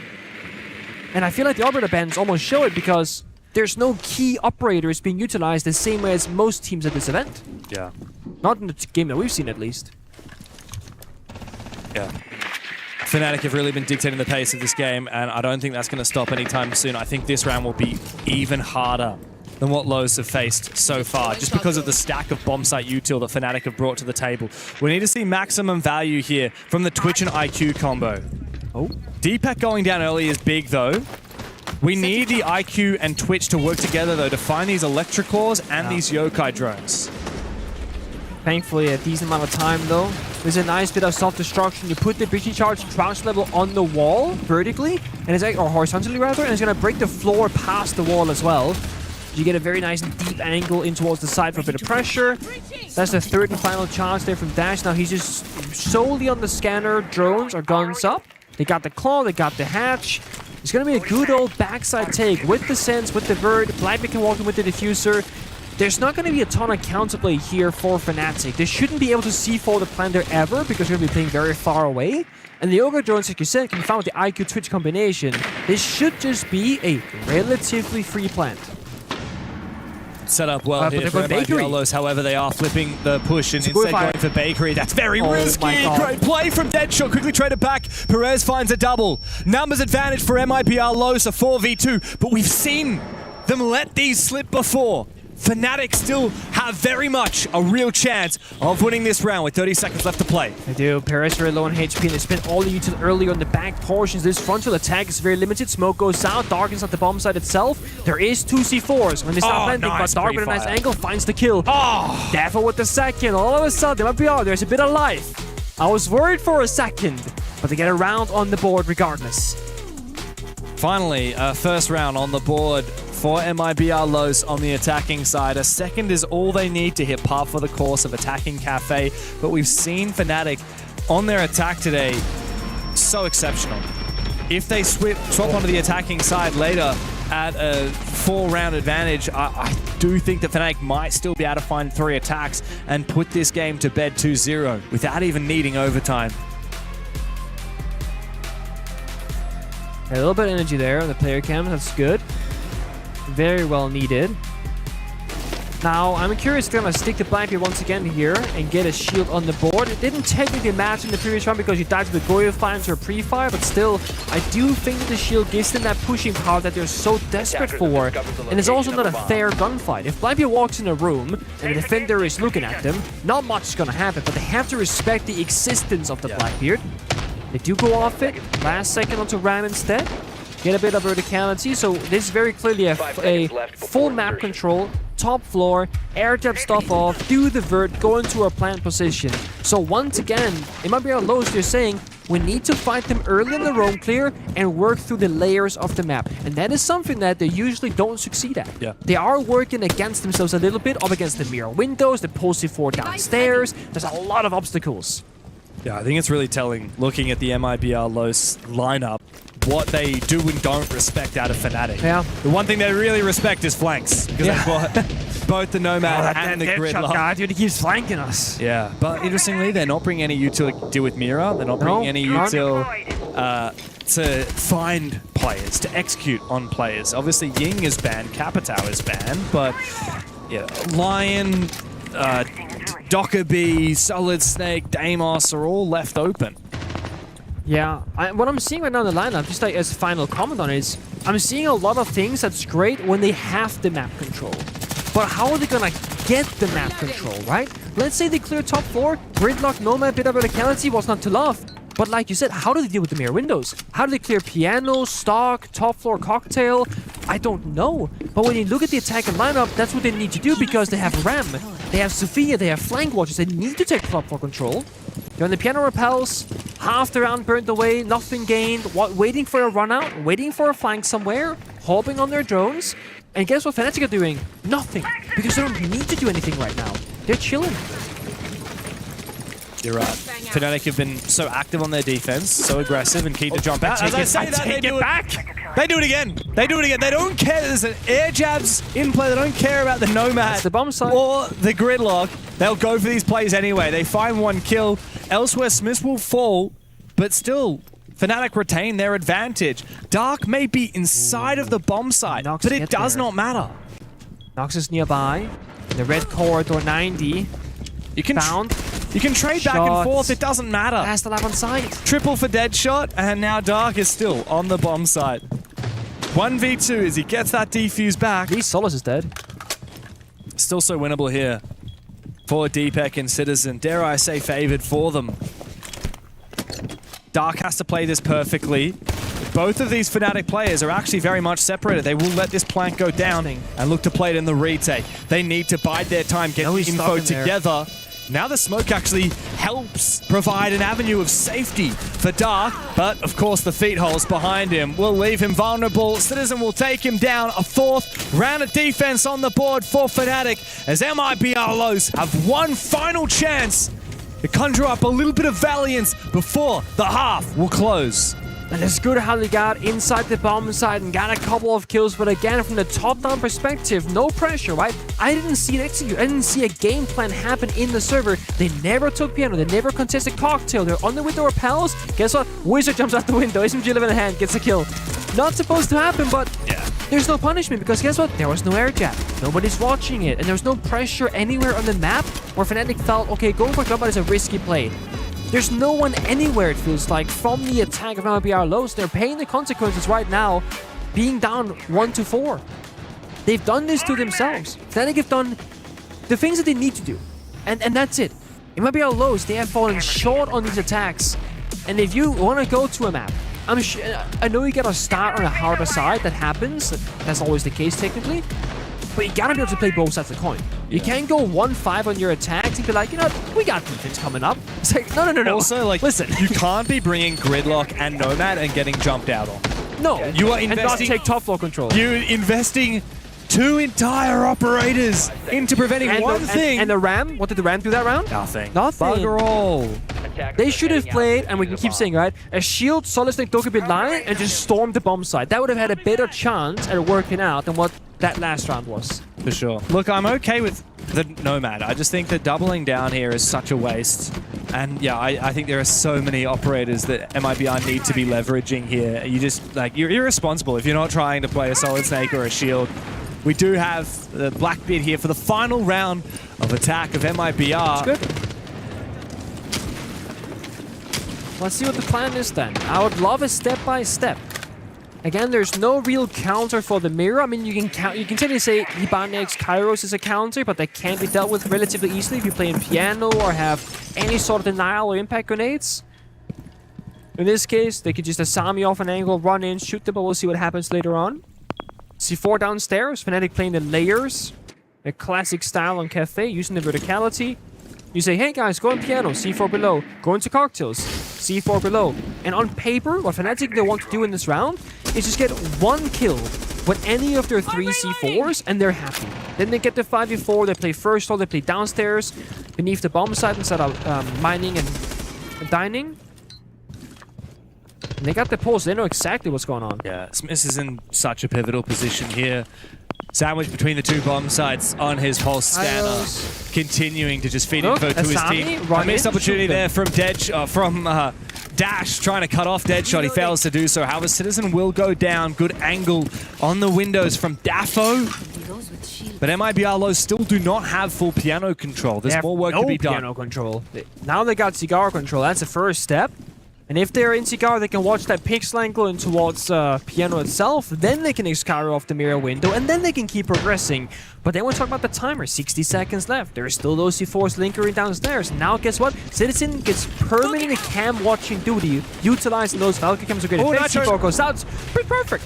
That's the one C4 kill they needed. That's the pulse downstairs, and they can't get the hatch any longer. There's no more hard breach. The hatch is reinforced, and Ibana instead. That is devastating. Now they have the vertical pressure to get the angles, yes, but there's no way into the bomb site except for the hallways of the staircases. So they're super limited now in going quickly.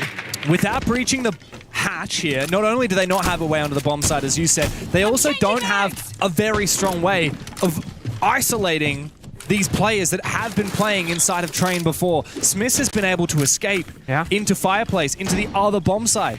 Not enough control here from mibr.los as 15 seconds remain and continue ticking down. A big opportunity now, but Dark misses his shots. Devastated. Now our mibr as they desperately need to get into a plant position. Nux inside of mining. Needs to look for the plant, but he has no friends on site.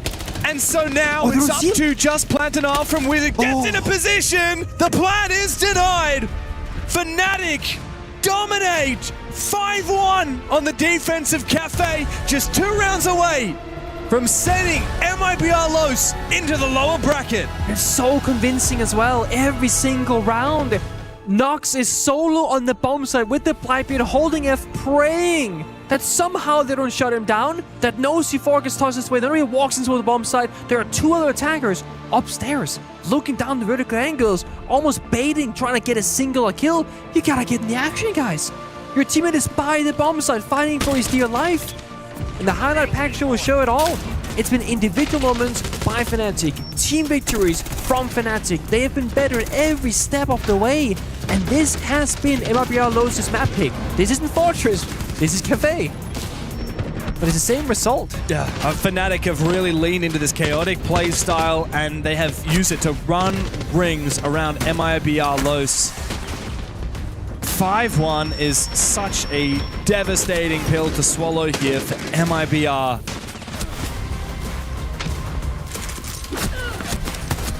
I mean, they gotta go crazy on side swap. I don't think it's gonna happen. Like, I hate to say it, but I'm pretty confident this is a 2-0 in the books for Fnatic. They'll be our first team to qualify through to phase 2 of the play-ins, which means that they are just a single best-of-3 series away from the group stage. For a team that hasn't qualified for an international event with this roster at all, not since they had an Australian team 6 years ago, that is everything. For a player like Deadshot, who spent so much time in the hell that was that Wolves roster, doomed to qualify for every event, and then achieved nothing at every event. Grouped every time. Every single time.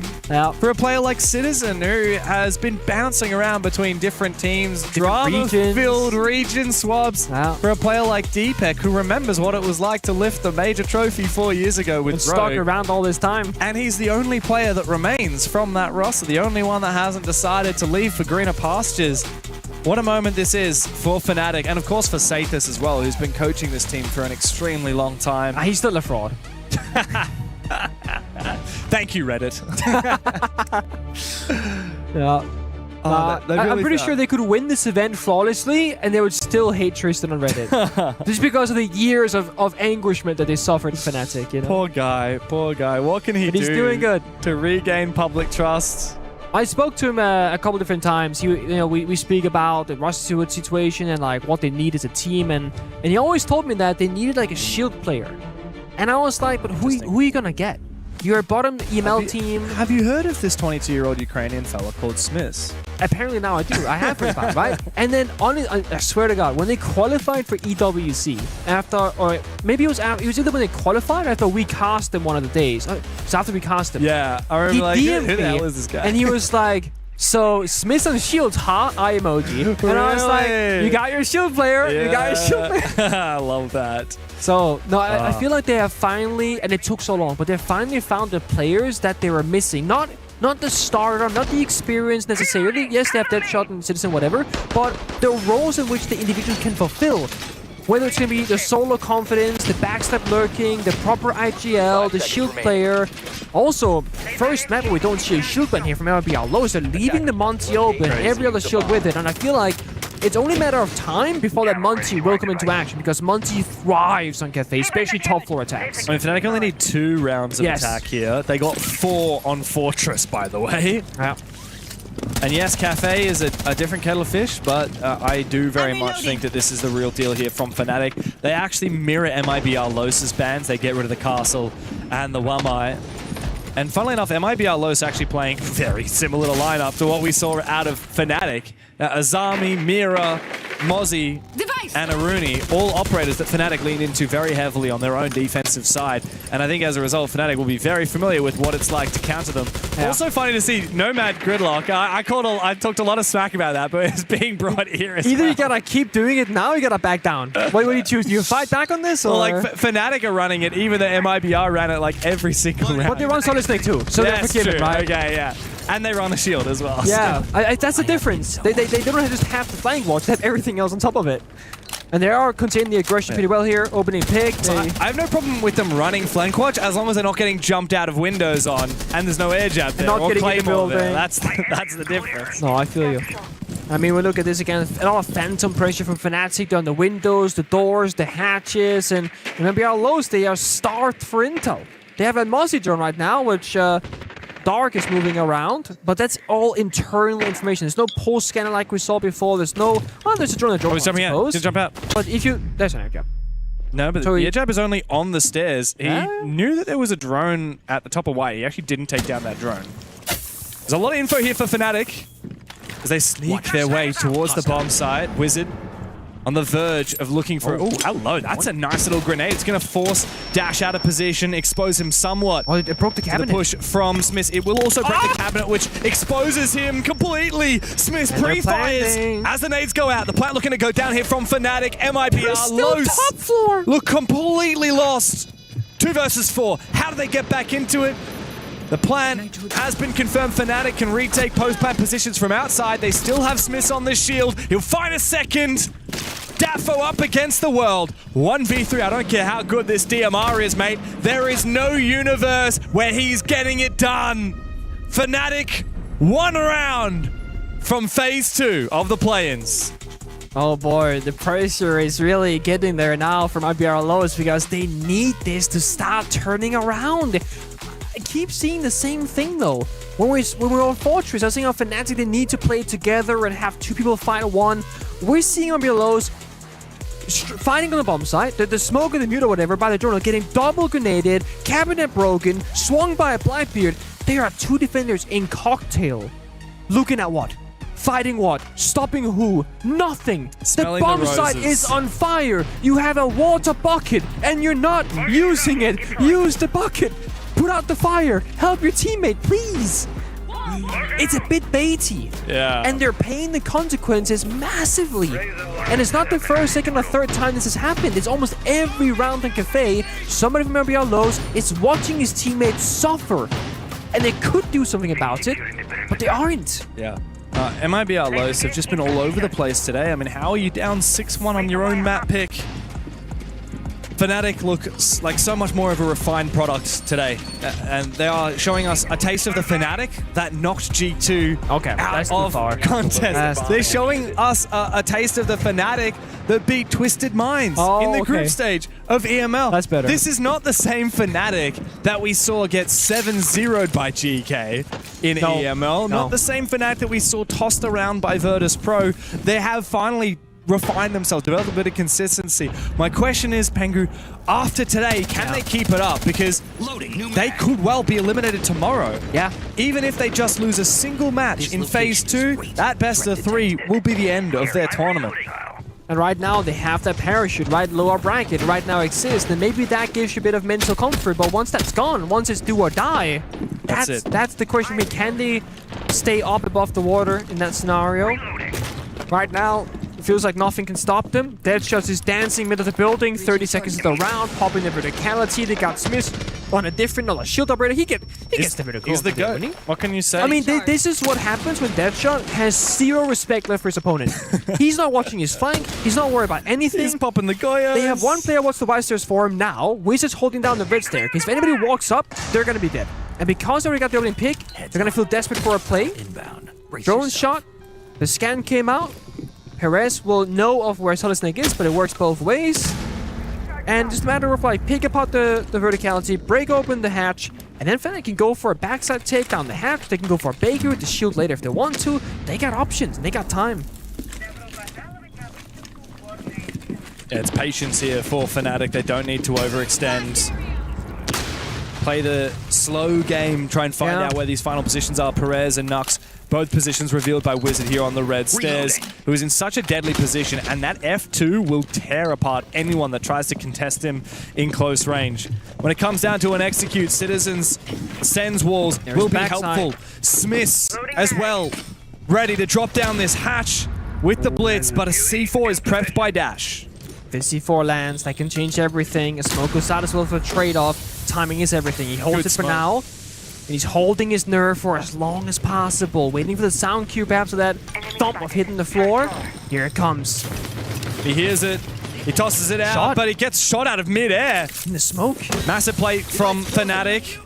And Dash looks to try and peek. He needs to retake down. The plant is going down. Wizard is cutting apart Nux from the red stairs. Smith eventually will confirm that plan, but the post is too strong for Fnatic. It's Dash up against the world.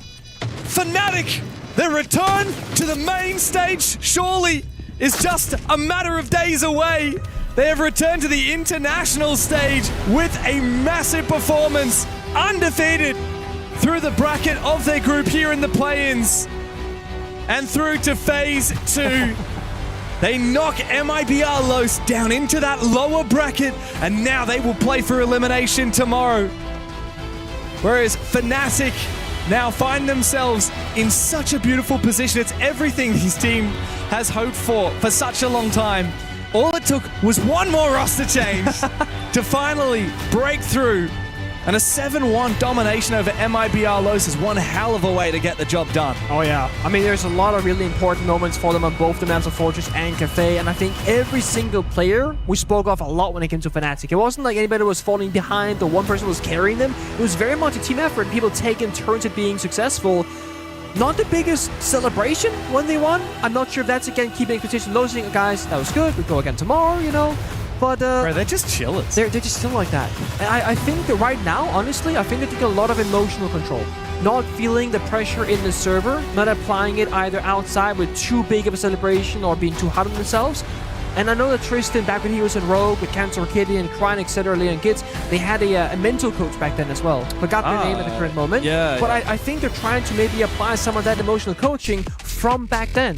Because right now, it's a bit of a mental game. You're the underdog, you got new rookies, you gotta play the right mental side. I think as you said though, it could change very quickly once we start to actually have expectations on Fnatic. For example, going into phase 2 of the play-ins, they will be the favorite team. They'll be heading through Seed 1 into that single elimination best of 3 match against the Seed 2 team from Group A, and they will be favored to win that. If that pressure, that expectation gets to them, then maybe that'll be the end of their tournament. Look, I think that you put it best. Muted celebrations at best. Honestly, like it was just another day, another dollar for them. But my massive concern in this conversation, that second map was never in question. No, there was not once where I thought they lost control. Even in that 4th round, where they managed to lose the round, it came down to a Perez swing that found a double kill in Bakery. If he doesn't get that double kill in Bakery, they've just killed the Blackbeard. They've got control of Bakery and they've got control of the site. I think that this looks like probably the best Fnatic I think we've seen in a long time. Actually, dare I say, ever? Oh, no, that's a bit of a stretch, mate. Are you disrespecting the Aussie Fnatic right I am absolutely. That is absolutely. Mag is going to be flying here a couple of days, and he'll have a few choice words for you. I'll have a chat with him. I would watch out. Will you? Yeah. I'll bring him on. I don't want to burn things too brightly too quickly because, as you said, I think part of Fnatic's success is the fact that they do have fairly humble expectations.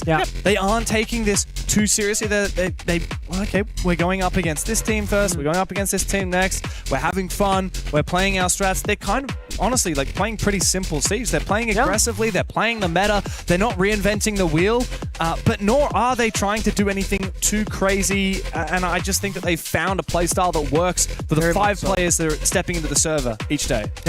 I think the one thing that just seemed to continue to spiral out of control for mibr.los, if we just kind of quickly, side tangent away from Fnatic, all of their win conditions, every time they had the ability to win a round, it was like lost on a dime. Whether it was a jump out, whether it was an operator that went a little too far, it felt like every single time there was an opportunity of control, mibr just lost it completely. Yeah, it's like, small mistake, small gap being found, huge consequence. It's massive. The worst thing that could happen in any of those rounds for mibr.los was to find themselves in a 4 versus 2 advantage. Because they lost every single one of them. It's funny going back to the conversation. I think that the way you put it, Nick, was pretty perfect when you said that there doesn't seem to be a personality or an identity for that team. And whether that's just in isolation right now, I can't speak to that. I don't watch enough of the LATAM League to be able to make that comment comfortably. But what I can say is 100% they didn't have something that they were leaning into. And your comments about like the operator selection that they had, considering the meta that we're in at the moment, it felt like, James, they were almost trying to go against the meta for some reason. I was a little on tilt. And I could hear that. Yeah. Honestly, what are they doing? And, like I said, I'm Brazil's biggest non-Brazilian fan these days. Sure. But it's very hard to back in the way that mibr.los chose to play Cafe. Especially when, even when they did have some of the right ideas, like trying to suppress aggression by playing Gridlock and Nomad, they're still getting jumped out on because the Soulless checks, okay, no Claymore, no air jab, I can jump straight out. And so Fnatic, they really figured out the best way to play around mibr.los. For that, I'm really impressed. However, job not done yet. Job is not done. That's a very well stated point from you, but I think it's time for us to maybe hear from someone who has a little bit more knowledge on the game. Laxing and Citizen stand courtside. Listen, I don't have that much knowledge, but what I do know is Fnatic are on an absolute tear. Citizen, it was like I just spoke to you just a couple hours ago. It seems like nothing has changed but the weather for you guys. Yep, told him to watch out for Smith, and he showed who he is. So, yeah, I think it's a good day from him. Well, so we heard the desk talking about it. We heard the casters talking about it. It seemed like with you joining this edition of Fnatic, Smith's being able to join the team, it really seems like you guys are being able to gel inside of your roles. I mean, a 7-3 into a 7-1. I mean, you want to elaborate a little more on those roles and just kind of how well everything is synchronizing? Yeah, I think everyone has like the perfect roles in his team. We have the shield player, we have the cheese player, the supports, the fraggers, we have everything, and I think that's why it works so well. Now, I want to talk about fraggers really quick because Wizard has been on an absolute tear. I mean, in the first series, 12-5. In the first map, 11-6. I mean, he's being very influential. He's very elusive. I mean, what is this guy eating in the morning? Chicken nuggets. That's what he is. That's the gamer diet, everyone. Well, I'll let you get back to celebrate with your team. You guys aren't out of the water just yet. One more best of 3 to decide if you guys are going to get to that group stage. Is there anything you want to say to your fans, say to your opponents going forward? Just thank you for all the support and haters. All right, well, you heard it from Citizen. He's silencing the haters. He's silenced Los. Again, congratulations. I'm going to send you guys back over to our studio. I like that one. Just shh, stay quiet. Stay quiet. Like Groundhog Day at a massive point there. We're literally back with Citizen, feeling comfortable after a very successful victory. I think Fnatic are really in a great spot right now. We're saying it, they're through to phase 2, which is such an instrumental part of this conversation for play-ins, because I think if you leave doubt in the mind, if you're Fnatic, if you're, look, even you could kind of make the point for mibr.los, I think that you cannot afford in this play-ins group to look weak, and Fnatic have looked anything but. Yeah, no, that's a good point, actually. The only downside to not looking weak is that no one's going to underestimate you either. Yeah. Because Fnatic going into this are like, they're a bit of a, whatever team, Fnatic right? the small fish in the big pond for EML, right? Yeah. EML is a big pond. People watch look at EML. G2, Falcons, VP have so much hype, but Fnatic are kind of, Fnatic are kind of in a similar position right now to where VP were a couple of months ago, where you make a couple of roster changes and then suddenly they look like a completely new team. A few young up-and-comers, and suddenly, immediately, everything is clicking for them. But it does mean here at the Esports World Cup, in the play-ins, Fnatic are looking like the best team, maybe alongside Shopify Rebellion, who we'll get to see a little bit more out of later today. And now that those two teams are looking like the strongest at the moment in the play-ins, everyone's going to have a massive target on their back. They're going to be studying them. They're going to be ready to try and take them down. And like we said, Fnatic actually, funnily enough, even though they are done with phase 1 of the play-ins, they still have to face a single elimination match in phase 2, which means you can't afford to make any mistakes in that best of 3 series. One thing I really liked out of Fnatic that we got to see from Citizen, Citizen's known for being a bit of a character. He's got quite a reputation. I love the guy. I think he's very funny. But notice what he's saying. He's not saying, guys, everyone who doubted us, go away or whatever. He says, guys, I told you, Smith is the GOAT. He's hyping up his young up-and-coming teammates. And I think any player that is gassing up their teammates is a good teammate. Good leader. It's a good leader. It's the middleman, right? We talk about middlemen so much in instrumental teams, and right now what you're seeing with Citizen is exactly that. He is propping up the young guns. He's giving people, as Lax would say, their flowers. Yeah. And I think ultimately when you look at this matchup, look just on Cathay alone, it was very, very dominant. But across the course of this series, it was never in doubt. And that is just a huge fundamental part as to how we now start to storyline Fnatic for the rest of the event. And honestly, if and when Fnatic become a bigger and bigger and better team, I'm going to be so keen to watch Citizen's evolution in interviews. Because we're going to start where we're at today. Very humble, very honest, very modest. Yep. He's going to start smack talking when he gets the credit to do. He will. Because once he's earned it. He gets in the mindset, but he's not going to do it without the crits for it. Yeah. So let's say they start taking a couple names in EWC. They go back for stage 2. They start beating G2 maybe again. Gatekeep another team for a major. Go to the next another one. Maybe make a Psy. Have a top, let's say 12 finish. I think next year, beginning of, we're going to start seeing this. These guys are awful. We are better. Come to think of it, I'm starting to notice a bit of a pattern with Citizen as a player. He's obviously always been known to be a star fragger, but the teams that he's played on, he has performed best when he has been the underdog. Cast your mind all the way back to 2019. One of Citizen's greatest achievements was winning Pro League finals with Na'Vi in Japan in 2019, right? And they were not the favorite team. They were the second seed team out of Europe at that event. They were not favorites to win it, and yet he over-delivered, right? When he had the most expectation on his shoulders was when he was in G2, and that was the era of arguably one of the worst G2s that we ever saw. Yeah, and on top, I think the pressure is shifted now as well, because quick change right here. You catch that? No, keep going. No. Okay. I'm talking about how terrible G2 were in that period, and Rob's giving me eyes on that. I'm a fly on the wall of this conversation. I was like, okay, enough of that. Let's go over here. Yeah, like they're talking about G2 again. Let's move away. Okay. So I was thinking, like, when he was in G2, they say star player, star fragger. He's supposed to perform. Now we say he's a leader. Yeah. He's a captain. He's praising his young gunners. The pressure is different now. Now he's like, I gotta call the strat, I gotta play the operator, I gotta enable my team. That's new for him. Yeah. He used to be the guy that would be enabled, that would have the freedom, that would just have to go for kills. I think it's also easy to be a player like Canadian, for example, or Shopify Rebellion, and be like, I'm the old man, I'm not going to get kills. I've got Ambi, and every interview I'm going to gas up Ambi because he's my guy that's getting 15 kills a game, right? Citizen, known to be a fragger, not known to be a support like Troy, for example, but he's not gassing up Deadshot. He's not gassing up Wizard, the star fraggers. He says, guys, Smith is the best shield player. He might be the bottom-rated player in a lot of their matches, but he is the most instrumental part of that team. And for that, I respect Citizen even And Wizard eats nuggets for breakfast. Oh my Very important to know. Is that how we're going to close it? Is that all that we have I think we should close it like that. Come on.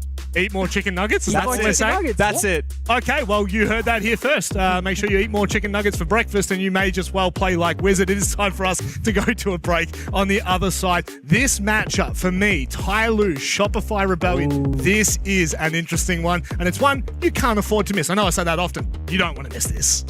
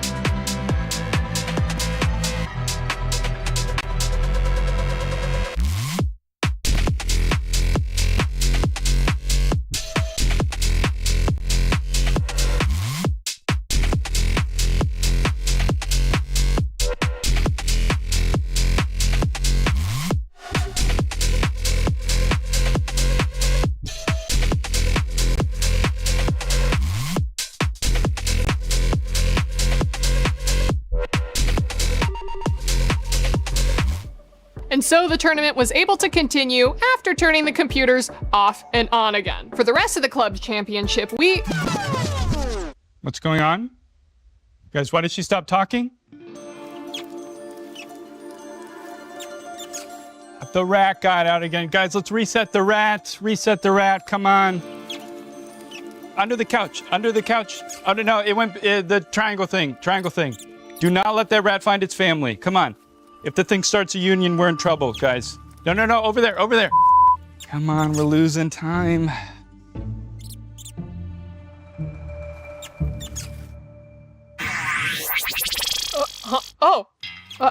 How long have I been out? Just a couple of seconds. The rat got out again. Oh, he's been doing that more and more recently. We're gonna get you a better hat. I think he may have peed a little bit. Oh yeah, there's a lot of pee right here if we can clean that up. Obviously, unless you can read the prompter without it. Well, are you crazy? I don't do my own stunts. Just give me some cheese or something. Okay, hey, cheese, let's go. Yeah, thank you. All right, yeah, this'll... Hey, little guy, just want one of... Okay, I think that'll work for now. Are we good? Yep, we're good. We good? Are we good? Perfect. All right, guys, clear set. Let's go. Let's go. We got to get started. Losing time, guys. Come on. And action. And that's what's been happening in the club championship. In other unrelated news, cats. Why are they here? Why do they smell so bad? And what can we do about them?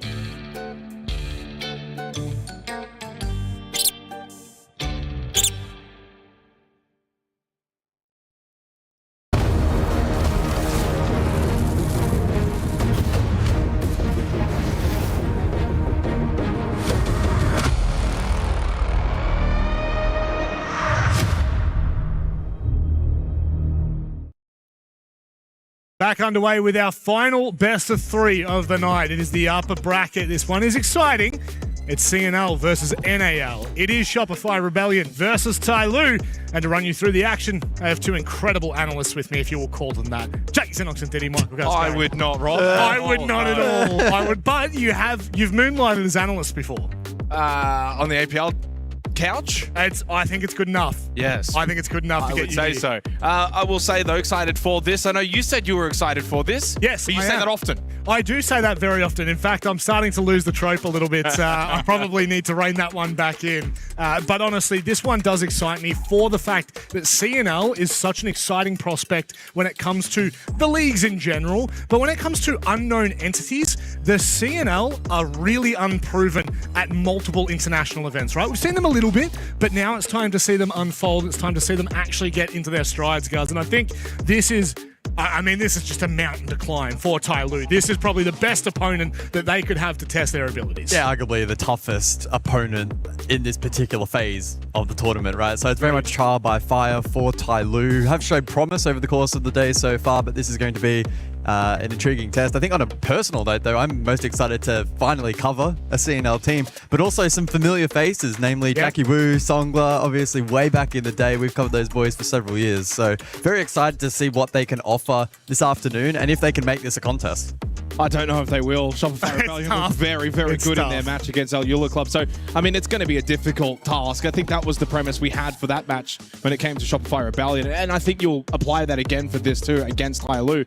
What I will say, and we've spoken about it, obviously, for the CNL teams, they play a lot of best of threes. So it's not an unfamiliar territory for Tyloo.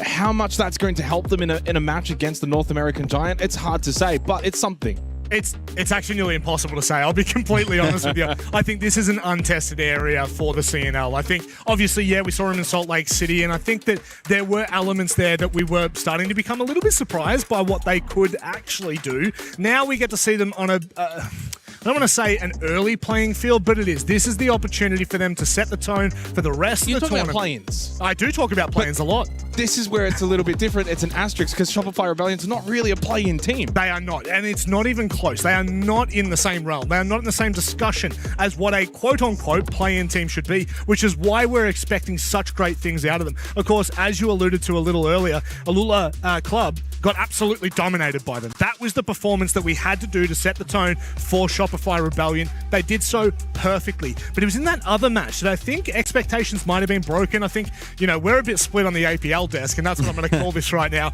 because I think a lot of you would have expected Chiefs to put up a better performance, potentially take that. It was an 8-6 win to Tyloo. So they're not coming in with the most amount of confidence ever. No, not necessarily, but a win is a win. And it is. And they went into that...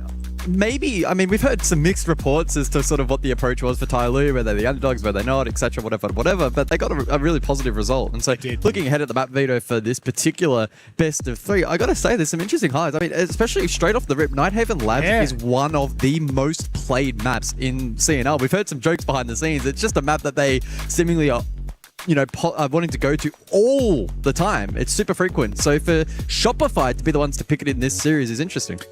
It is, but it's Shopify's second preference map. Yep. And they've only lost it twice in the last 6 months, which one of them was Team Falcons and the other being Dark Zero. That was a 7-8 and a 5-7. Yep. So they're going to be very difficult. Now, what you were alluding to, Nighthaven Labs is the map when it comes to CNL. All these teams play it often. And to clarify on that, 9 times played for Tai Lu, and I'll get that. That's all within the last 4 months. Yeah. That's a lot of time spent on Nighthaven Labs. So much. But they don't have a great record, 4-5. Now, this is where things actually get quite kind of good for Tai Lu, is that their map pick of Bank, 4th preference, 2-2 record, and a 1-2 record, 7th preference for Shopify Rebellion. So not exactly the kind of map that for SR, they're going to feel as if they're going to be ultra dominant. Then Border as a decider. If we get there, Tai Lu's never lost on Border, and a 4-3 record for Shopify Rebellion leaves them on shaky ground. They lost 100 Thieves only 2 months ago. In fact, have only played it that time in the last 2 months. So this is an intriguing map, Vito, that does give Tai Lu a sign of life.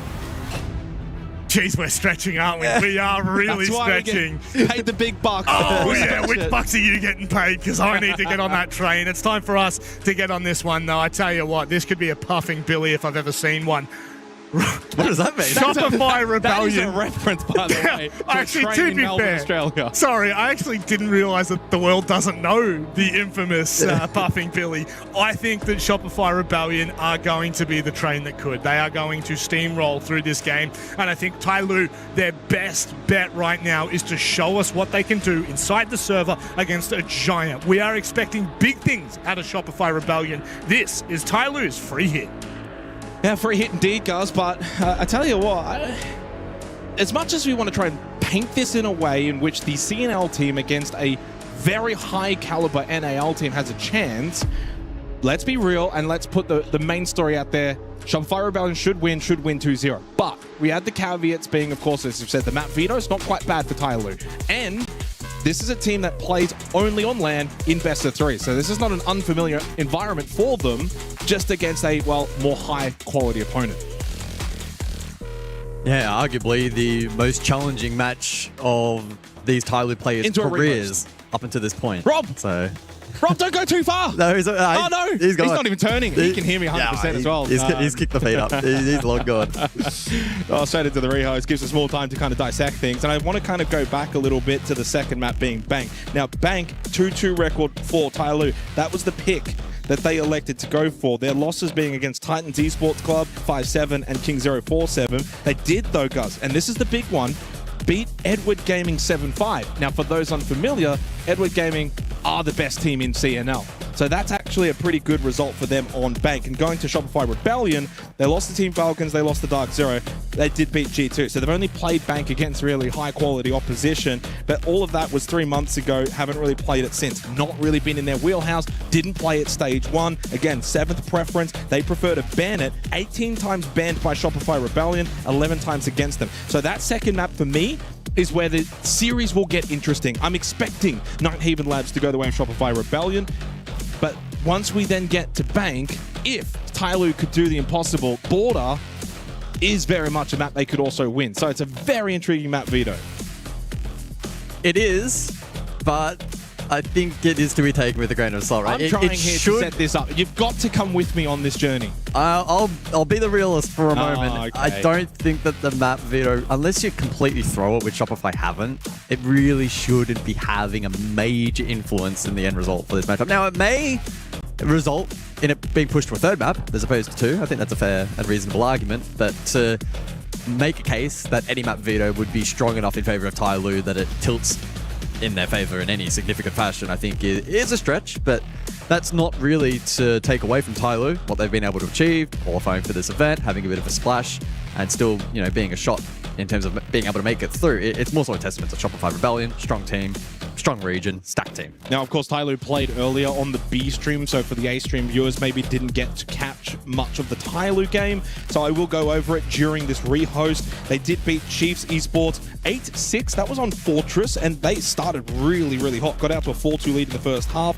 eventually then got to a 6-4 lead, but Chiefs were able to send it to overtime where Tai Lu then won both on Dorm's games, actually, funnily enough, attack and defense to close it out 8-6. Now, where they dominated, guys, interestingly interestingly enough, was actually in their opening kill department. They only allowed 5 opening kills to the side of Chiefs in a 14-match game, so clearly dominated in that department. They were able to actually get plants down, the only of the 2 teams that were able to do that on Fortress.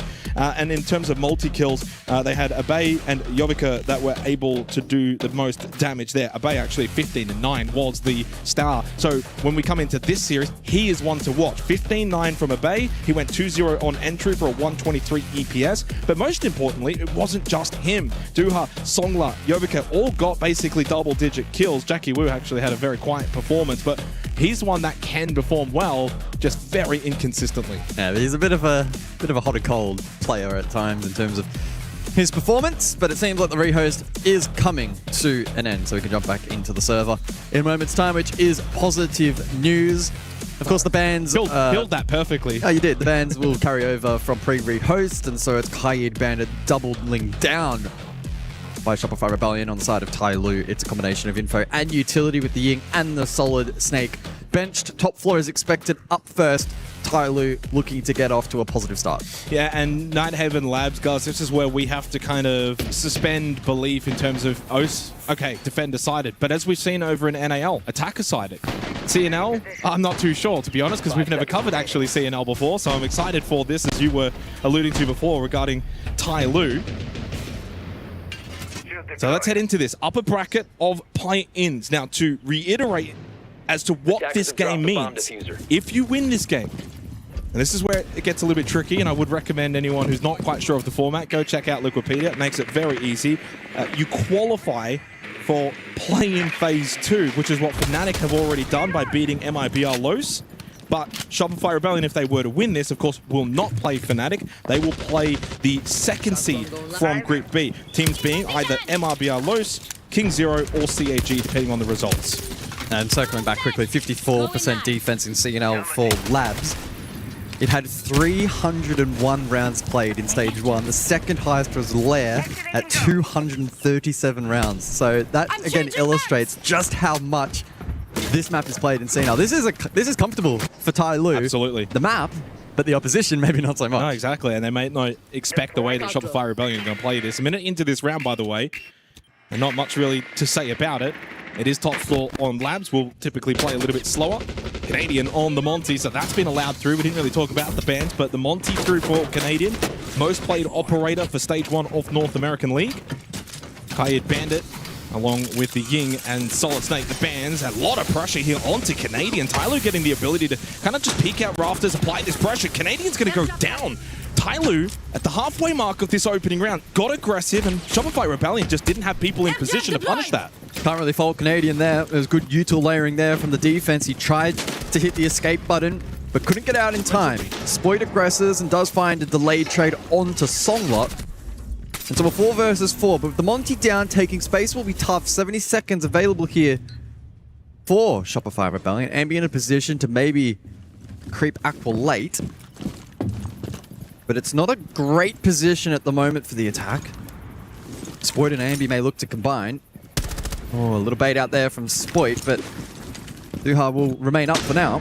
They do still have the Nitrocell from Jovica. He'll play towards Electrical, so Epox can be controlled. Cuts off quite a lot for the attack, hence why they're going towards blue. Duha opted to go prone, was out of Gas Babes, and now they can push through this hallway. Bit of a pinch as well through the rafters side, but it does mean nothing coming from Connector for Shopify Rebellion. Does not matter. And the star for Tai Lu down, courtesy of Ambi. 2-player advantage, make it 1. Jackie Wu caught. And Shopify Rebellion have been able to manage the ability to clear out positions like rafters and blue. That's enabled them to now push to the site, and Ambi gets the final kill. Nicely done from Shopify Rebellion, because the early pressure was there from Tai Lu. And in fact, Canadian, by the way, in chat has just said W-util. You know what? He's not wrong. That was some really good utility layered onto him, but it also meant they had nothing else for the rest of the push. Yep. And there is, perfectly on cue. Canadian falling courtesy of the double smoke layout. Duha was then left in a very exposed position, and Ambi was patient below, waited for Spoit to connect. Had that trade potential, trade not needed, then gave them advantage for the late round, and Shopify Rebellion were pretty brutal in how they were able to finalize that. So I think good insight as to the quality of Siege that we can expect from them here on Labs. at least reflected there in the opening round. And setting the expectation that if Tyloo are to look competitive here in this series, they need to enter the mode of mistake minimization, which is obviously easier said than done when you're under pressure from one of the best teams in the world, but unfortunately that's the stakes that they have to contend with in this matchup. And I think for Tyloo as well, in a round like that, you deal with the Monty and you think, well, that's a big chess piece taken off the board, isn't it? And then they kind of maybe get lulled into that sense of satisfaction. They got Magnus Carlsen at the end there. They certainly did. And honestly as well, looking at that round, Shopify Rebellion's ability to then pivot, the way they went blue side, rather than just trying to put all their eggs into that Rafters basket, and created that pinch. Down to basement for the second round. Heavy kitchen extension for this round was scouted out though, courtesy of some strong drone work from the attack, and so we'll see whether or not Shopify Rebellion elect to play into that or go for a more avoidance style. Groundwork done pretty easily early on here. With the presence here from Tyloo, by the way. Double stack top floor, got control as well around that first floor. Only Yovica is going to play site. It does mean Shopify Rebellion will go into this clear game. Big for Spoit on the Deimos with the death marks, can look to put pressure on these roaming defenders. Typically plays that solid snake as we mentioned in the earlier matchup, but banned out here, so forced to pivot into different info gathering. And a Canadian, by the way, on the Zofia, if he can get into maybe a position to go for a bit of an impact trick. Yeah, probably unlikely on this site, but... In fact, he's going to go direct onto the castle. Absolutely. Puts the pressure towards the site. That in itself inadvertently means the defenders may elect to go back to site, but that hasn't happened. They've held their positions. Surprised there's still second floor presence here from Tyloo. That is a big investment from the defense. Razor-Bloom on to Spoit. He'll be debuffed for a bit halfway through this second round, and as you said, Songla and Duha are still top floor. Brace for it! And it means that this garage control for Shopify Rebellion playing around the hatch, it's not possible right now. Yeah, it's volatile. This is a lot of control.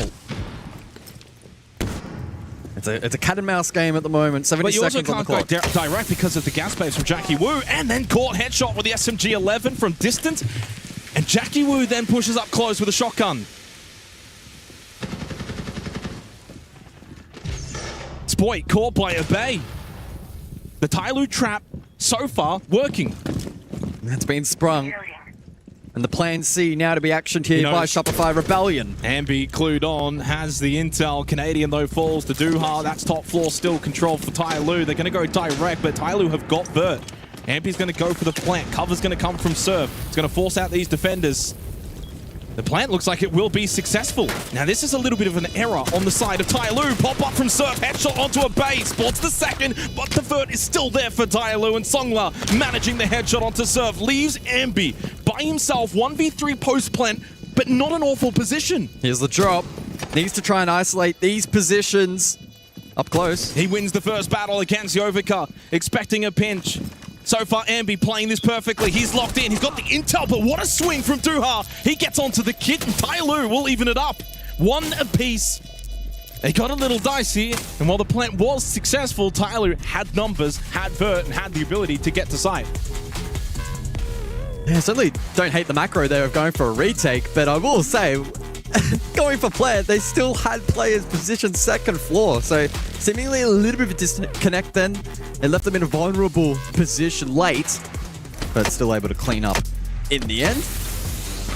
Great start to the round from Jackie Wu, being able to flush out Rexon. Spoit fell elsewhere, Surf was under pressure then from Vert. Ambi tried to isolate as many picks as he possibly could, but not quite enough in the end. So a solid round from Tyloo. I mean, this is the thing with the CNL teams. They play so much Siege throughout their stages. For the viewers at home that don't get to follow CNL, they're not going to come into these events like the old APAC teams, where they're just going to be running and gunning. They've got good strategies. They've got good fundamentals. They know how to play the game at a high level. And even the way that they played that round, I haven't seen a team play basement like that so far this stage. With that setup, the double stack controlling towards garage, teams maybe have tried to do it, but they executed that perfectly. Yeah. But they also had the second option covered as well, with the smoke drop back towards the main breach, expecting Shopify Rebellion to think, okay, well, we'll circumnavigate. This map is like familiar territory. Well, exactly. It's as familiar as the back of their hand. It's the most played in CNL. They themselves have played it a ton. And control storage here, looking at this lineup for Shopify Rebellion, does sort of indicate that it should be an IT clear focus rather than a potential rush attempt, which is sometimes that you see with storage. Time to reach the mirrors. Air-jab deployed. I think one of the benefits, though, for Shopify Rebellion is they're not the kind of team that will panic. They're happy to play slow if they need to.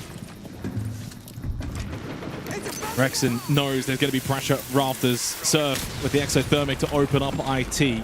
That's a big checklist item for Shopify Rebellion.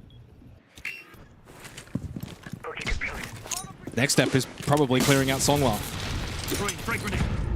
Bit of util layering direct here, courtesy of Canadian's drone just prior to that, so maybe considering a direct approach towards the latter portion of the round, but we'll hinge on some control above to mitigate Vert.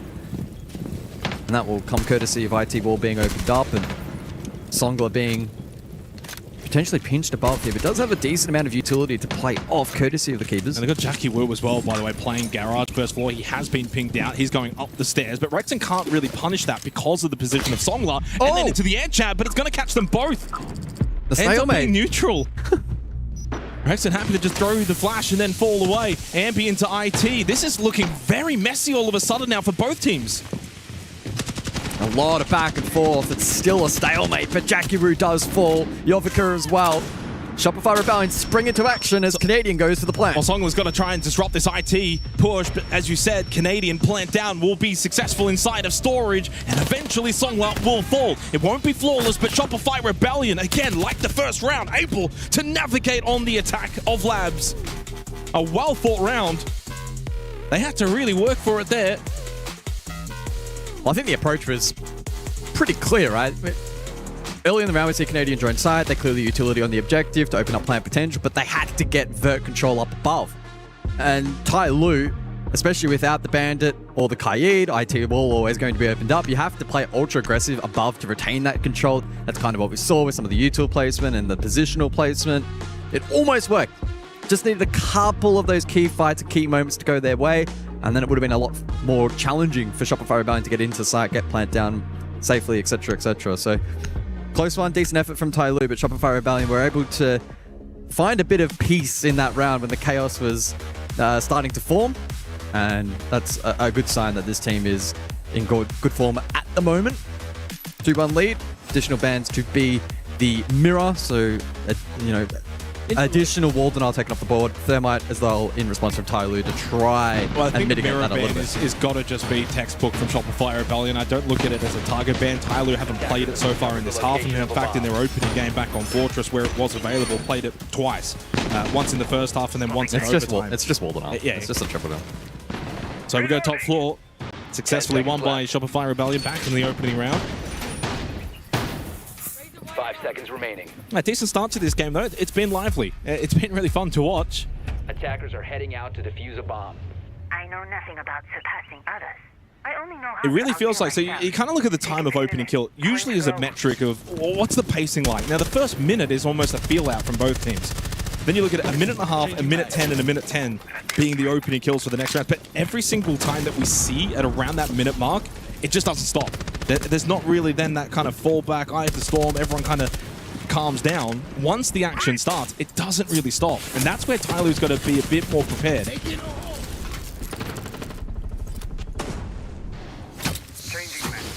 Big change up too for Shopify Rebellion on this top floor. They're going to drop the Monty.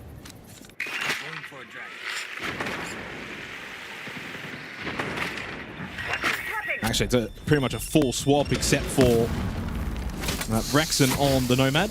Keeper deployed. We have some time. And it's the exact same lineup for Tai Lu. No adjustment. Yeah, playing a lot of this as army over the course of the first half, so Shopify Rebellion respond with the Flores. Capital for crowd control if required as well to dislodge those positions. It's aggressive IT side, but Jackie Wu clued on, ready to go. Third opening kill for Jackie Wu so far in this half. He switched on. We know he can perform to a high level. Well, he every was, 3-4 games. Yeah, it was quiet earlier today. I think bottom performer for the team, but doing well here so far. Sequential breaching activated. That's the impact of it as well. You get rid of Surf on the Grim, so no Quan Hive launcher, less information gained for Shopify Rebellion. Deep position rafters for Spoit acquired. Rexen though inside of IT. And a little moment for things to calm down. Rexen wanting to creep and maybe catch out Duha, but no damage applied. Oh, this is a high-risk position. Oh, he could get swung. Damage onto Duha. They know that he is sitting inside of IT. Rexen able to fall back. They lose Canadian to the Nitrocell of Yovica. And under a minute remaining, Tyloo have an opportunity to once again tie the scoreboard. Rexen needs to get aggressive towards rafters. He's going to go and get a free kill onto Duha, and even then a chance on the Songla, but couldn't follow up. 6-1 start for Rexen. And now they go connector. Yeah, courtesy of the Selmas, they'll have a route towards site. Still, though, largely hinges on Rexen finding value. Over towards IT side, and he's looking sharp at the moment. 2 in the round. He is switched on. 7-1. The Razor Bloom will calm him down a little bit. Ambi wins his battle towards Electrical, and suddenly Shopify Rebellion doing again what they did in the opening round. Rexen's got up to 8 kills, 3 in this round alone. Spoit to finish it. Well, that was a comeback round win for Shopify Rebellion. Tyloo started hot again.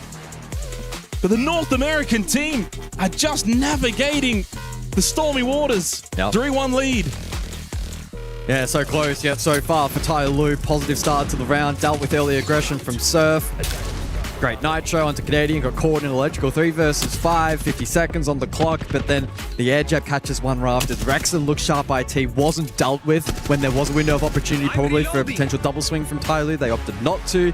Proved costly late. Spoit Ambi. Were able to switch. And even though Ambi hit the deck, Spoit claimed that kill for himself. Pausing the action now after that round is Tyloo called there. Tactical time out. Only 20 seconds remain. It's a short period to try and make some big adjustments. Yeah, it is, but I don't mind this tactical timeout if I'm Tyloo. Now, of course, we don't know what's being spoken, but in this scenario, it'd be, for me, a positive outlook. The rounds haven't been awful from Tyloo. In fact, they've dominated the opening kills in the first 4 rounds. 3, all courtesy of Jackie Wu. Just got to find a way to capitalize on these early advantages. That round 2, 3 versus 5. That came down to a big round from Rexen. He was the difference maker, and he's done that back-to-back rounds now. 4 kills in round 3, 3 kills there in round 4, and currently 8-1.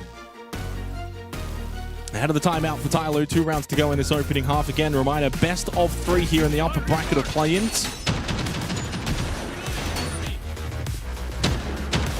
It is double elimination, so this is not an elimination game. It is a qualification game, though, for playing Phase 2 tomorrow, which if you win that game, you are into group stage and you join the top teams. But yeah, so far so good if you're Shopify Rebellion. 10 seconds left before insertion. It's kind of got that feel of Tyloo are playing well, but Shopify Rebellion are able to just play a little bit better. How long can Tyloo keep this up? Because locate a bomb and defuse it. Will the damn wall break? That's I think the is thing. kind of the It feels analogy, a bit right? damn wall, doesn't it? There's cracks forming. Tyloo holding firm for now, but we'll see if that lasts for too much longer. Shopify Rebellion positive start on attack. The Jackal in play alongside the Deimos for information here in the 5th round, which is a rarity. Maybe looking to just expedite this process, and that's a great catch from Ambi. We don't see the Jackal often these days, but Ambi puts it to good use. Wonderful clear. And again, that's the ability then to adapt and change. We've played slow in this opening half. Have Shopify Rebellion. 1.5 minutes to about a minute roughly has been those opening kill margin. Bang, quick entry, quick kill. And we know they like to play that top floor. So the information gained earlier in the 2nd round, they used that here in the 5th. Now Tyloo have to play from behind, but lovely play from Jackie Wu in storage, plays the vert, gets rid of Ambi. Songla, overly aggressive, ends up taking himself out with his own impact and re-establishes the extra player for Shopify Rebellion. To be fair, I think he was probably dead either way. If he jumps out, he gets shot. So it is what it is. Surf is low, but Yovica call by said Surf. Is the damn wall falling? Are we watching it in slow motion? Down to Jackie Wu and Debay for Tai Lu. Can they get a clutch? Can they keep this alive? Out of the timeout.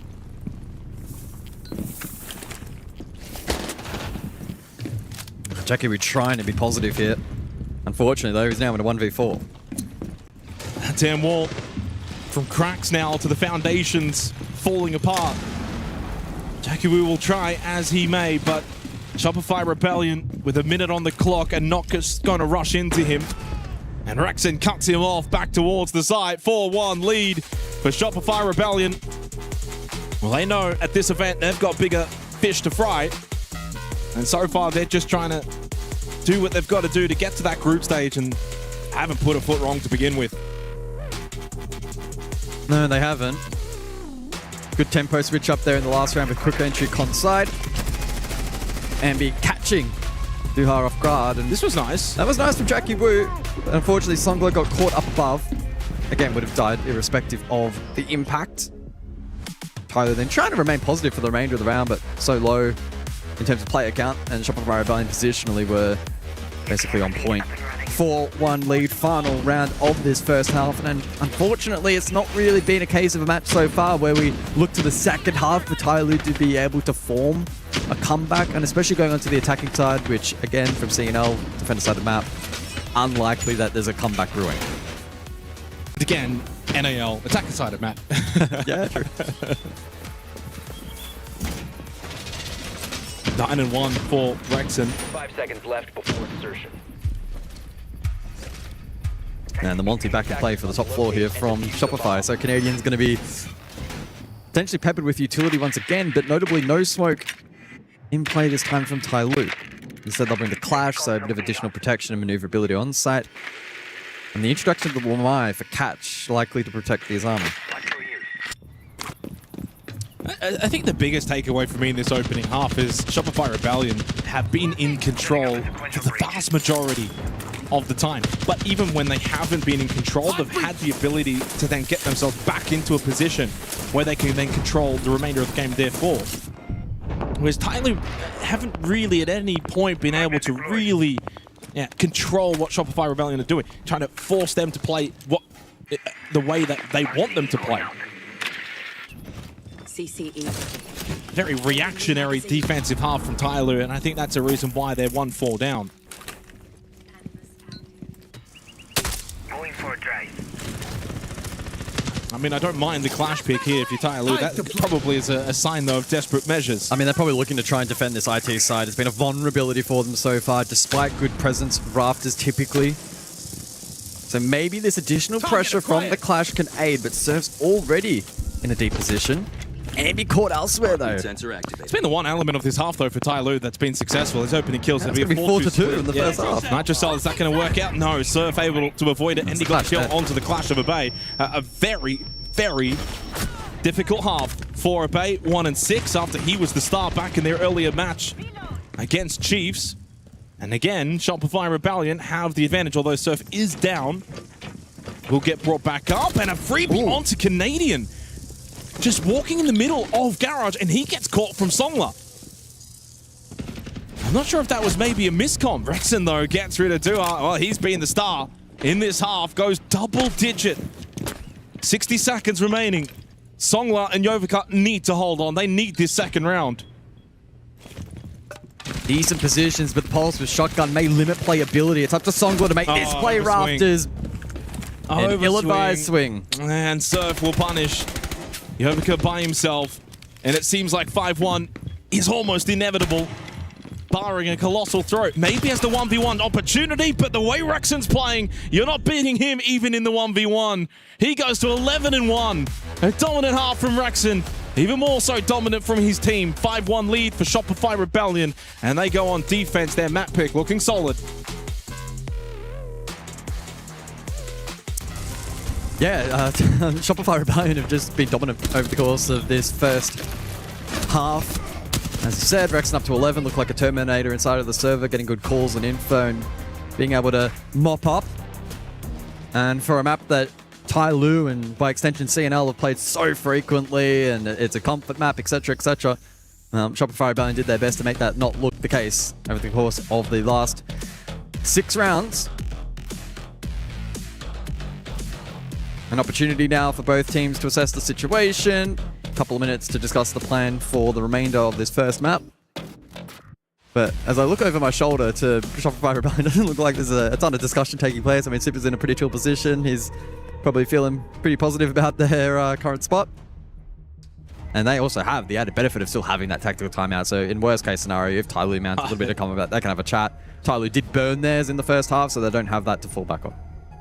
Well, they're getting a good combination of two things. Number one, Rexon's clearly playing a very high-level individual game, the way he's hitting shots. The best reference would probably be back in round 4, which was the 5v3 lead for Tyloo. But Rexon's ability to win and control IT gets them that round win.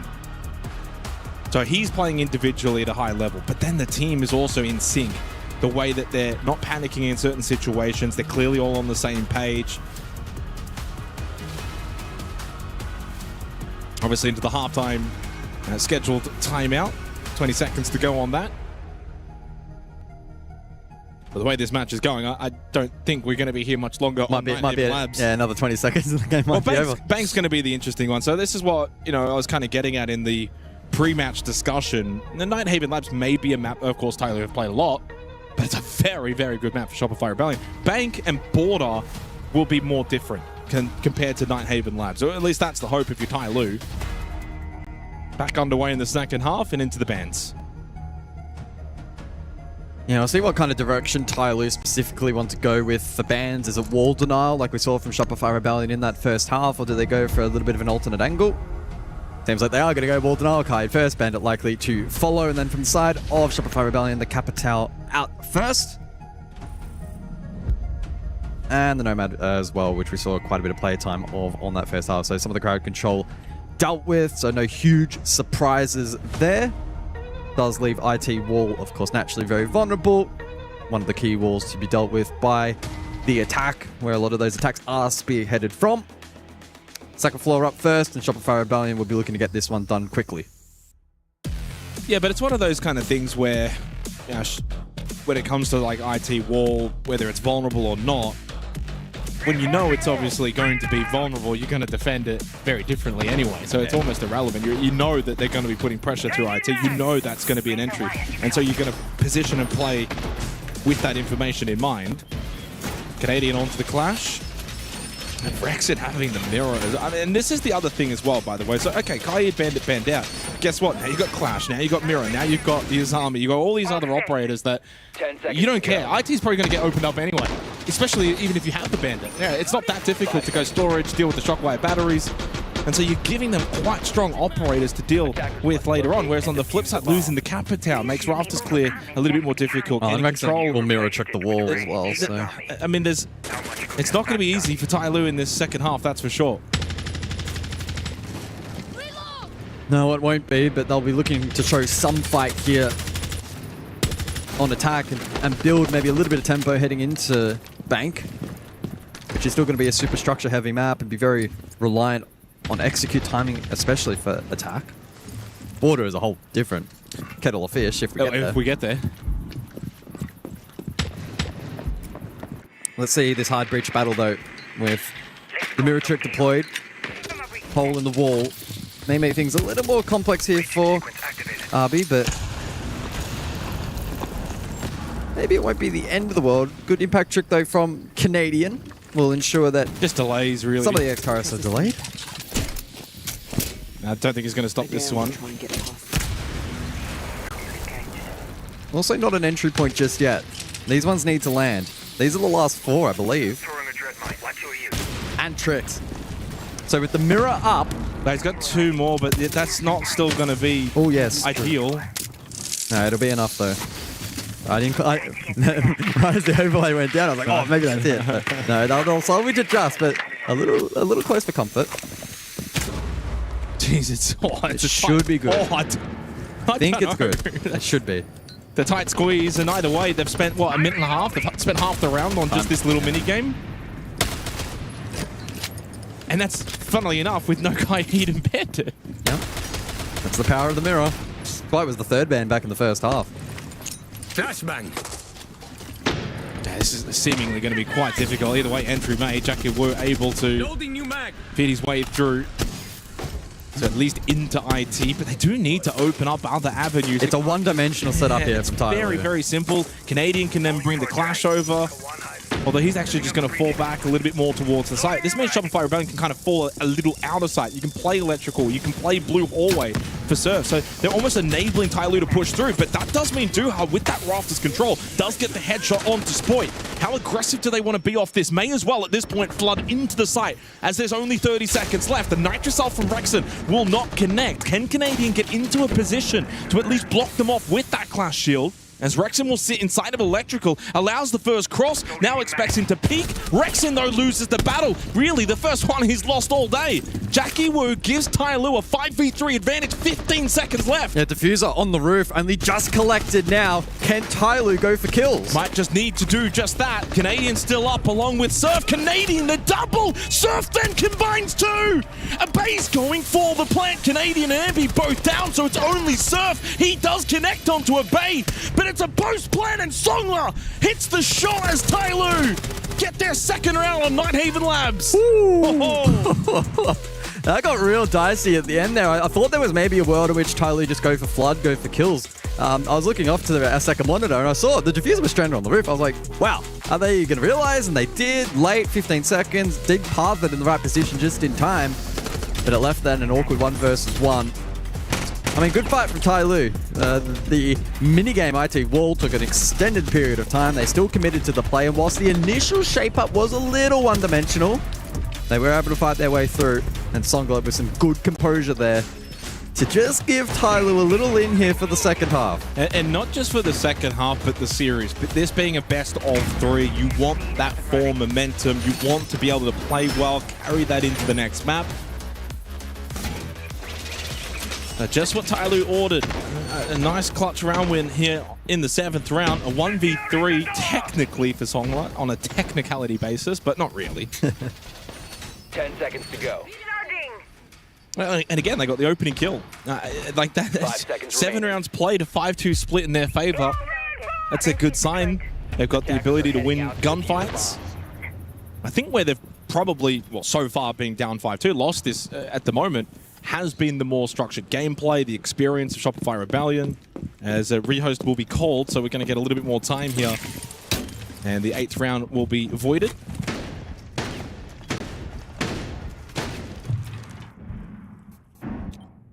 This will be a rehost. Well, hopefully it's not a rehost if hitting escape actually fixes it, but apparently that will not be the case.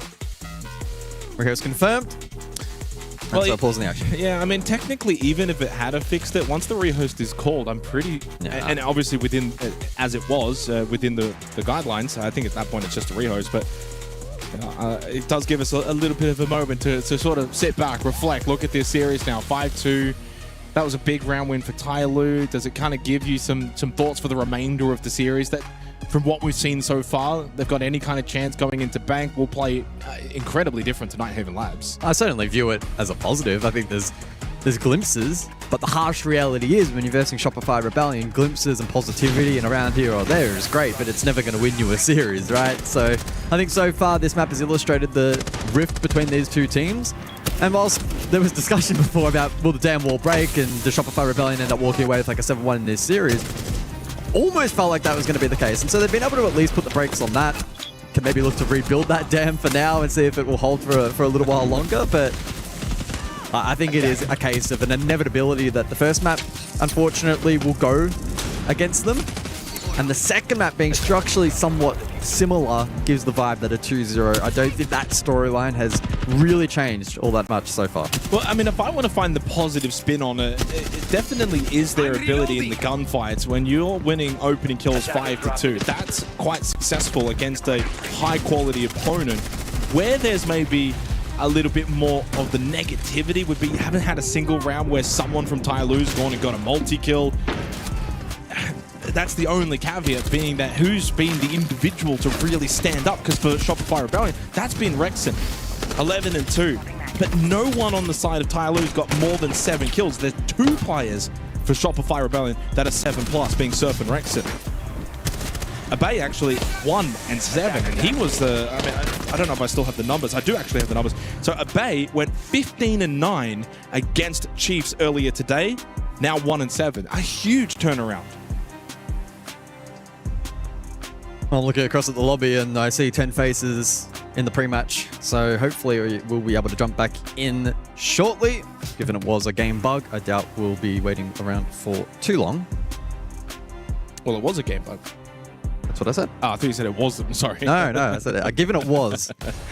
It's not going to be a 40-minute pause for audio issues. No audio as we had earlier. Get PTSD from the earlier point of we're loading back in. Yeah, we are loading back into Nighthaven Labs. Shopify Rebellion still up 5-2. Yeah, I mean, this is now an opportunity. Can Tyler get 2 rounds in a row? That's going to be the big thing. Because, like, even if they go on and lose this, let's say 7-3, if they do show they've got the ability to win multiple rounds consecutively against Shopify Rebellion, that's going to definitely put them in good stead going into their map pick of Bank. Again, a reminder in terms of the statistics going into Bank, Shopify Rebellion, a 1-2 record, 7th preference. They ban it more often themselves than their opponents to them. Tyloo, just a 2-2 record, but 4th preference pick. So they actually ban it less themselves. And Border, the decider, if required. Tyloo undefeated this year, 2-0. One of those actually being also against All Gamers, which is that's a pretty decent win. All Gamers being kind of the 1B of the 1A, 1B of Edward Gaming and All Gamers in CNL. And just a 4-3 record on that final match for Shopify Rebellion as we return to Nighthaven Labs. Attackers are moving to defuse a bomb. I'm reloading. Are we actually going kitchen? Yeah, I'll go kitchen. Oh, hang on a second. It hurts me every time, Jake. Let me stand up here. So we're going kitchen cafeteria, which I don't have the stats in front of me. I don't need the stats in front of me. Globally, this is so attacker-sided, it's not even funny. In fact, I'm pretty sure, I feel like every time we've checked, typically, it's like 100%. It's the worst site in the game. Globally. I'm excited for this. The only time you see a team pick this is hopefully if they actually know what they're doing. It's CNL for a point of reference. As I said before, most played in the league, 301 rounds, 9 rounds on this side. And what's even funnier, 56% defensive win rate.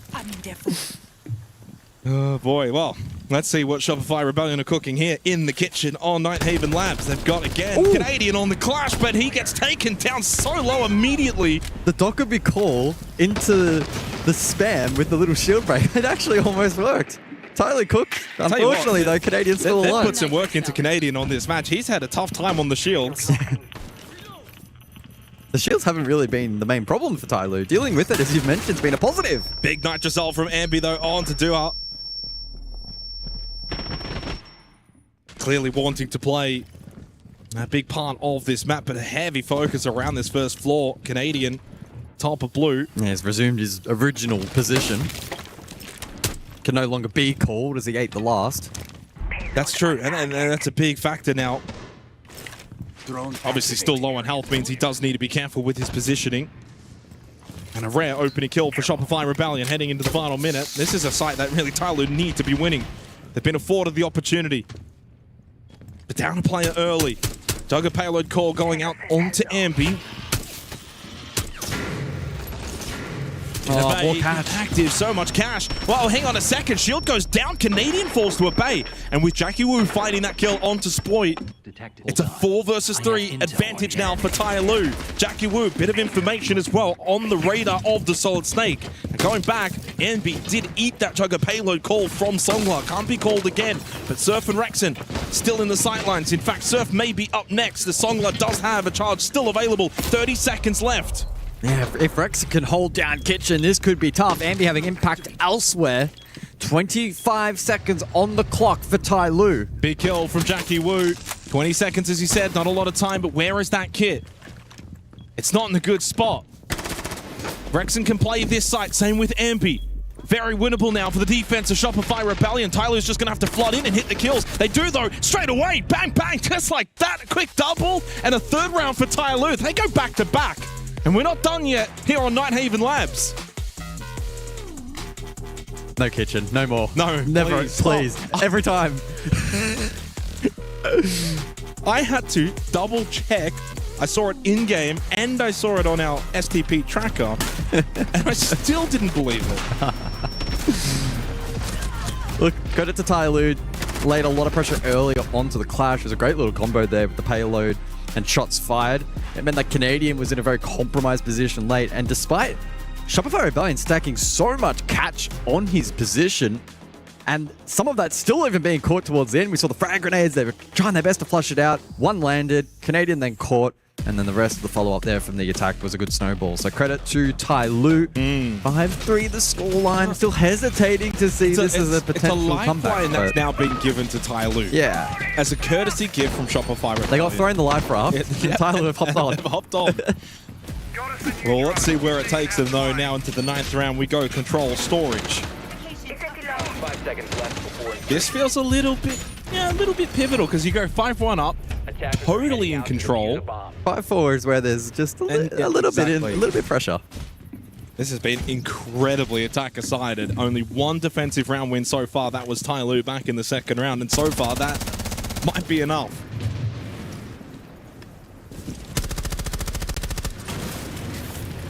Storage control then for the 9th. Before the additional bands get introduced, as you mentioned, Glaz selected here by Tyloo. Oh, the timing. Rexon holding that window angle. Simha able to cross. But they haven't gone into this Glaz and saying that's the way we're going to win the round. They haven't brought any smokes alongside it, so it's only a Bay with his own smokes. No impacts remaining here for Shopify Rebellion, so Sungood could invest that final summer on Garage for the entry as per his original plan, but elects not to for now and can retain that for elsewhere. Currently watching the defense, not the attack. That's surfed with a hacked drone, hence Jackie Wu trying his best to clear it. Back on to the Solid Snake for this round once more, and we'll play the lurk role for the round. Yeah, so interesting drones right now. Songler droning towards top floor, same with the Bay, but then Jovica towards first floor. It clearly, at the moment, for Tyloo, looks like they're trying to just poke and prod. Where can we maybe find... Oh, that's the default. A gap in the defense. Default camera up. Onto the IQ, how ironic. It's default. Onto anyone, but yes, the IQ even it's just more even so. funnier. Oh boy, well, it has been dealt with. Credit to the observing team. Of course, not entirely sure who's actually on this game, but we have the all-star lineup for this event, of course. We certainly do. Well, I'm a little concerned with the time. 60 seconds on storage control, where you haven't really cleared this top floor and kind of forced Shopify Rebellion out of these positions.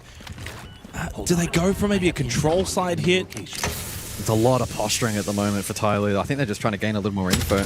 Well, it's Duha that finds the opening kill onto Rexon, and control now may be a little vulnerable. He's got the hallway established. And what that means is it'll shuffle these defenders around. That too also could open up a gap elsewhere towards, say, storage side, rafters, etc. So Tyloo trying to play off that first kill. 35 seconds doesn't leave them a lot of time. They need to go and do so now. Jackawu inside of storage. Canadian, though, won his battle. Nicely done from Surf. Leaves it in a 2 versus 2 after a flurry of kills. Diffuser. The diffuser, though, has been the common enemy of Tyloo in this half. And it's going to mean Jovica has to go back out and get it.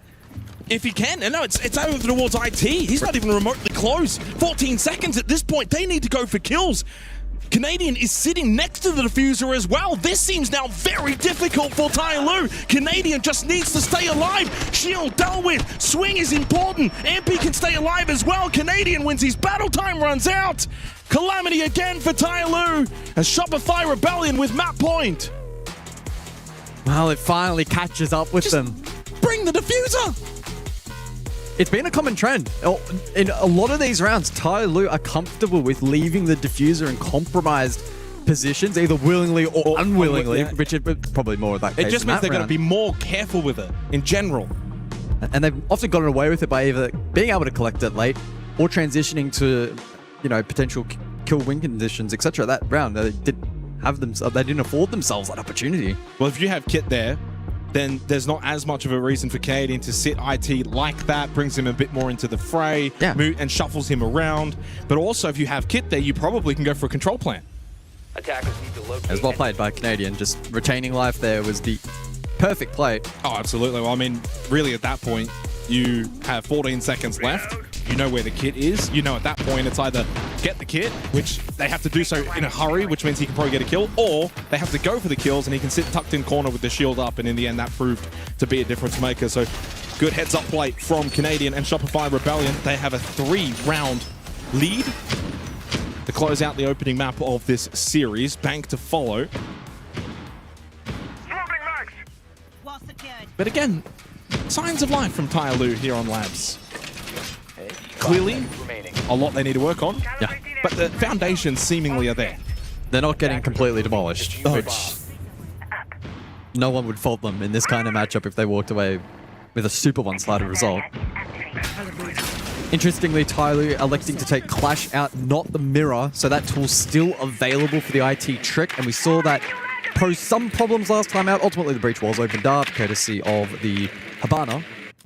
But this round, they actually pivot across to the Thatcher and Thermite combination. It's interesting they didn't ban the Monty in the first half, but then they banned the Clash in the second half, taking that away from Canadian. I felt like they dealt with the Clash quite positively so far. So I mean, maybe they didn't go for the Mirror instead and triple down. Duha hoping to kill onto Spoit. They have absolutely rinsed Shopify Rebellion on these entry battles. I feel like the vast majority, it hasn't been close. And I feel like the vast majority of Spoit's deaths so far has been him being caught out. It hasn't been a fair fight. 0-2 on the entries for Spoit. But 0-1 for Canadian, 0-1 for Surf, 1-2 for Rexon. MB the only one positive, 2-1. Let's see how this goes. Looks like it's going to be pretty comfortable for Abay to open up IT. Actually did so far quicker than last time too. Slightly faster.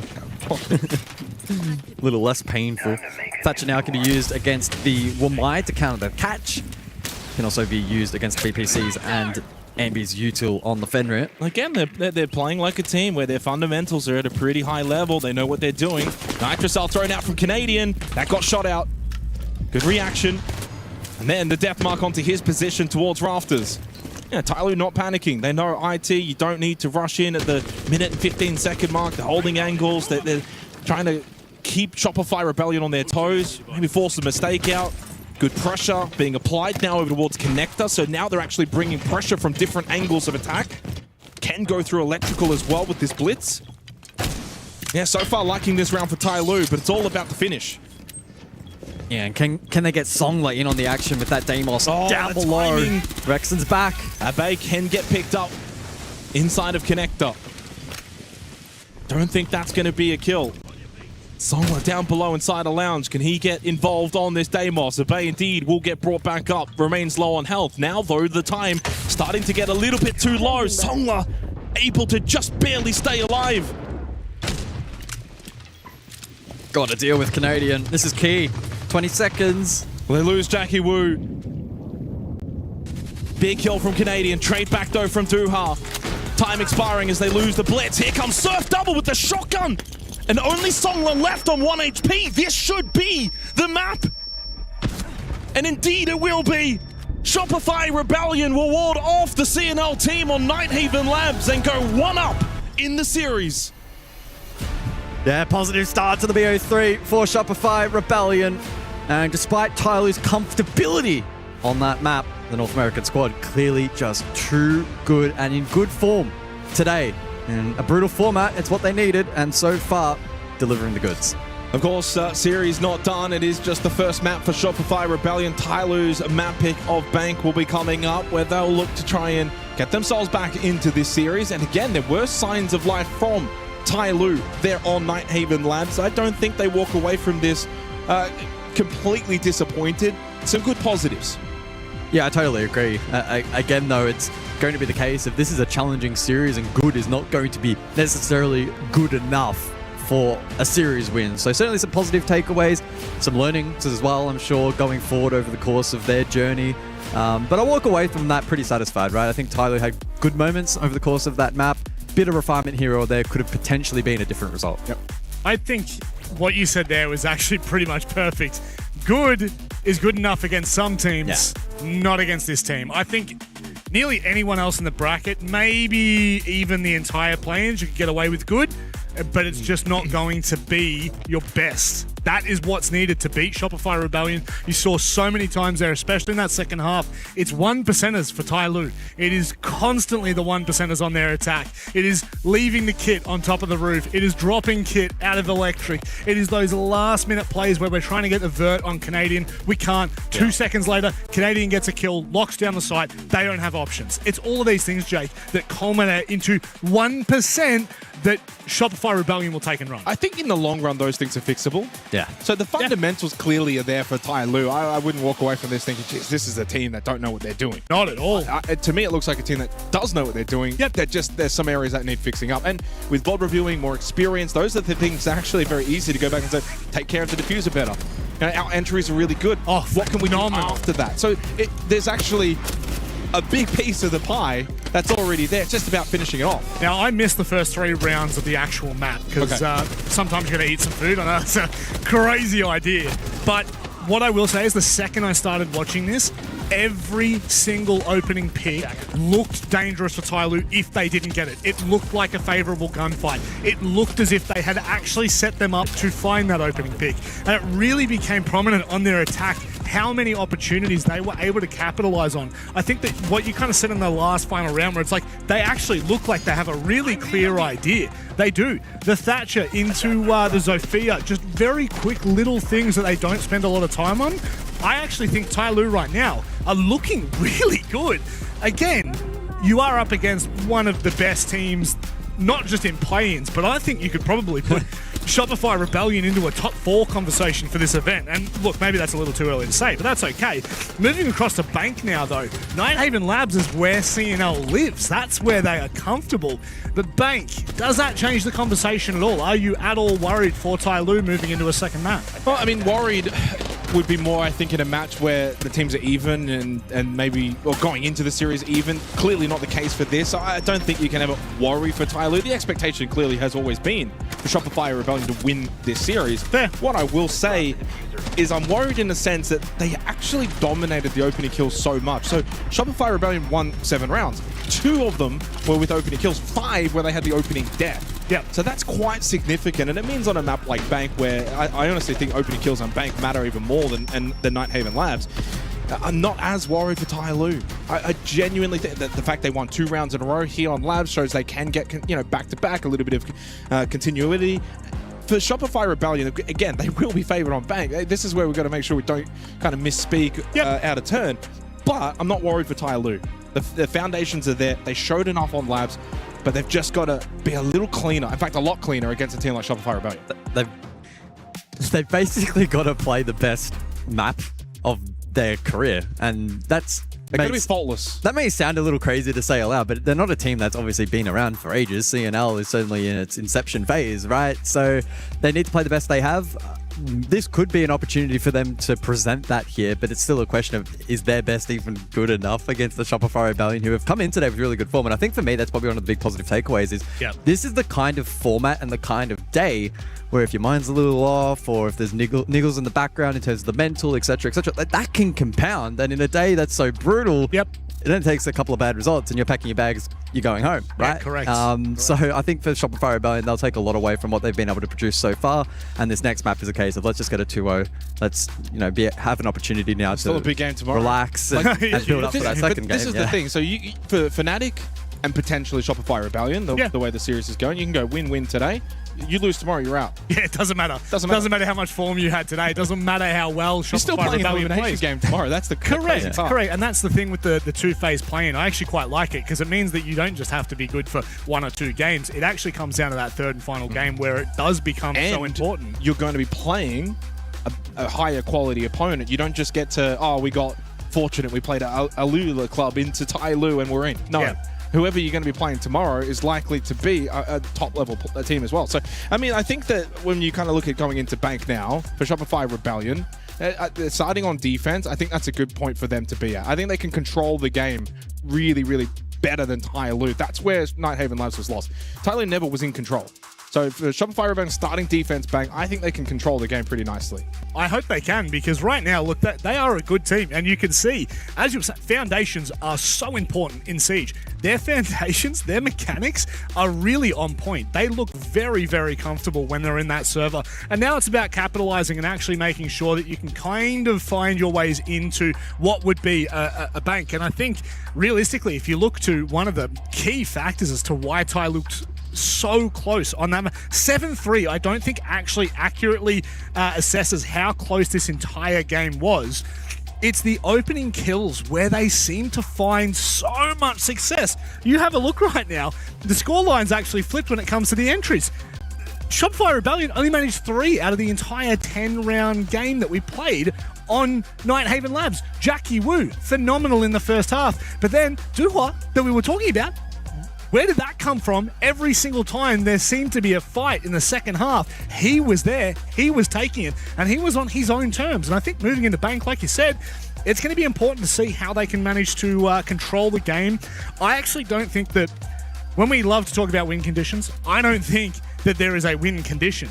I think that condition has to be a snowball. I think that Tai Lu have to get control at the start of the rounds and keep the pressure on them slowly. I think that where they started to fumble is when they left it too late. They left it too late in 2 or 3 rounds, Michael, and every single time they either didn't have kit or they just fumbled the ball on an opening pick or an opening engagement in that late rounds. Generally speaking, the early round was actually pretty positive from Tai Lu. Not only just the entry metric, but I think the tempo that they were able to employ. A couple of occasions that they caught Shopify Rebellion off guard. A couple of occasions where maybe they forced a faster play style, which is again atypical. Shopify typically a lot slower and a little more refined in how they go for their approach. So a lot of it is mid to late attack. In terms of diffuser location, some of the positionals, some of the attacks as well, maybe a little more one-dimensional than you would typically require against high-quality opposition. And then defensively, a couple of occasions where they kind of allowed Shopify Rebellion to sneak back into rounds that they should have been closing pretty confidently. So I think for me, I'll be analyzing pretty heavily on bank the last 45 seconds of the round. I don't foresee massive issues early round. If it plays out similarly to the first map, that could be a condition that they play into, and maybe a discussion that they're having backstage right now is, early round was great. Let's keep it up. Good information, good execution, comms were flowing. Late round, though, that's where we need to see some improvement. But I mean, that's the credit, though, to Shopify Rebellion, understanding that, maybe their opening rounds haven't been great, but we've got the ability to close the game out. We know when to fall back. We know the win cons late round. And so clearly for Tai Lu, that's going to be, I think, a gap, just for today, a gap too far. I don't know if they can do that. So if I'm Tai Lu, I'm thinking, forget about the late round. Let's try and win this earlier. Around the minute mark, minute and a half. If we find that opening kill, go. Doesn't matter. Who cares if there's a minute 45 on the clock? Let's just play a little bit more aggressive, up the tempo, and try and catch Shopify Rebellion off guard, especially on a map like Bank, where I think it can be a bit more applicable than, say, Nighthaven Labs. Well, you were talking about Abe in the first round of the second half, where it was like 1-7. He is statistically their best player over the last 60 days. And he was 1-7 in that first half. Imagine what happens if you can engage him earlier. If you can actually get him into the game, into the second half, and he has a little bit more of like a ramp rather than like this up and down trajectory. Right now, I do think that Tai Lu are looking good. And for everyone at home, we did just talk about Tai Lu a lot because I don't think you can really fault anything from Shopify Rebellion. They look like the team they should be. Same from their first match today for Shopify Rebellion. Again, just did everything they needed to against ag.al Club. So I think coming into this, it's the same metric. Yeah, 100%. Just doing what you got to do. Yeah, but this is the important part as we get into this second matchup. It is all on Shopify Rebellion. The pressure is entirely on them. Well, the pressure's a little off now because you've won the first map. But no, but I'm talking about like from a perception. They are by far the best team in play-ins, and it's not even close. They are not a play-ins team. They're a back half group stage team. They are a playoffs team. So this needs to be convincing for me. I don't think they can leave any doubt in our mind as we get underway with Bank, and I leave you boys to it. Thank you, Analyst Rob. Doing a great job. Good to have him on the desk. And honestly, I agree with him wholeheartedly. And I think that for Shopify Rebellion, they've actually handled the quote-unquote pressure, if you will, because there is pressure when you're the top team and you're playing against teams you arguably should be winning. That's almost as pressurized as, say, if it was Shopify Rebellion versus Falcons later on in group stage, for example. The pressure levels would be quite similar, but just for different reasons. Now let's jump into it then, as the bands have rolled through its double hard breach. from Shopify Rebellion, looking to make that a challenge for Tai Lu. They respond with the Kaid update and the the Stream B result? You can go ahead, Jake. It seems like CAG by Varel have also been able to win their series Guz 2-1, which was against, I can't remember. King Zero, I believe. King Zero? Yeah. That would mean, I believe, King Zero have been... That was an elimination one, wasn't it? Yes, that's unfortunate. So they will be the first team eliminated from the Esports World Cup.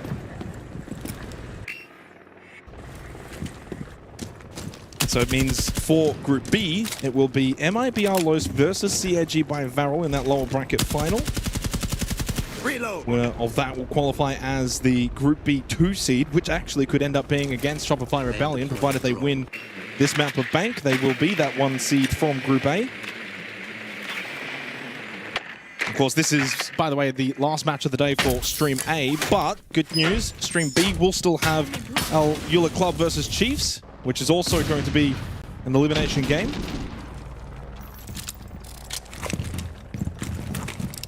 But over to Bank now. Tai Lu on the attack. Shopify Rebellion. As I said before, I think starting defense here, this is the kind of stuff that they can do. They can control, force Tai Lu to play the way that they want to play. Basement to begin. Drop down from Ambi. So small amount of pressure as per usual towards Staff and open area. Play the drop and so much delay available for the defense.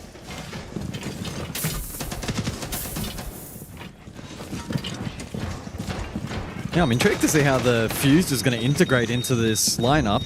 Both the Blitz and the Monty were available. Secondary Hard Breach, though, will benefit here of the Fuse, and so we'll see if that has impact.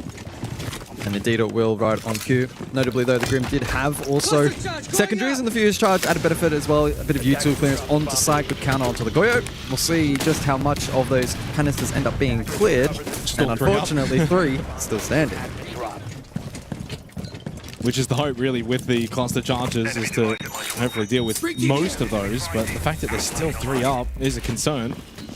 Factor in the 3 gas babes available for Rexon, double Nitrocell, then the Shamika launcher. See if that one lands. If Tai Lu go direct here, which right now is seemingly what they want to do. Okay, that missed as well. I don't think this is going to work out well for them. They need to pivot here. Will this one land? They cannot expect this to now work. Nope. Oh no. That might be the most ineffective Fuse I have ever seen casting this game. He does still have 1 cluster charge. You can. Oh, that could be the golden cluster charge. That could be the one to beat all the cluster charges. I think this round's done. 28 seconds. They're going to need Jakku to push main and find 3 kills. They have nothing else. Oh, it worked. It worked. Well, it did work, but too late. There's 20 seconds. Still 2 gas babes, double Nitrocell, and the Shamika launcher of Surf. There's no way in which they can push through server and get this round win. Shopify Rebellion have a 99.99% chance to win this round. Jakku, funnily enough, gets the opening kill. It's irrelevant. Duas still has to get this plan. Abe, though, does have the smokes up, coupled with the class. Surely not. Canadian goes down. There has to be a denial. They will not deny. Plan will be successful. Despite all this utility for Shopify Rebellion, Tai Lu through the front door. 99.99. No way. They're not retaking this. I surely don't think. Well, now I will say this is 99% chance. Tai Lu should win this round. It's a huge flip. Surf does get the down onto Duha, but a 1v3 post plant, 18 seconds. Not happening. Oh, what a round win for Tai Lu. Well, that round had about everything. I cannot believe they just won that round. I don't think they can believe it either. Oh my. It didn't feel like there was a world in which Tai Lu could get that plant down, yet they were able to do so. Good coverage from the Thatcher. The lack of flames from Surf. It was a Hail Mary play once they finally could get into CCTV, which was the smoke layer with the glass. That was it. My goodness. At least you didn't say 100%. I didn't say 100%. You've learned. Really, it was a way of trying to signify how bad a position Tai Lu were in with 20 seconds to go. Finally, that golden cluster charge actually won them the round. Yeah. That was a massive talking point. The Wamai was catching a lot of that util and making it Very difficult for Ty Lue to set up for that eventual plant, but with the stage set, they were able to secure it, and with that, the opening round is theirs. And that's probably the only round so far for Shopify Rebellion today that we can look towards as a bit of a frustrating one where it should have been theirs and it wasn't. Yeah, that's the first one. Yeah, I agree with that. Certainly not the first round they've lost, but the first in that fashion, round where they were dominant, they were in control. And they'd be like, the immediate reaction is, how did we lose it? Well, can Ty Lue follow on from that? Yeah, Siege is a game of momentum. You win that round in that fashion. Yeah, the blood's pumping, and you get to kind of celebrate briefly to start this second map. It's half an open area for the second round. Plus, the bands of the Ace and the Habana, being Kanto wall over towards elevators, will not be able to get opened up.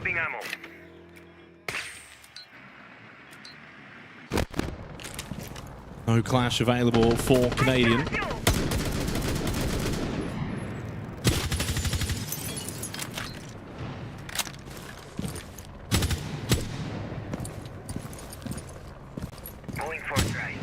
The funniest part out of all that round is the fact that Ty Lue again got the opening kill. I don't know how they just keep finding a way to get that. It's been a strength. Slow and steady here in the second round. Almost halfway through it. Jovica with a little bit of direct pressure. And then it's Canadian that pops up, finds the kill. Although Ambi caught at the skylight of Jackie Wu. And Abay follows up onto Canadian. And suddenly, Ty Lue, despite not getting the opening kill, don't have the extra player.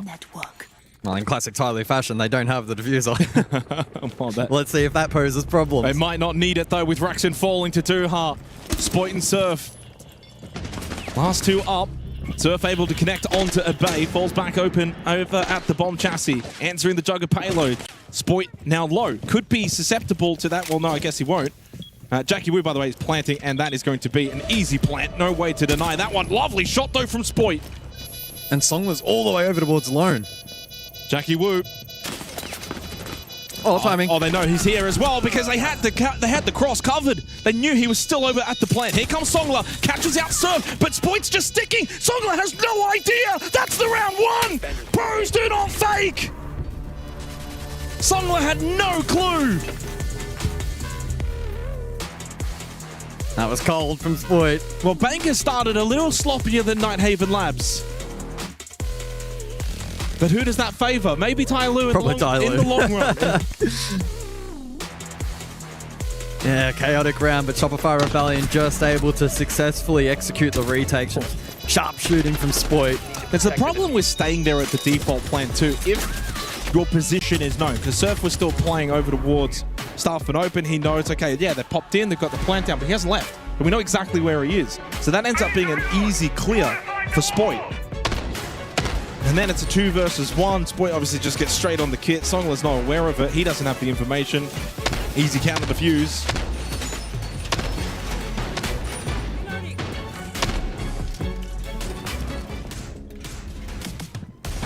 But if you're Shopify Rebellion, you just want to get the round wins. You don't care how. 10 seconds left before insertion. But far closer rounds to begin here on Bank. We had top 4, CEO and executive for round number 3.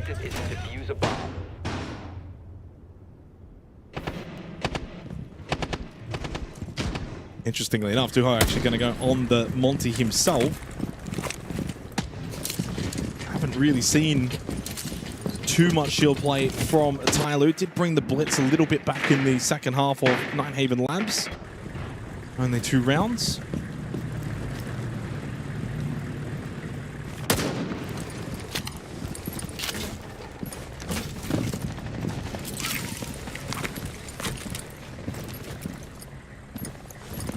It's looking like heavy repel play again, lobby side from Ty Lue.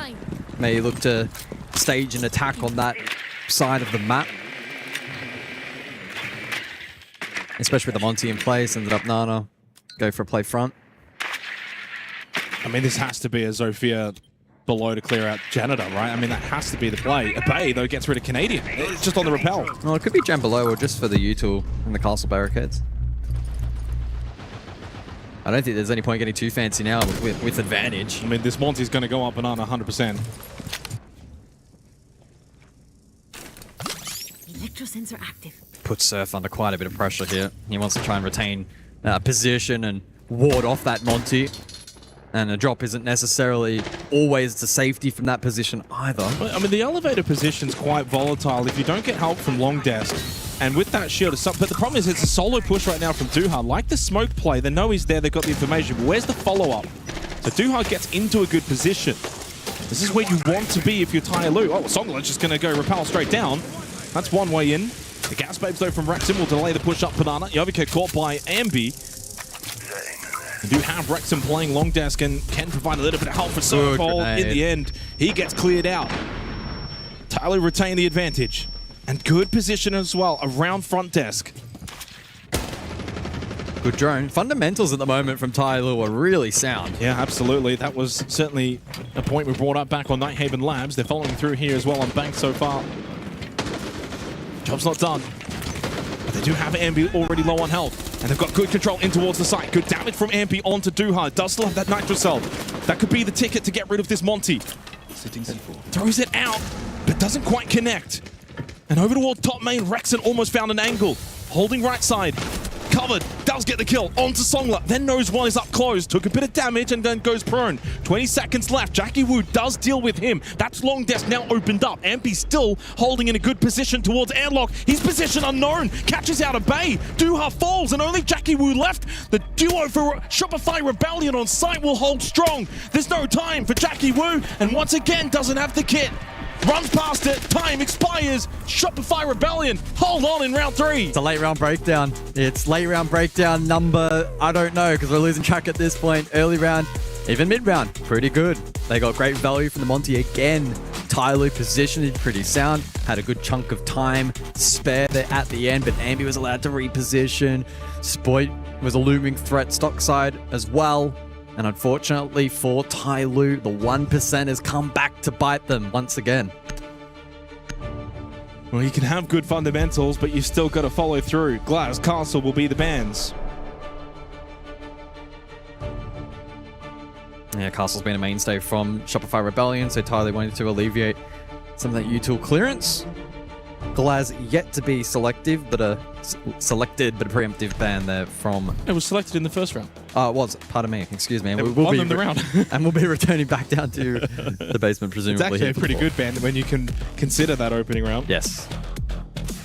Glaz in general, too, on Bank is pretty much playable across the board. So into round 4. Been a good contest on Bank.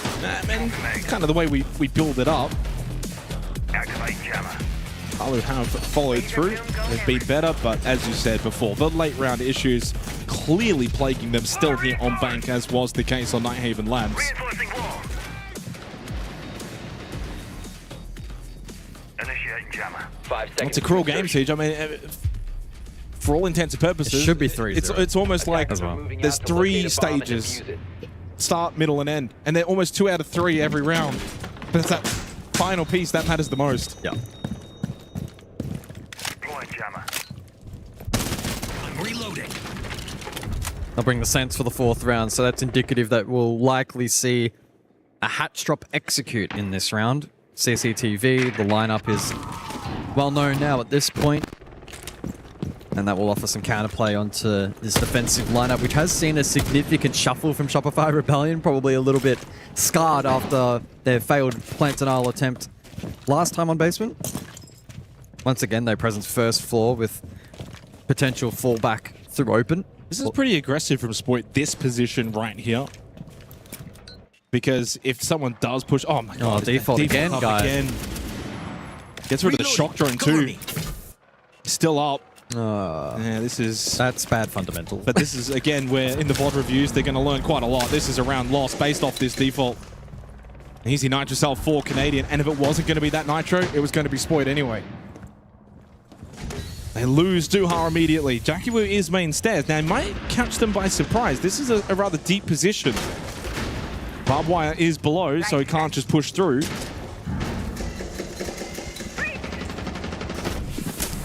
couple of Candelas used as well to clear out first floor. Jackie Wu had a small opportunity. I'm clear. But this now should end up being a rather difficult round for Tai Lu. Gotta reload. Job done from Shopify Rebellion and punishing some really basic fundamental mistakes. As much as we talk about the fundamentals overall, Tai Lu being quite good, they do have the odd one here or there where it's like big red flag. Yeah, big red flag moments. 60 seconds on the clock. Can Tai Lu formulate a round-winning plan? Tough on this site when you're a player down. I need a hero moment. Hold on. I have could come courtesy of the Solid Snake. Jackie Wu's been good in this match.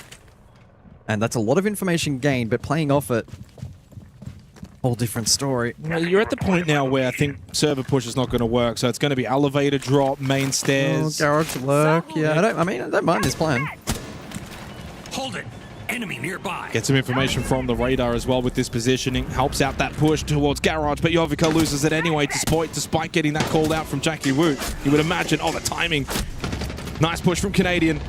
Well, this is probably the most dominant round that we may have seen actually in the series as a whole, certainly here on Bank. Some big issues for Tai Lu in this fourth round, and Shopify Rebellion have put them to the sword. While Songla denies the flawless nature of the round, it's still an easy round win for Shopify Rebellion as they go 3-1 up. They make it 3 straight. Yeah, they do. We talked about the dam wall back on the first map, and it feels like a similar kind of storyline potentially developing here on Bank. Tai Lu trying to now reset. They called their tactical timeout for this map. Unfortunately, the fourth down, it was poor from the start. Default camera left over towards back alley. It meant that Shopify Rebellion had a pretty spot-on read as to the push. Electrical and open. Facilitated Spoit to play in advanced position. Allowed Canadian to get a nitro over towards Printer. It then evolved into a situation where Tai Lu will play it down, having to go for the plan B, plan C, kind of a amalgamation of a back hit plus a garage lock, and even with the Solid Snake information, that too also didn't go their way. A 50-55 garage was their best way in which they could have potentially opened the round, didn't go in their favor.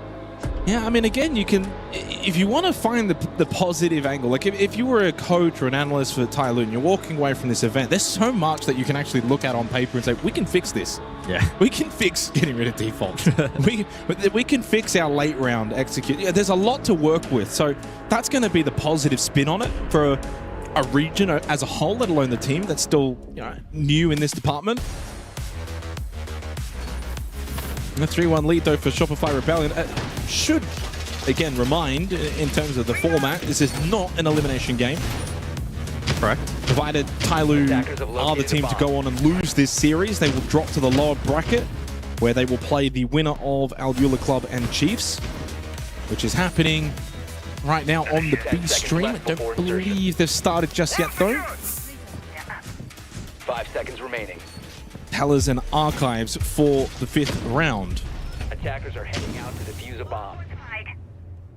I think for me, the way I would frame the remainder of this match is, do we see a Shopify Rebellion now that can kind of put a foot to the throat? Yeah. Can they be ruthless from this point onward? Showing people on the early portion of the round. Exactly. Can they put Tai Lu in an even more uncomfortable position? Early round has been the biggest strength for Tai Lu over the course of this series. But it's also, to sharpen that a but little. also, it's Shopify Rebellion are winning in the way they want to be winning here. Better fundamentals, better late round. They don't need to just run around and click heads.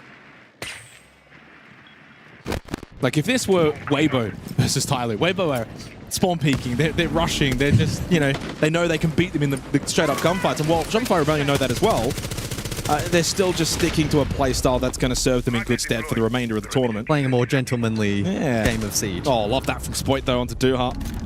That is one thing, by the way, here on Bank. They've now got the opening kill advantage, 3-2. They've got decimated there on Ninehaven Labs. Spoit as well, having a much better map too. Noting back on Labs a couple of key moments where he was getting caught out, put in uncomfortable positions, but that's his first opening kill of the series. He was 0-2 up until that point, which is not his primary role. No.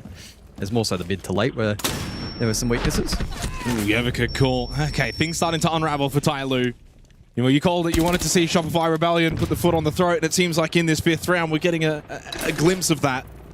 I think at this point now, Tyloo, while they're not waving the white flag, I do wonder if they're sensing this might be a task too difficult to complete from this position. They won't give up on the round. I like this lurk. But they're searching. They're digging deep. And when that starts to happen, your fundamentals then fall away. And while Tyloo's fundamentals have been largely good in the series, I don't think they've got the ability to offset. Now, Jackie Wu does go down at the same time as Abe slipping into Archives, catching out Surf. 3 versus 2. Abe pushing over towards Admin. Spoid able to get out of the way. As Songler is eliminated, it's only Abe left. He does at least win the battle against Spoit, and he does have 45 seconds in a 1v2. Not impossible.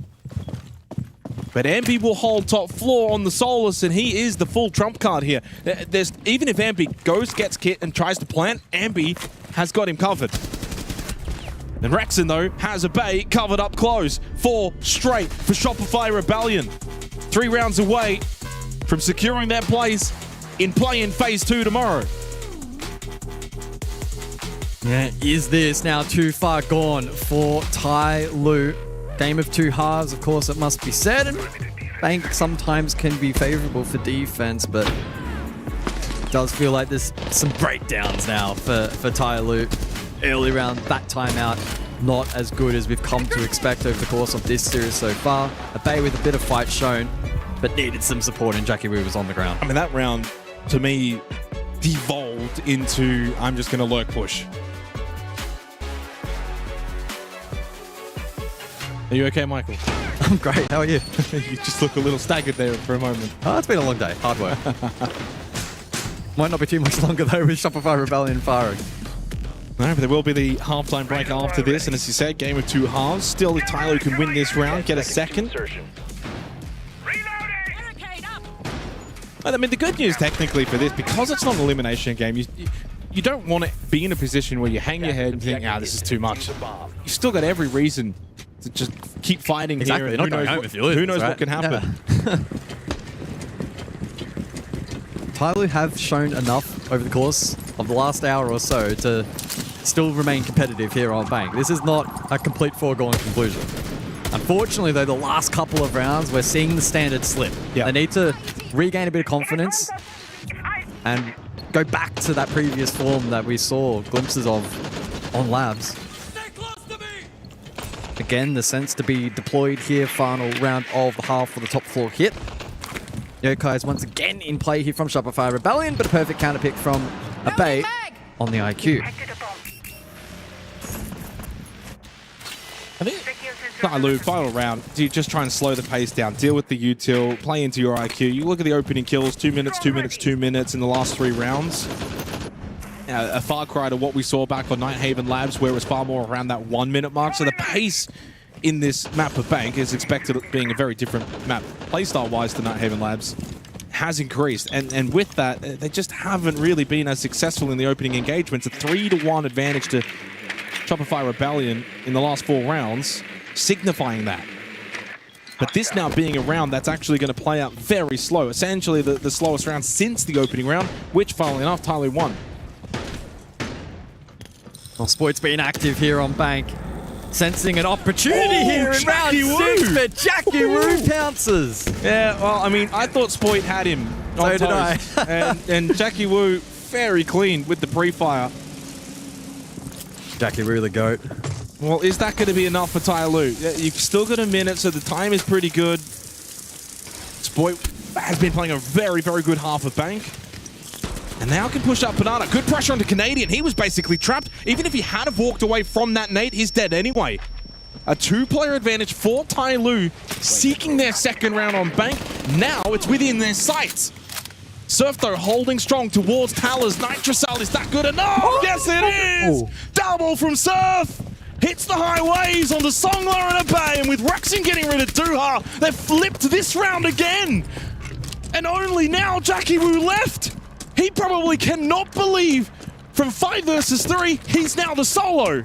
My, oh my, what a play from Surf. I don't even know if he was going for the second kill. I think he was just going for the confirmation.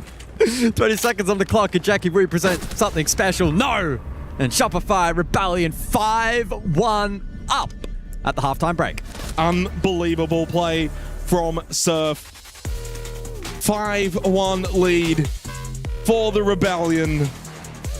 So clinical, so dominant. I mean, there's not much else to really say to it, as much as we want to try and sing the praises of Tyloo, find the positives. It all just circles back to there is a huge gap between these two teams, as expected. Yeah, exactly. Now, it's a testament to North America, right? Shopify Rebellion is still so deadly, irrespective of how they've been seeded for this event, right? The lowest seeded North American team, who also happened to play in the most recent Major Grand Final.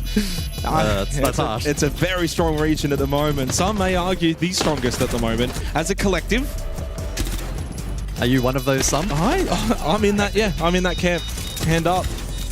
I think NAL as a region collectively right now is number one. I don't think that's that hot of a take. No, it's not. but that in itself, you know, if you got 24 months ago, would have been an incredibly hot take. Well, it would have just been flat out wrong.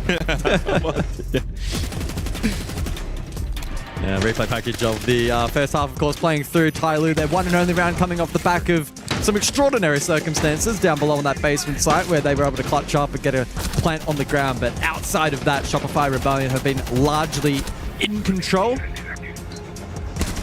And whilst Tyloo, in some instances, have looked good early round, I think that narrative has shifted a little bit here on Bank, where Shopify Rebellion have refined things a little bit. There's been some gleaming issues and mistakes as well from Tyloo, and Shopify Rebellion, to their credit, have capitalized. Well, we've got 25 seconds left of the halftime break. 5-1 lead for Shopify Rebellion. Let's put our thinking cap on for a split second. mibr.los are playing CAG by Veril tomorrow. One of those are going to then play Shopify Rebellion. Who has the better chance of those two, realistically, against SR? Well, before you even posed the question, I was just going to say Shopify Rebellion just flat out win against either of them. So, in terms of who has the better chance, has to be it's mibr. A tough question. Probably mibr.los. As much as I would love to make an argument for CAG by Veril, but and I'll ask you the second question: mibr.los versus CAG. Who have you got? Probably mibr.los. But I expect that to actually be a pretty competitive 3-mapper. So back underway into the second half. Don't imagine we're going to be here on Bank for much longer. But with that is good news when we've got a whole nother series still to be played on the B stream. So there will be more Siege action still to be played for and that day is number 1 here at the Esports World Cup. Allure Club, I believe. Yep. And that is an elimination matchup as well, of course, over on the B stream. Yeah. Big stakes for the Aussie boys in the MENA qualifier. I think at this point in the series, this is now where I kind of look at this and think this one's done. I 7-3 on Labs. Is this a 99.99% chance? That was quite funny. Quite funny. Hilarious, some would say.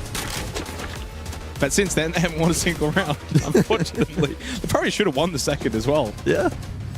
Coulda, woulda, shoulda. Yeah, I think that's the tail of the tape for this matchup. Tyloo on a better day with a little more experience. Maybe next year they could do some damage. Important to note that this is this team's first appearance at this level of Siege on this stage, right? So I think they've done a decent job. And again, most importantly, against the quality of opponent, this is what you gain from this, the ability to scrim these teams from North America, SAL, EML. Songler falls to Ambi. This one, well, the sting's out of it now. Yeah, Shopify Rebellion have been the better team, no doubt about it.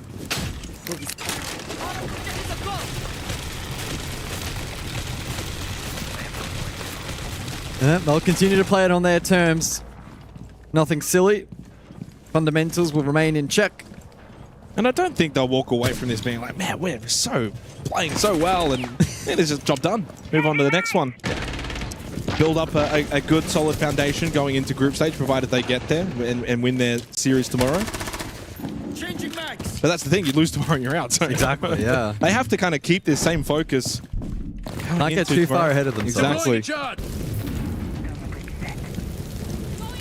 Spoit being lit up by the Tachenko. As Jackie Wu falls back down to lockers. Advantage for the attack. And still 90 seconds in this action phase for Shopify Rebellion to manipulate.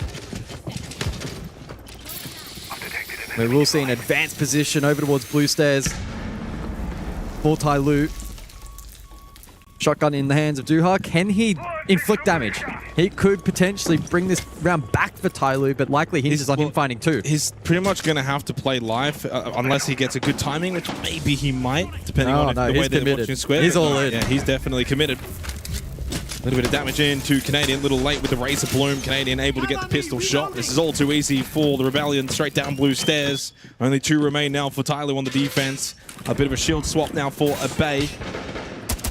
Knowing that pressure is going to be direct to the side. Still the Shamika launcher available for Jackie Wu. Flash into the face. And Shopify Rebellion going for the plant. Free kill onto Jackie Wu from Surf. And the drop down. That's Ambi that gets the kill. Would have been Surf anyway. Flawless and 6-1 lead.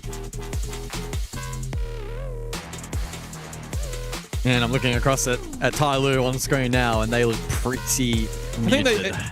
This is where it's strange, because 7-3 and almost shaping up to be 7-1. So on paper, you walk away from this series. For those who maybe didn't watch the game, and they just look at the scores and think, yep, complete dead rubber, big stomp. But there were so many elements that I think the scoreline doesn't really pay dividends to what we've seen. Tai Lu dominated the early portions on all of the rounds in labs, basically.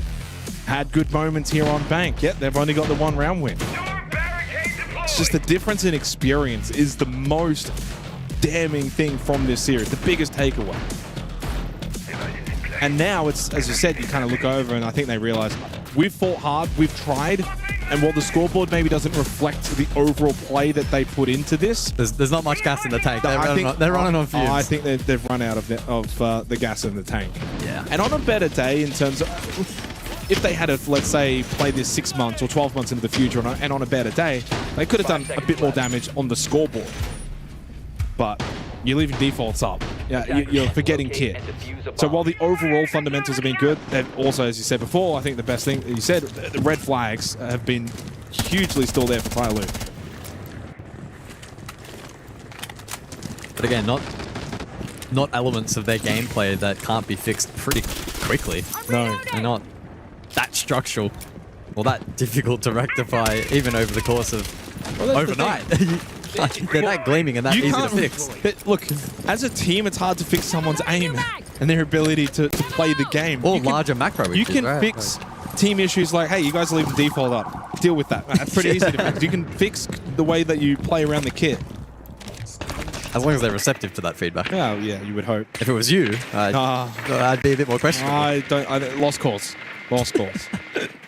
As the Xenox Goes Pro series was clearly able to provide the evidence. So 2 minutes remaining then in what may be the final round of this series. The Kali to be deployed here from Canadian. BPC to counter some of the utility from the attack, namely that shock drone, which has been shot out in response. Surf will send the second over towards top square in search of additional utility, namely the Denari tripwires, so good utilization of the shock drone. Kali as well chipping away at that castle utility, making life uncomfortable for the defense. And be up close. Sound. Oh, okay. Well, netted it in the end. Duha falls. And that is an element of the game that has broken for Tai Lu. The early round here, as this match has gone on, has gotten a little weaker.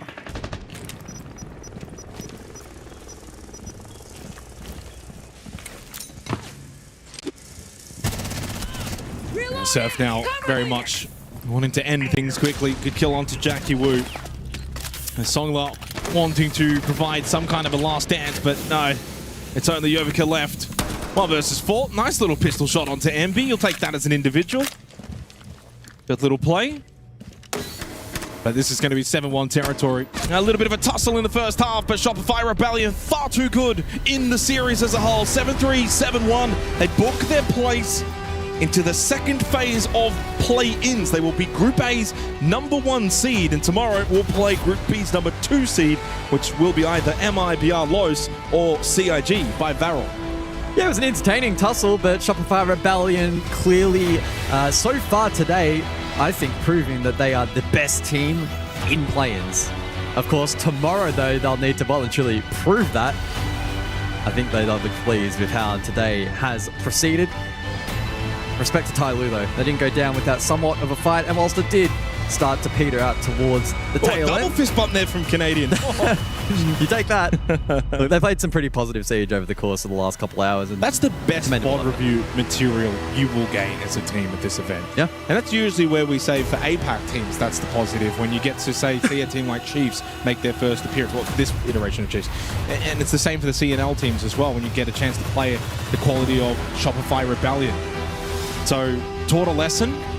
Now it's a matter of they'll go back and what can they actually learn from it and then implement into their next games. That's going to be the takeaway for Tai Lu. It's one thing to get taught the lessons, but you got to then actually learn from it. Yeah, and then furthermore, actually implement it in future games. Right? So I think for Tai Lu's trajectory, it's going to be very, very interesting to see if we see rapid improvement and refinement, and then maybe fast forward 6-12 months, right? Where does that team find themselves at? But for Shopify Rebellion, they'll be very, very pleased. I don't think today has, gone astray really at any point in time. There's been no crisis meetings required for them, and they'll be pretty pleased heading into tomorrow. We got the big man back on the desk. Rob, it's good to see you. Thank you, little man. I appreciate it. Little man. Big man, little man. That makes sense. A little mini me. It's okay. But I think, nowhere near. You also, I don't think you have the guttural power, we'll say, of the big man. But we'll get there one day. Look, I think overall, this is what we expected. This is what you hope for out of Shopify Rebellion. Yeah. We continue to put the pressure back onto them throughout the course of today, and every single time they stood to the challenge and they continued to look the team that they should be. For Tai Lu, you boys have put it perfectly. Great VOD material, this. They can see where they went wrong because it's very clear. When you look back at this matchup and you actually have a look at how Tai Lu played, they didn't play awful. It was just when those kind of push came to shove, the 1%ers that continued to go wrong and snowballed out of control in the second map. Unfortunately, it could have been a 7-0. Let's just say it. The second map could have been a 7-0. But you're going to be happy if you're Tai Lu. You take away from this match what you can, Guz, and move forward as Shopify Rebellion are well and truly on top. Yeah, absolutely. Again, it feels like it's all building up to tomorrow. And as we have probably said 1,000 times at this point, it is a really brutal format. Today could easily go down as very forgettable pending the result tomorrow. So I think for Shopify Rebellion, it's about having a quick chat, what went right, what didn't, what can they improve upon for tomorrow, and then locking in for that, because they're obviously still going to be favorites and retain that particular advantage, and it's about implementing that game plan. Today was good from them.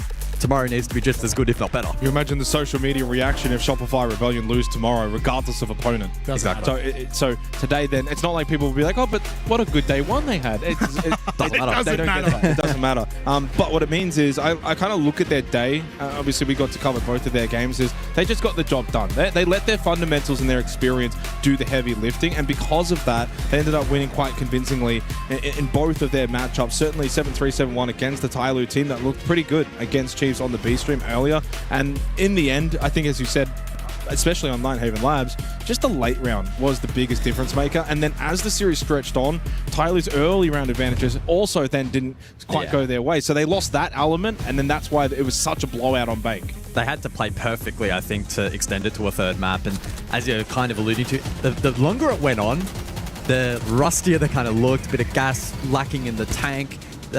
Maybe that lack of experience at this level in this environment that started to shine through. Shopify Rebellion have played in countless best of threes in this kind of environment. They'd be used to the fatigue factor and all the rest of it, the lights and sound and everything else that goes along with it. Whereas for Tai Lu, unfortunately for them, they just didn't quite have it in them. Some good moments, but unfortunately, as we've said, good moments don't necessarily equal a result against such high quality opposition. But I think that the takeaways for Shopify Rebellion is this is where they need to be, right? They needed to implement a day like today to assert their dominance and really kickstart their campaign. Many would have expected them to finish in groups and really look a little bit better than this, Jake, but ultimately, now moving forward, we have really clear storylines for the top two teams, Fnatic and Shopify Rebellion.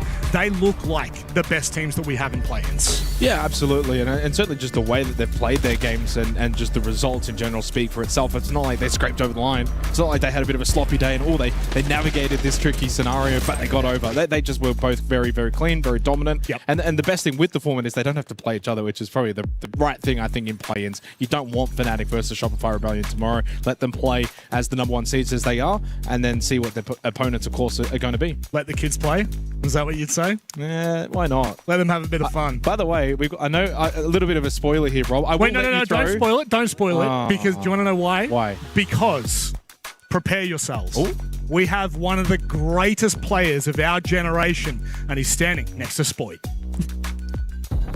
It's about time you guys stop yapping, Spoit. Congratulations on the win today. You guys started here with your campaign. 3 consecutive wins, back-to-back, 7-2, 7-3, 7-1. How are you feeling?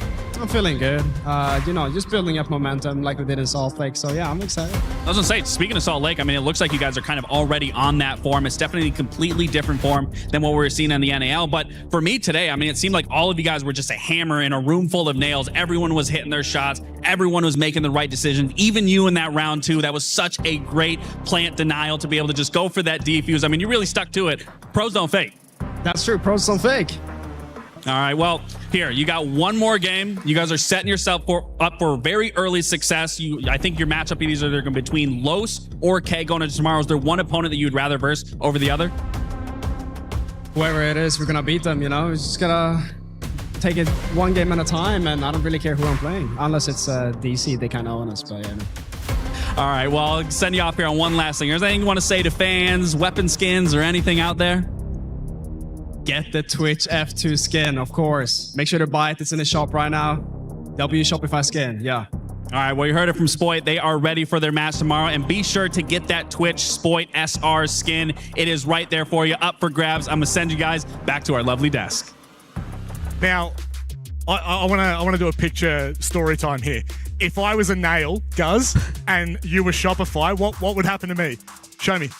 Boink, and we're down. Thank you very much. That's right. Do you boink nails? I don't think... Well, you kind of could. You could boink it. If you had like a rubber mallet, you could boink a nail, couldn't you? I would hope not. Look, I think that they went a little bit further than that one. That is the performance we were hoping for, and pretty much what I expected out of Spoit, which is it doesn't matter who they verse, unless it's Dark Zero, apparently. But guys, I think the context that we've got moving forward in play-ins, it's very, very clear now. Do you see Shopify Rebellion being that team to push through play-ins, groups, main stage? Do you think they've got them? Considering what we've just seen, do they have it in them? Yeah, I think it would be pretty unreasonable to say that Shopify Rebellion can't go on to honestly go all the way. I genuinely think that provided they build good positive momentum, clearly they have, hopefully tomorrow goes their way and they don't end up falling short, because that would be a very unfortunate storyline for them. The sky is really the limit. I mean, they were literally in the grand final of the SLC, right? So I'd see a world in which they would falter there. I think they're in really, really good form. They can carry that forward over the next week and a half, then I really do envision a situation in which they could really push the limits. Top 4 is, I think, a pretty fair benchmark. As long as they don't play Dark Zero at some point. They're in the pocket, mate. They're probably in a good position. And the other aspect, actually, there's a positive for them by starting in play-ins. If they, again, can actually win tomorrow, they're warmed up. Group stage, they're warmed up. Yeah. And then they understand then the environment, the decks, etc., the heat, all of those things. Those environmental factors that you can't necessarily prepare for coming into an event like this. So you have that as a benefit. That's the biggest thing. And I think that for them, they're already naturally a very good team. Yeah, they should really be a group stage team. And so for them to get that warm-up, I think that will be a big boon for them. But again, it all hinges on tomorrow. Like we sit here and talk about both Shopify Rebellion and Fnatic as being, wow, how good they were today. If they both lose tomorrow, it's irrelevant. Well, I mean, can you really call it a warm-up off when they just did what they did against all 3 teams? Or 2 teams, 3 maps? I don't really think you can. They've well and truly found themselves in a very comfortable position moving forward. Look, I think for Tyloo, just to kind of wrap their story up a little bit here, guys, obviously they'll be disappointed. They would have wanted a little more out of this, but now they await the victors of the match that's over on the B stream, over my shoulder at the moment. That is a big one, because I do feel as though that one could cause a little bit of ruckus. I envision a world in which Tyloo can look competitive in that next matchup. Right? They have enough skill on that team where if they go back tonight, have a look back at that VOD and identify an action on some of those big, obvious mistakes, which I think is possible. Again, we're not talking about complex macro. We're talking about some pretty fundamental errors that were made. If they can refine that and fix that going into that next matchup, I genuinely think they're a shout. Speaking of that next matchup, it is the lower bracket elimination right now. Alula Club Esports taking on the Chiefs Esports Club. They've just swapped the names around on the final two words there, but I do think that Chiefs have a decent chance. They are currently playing, I'm not even sure what the score is at the moment, but that one, obviously, it's a soul-crushing, a key-crushing match. However, we have already had a key crush. Yeah, King Zero Esports, they won the opening map against CAG. I actually saw Sparky during the break, and he wasn't really happy with their performance. And I said to him, it's the mentality again. And he agreed straight away. It was like, they've got the ability. It's just something to deal with the mental on the land internationally for CAG. But I'm glad that they were able to get over that particular hurdle against King Zero for CAG, win that. Their quality is good enough to beat mibr.los. Mentally, not even close. So that's something that they've got to work on. Look, at the opening point of the day, I said very clearly, this tournament, this event as a whole, have the greatest trophy system. I'm not just talking about esports, sports. I don't care. There is not a trophy system like it because, we just said it, it is a soul-crushing, key-crushing opportunity for those that do seek victory, and CAG got that win over what was I think a decent performing King Zero, considering we haven't really seen them at this kind of place before. Let's just take a minute to bask in the very first key crush. TD at looks so happy to be doing this. Oh, look at him. He's got the cheek about him. Bang. Oh, I got to watch that. You can hear it from here. It is so loud. Is that what that was? Yeah. Oh. Yeah. Oh, yeah. That's it, DD. He knows what it feels like to crush the soul. Could you imagine Anderton did it, though? I think it would have obliterated the key. I genuinely think Anderton could do that without... I don't think you actually need the press machine. You jump in. No, you do. Wait for it. Take a bite, DD! Take a bite. Oh, that's got to feel good. I don't think it matters where you are. If you crush someone's key, Gus, that's going to be the best feeling in the world. Honestly, it's such a cool system, right? And look, unfortunately, though, if you're on the receiving end of it, though, we're going to see that develop pretty rapidly over the course of this tournament. You get sent home pretty empty-handed, so...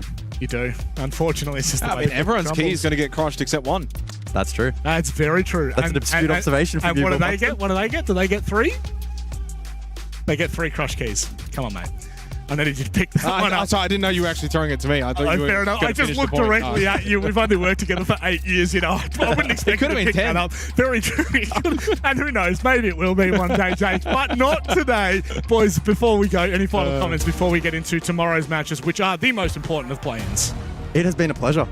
And I am very tired, so I can't wait to get a bit of rest and rejuvenate for tomorrow. I mean, honestly, for day one play-ins, what feels really good about this iteration this year, it's 2 long weeks. So it's really, really good that we don't have to feel rushed going through day 1 into day 2, and then we're already halfway through. We get to really kind of slowly just work our way into the tournament. Day 1, really good way to start. And then day 2, already big matches. Shopify Rebellion and Fnatic, as we were saying, great day today, but they play an elimination game tomorrow. Yeah. It could all go out the window. Yeah. Literally everything that they've done could completely go out the window. It could just throw a spanner in the works, but at the moment, they do look pretty confident. They look very good. However, we're not done with play-ins. As we're alluding to tomorrow, that's where the conclusion is for this first phase of what is a 2-week-long tournament. Thank you very much for joining us. We'll be back at 4 p.m. local time tomorrow, as per usual. Are you going to do it with me? Take care, stay safe, and good night. Ciao, ciao.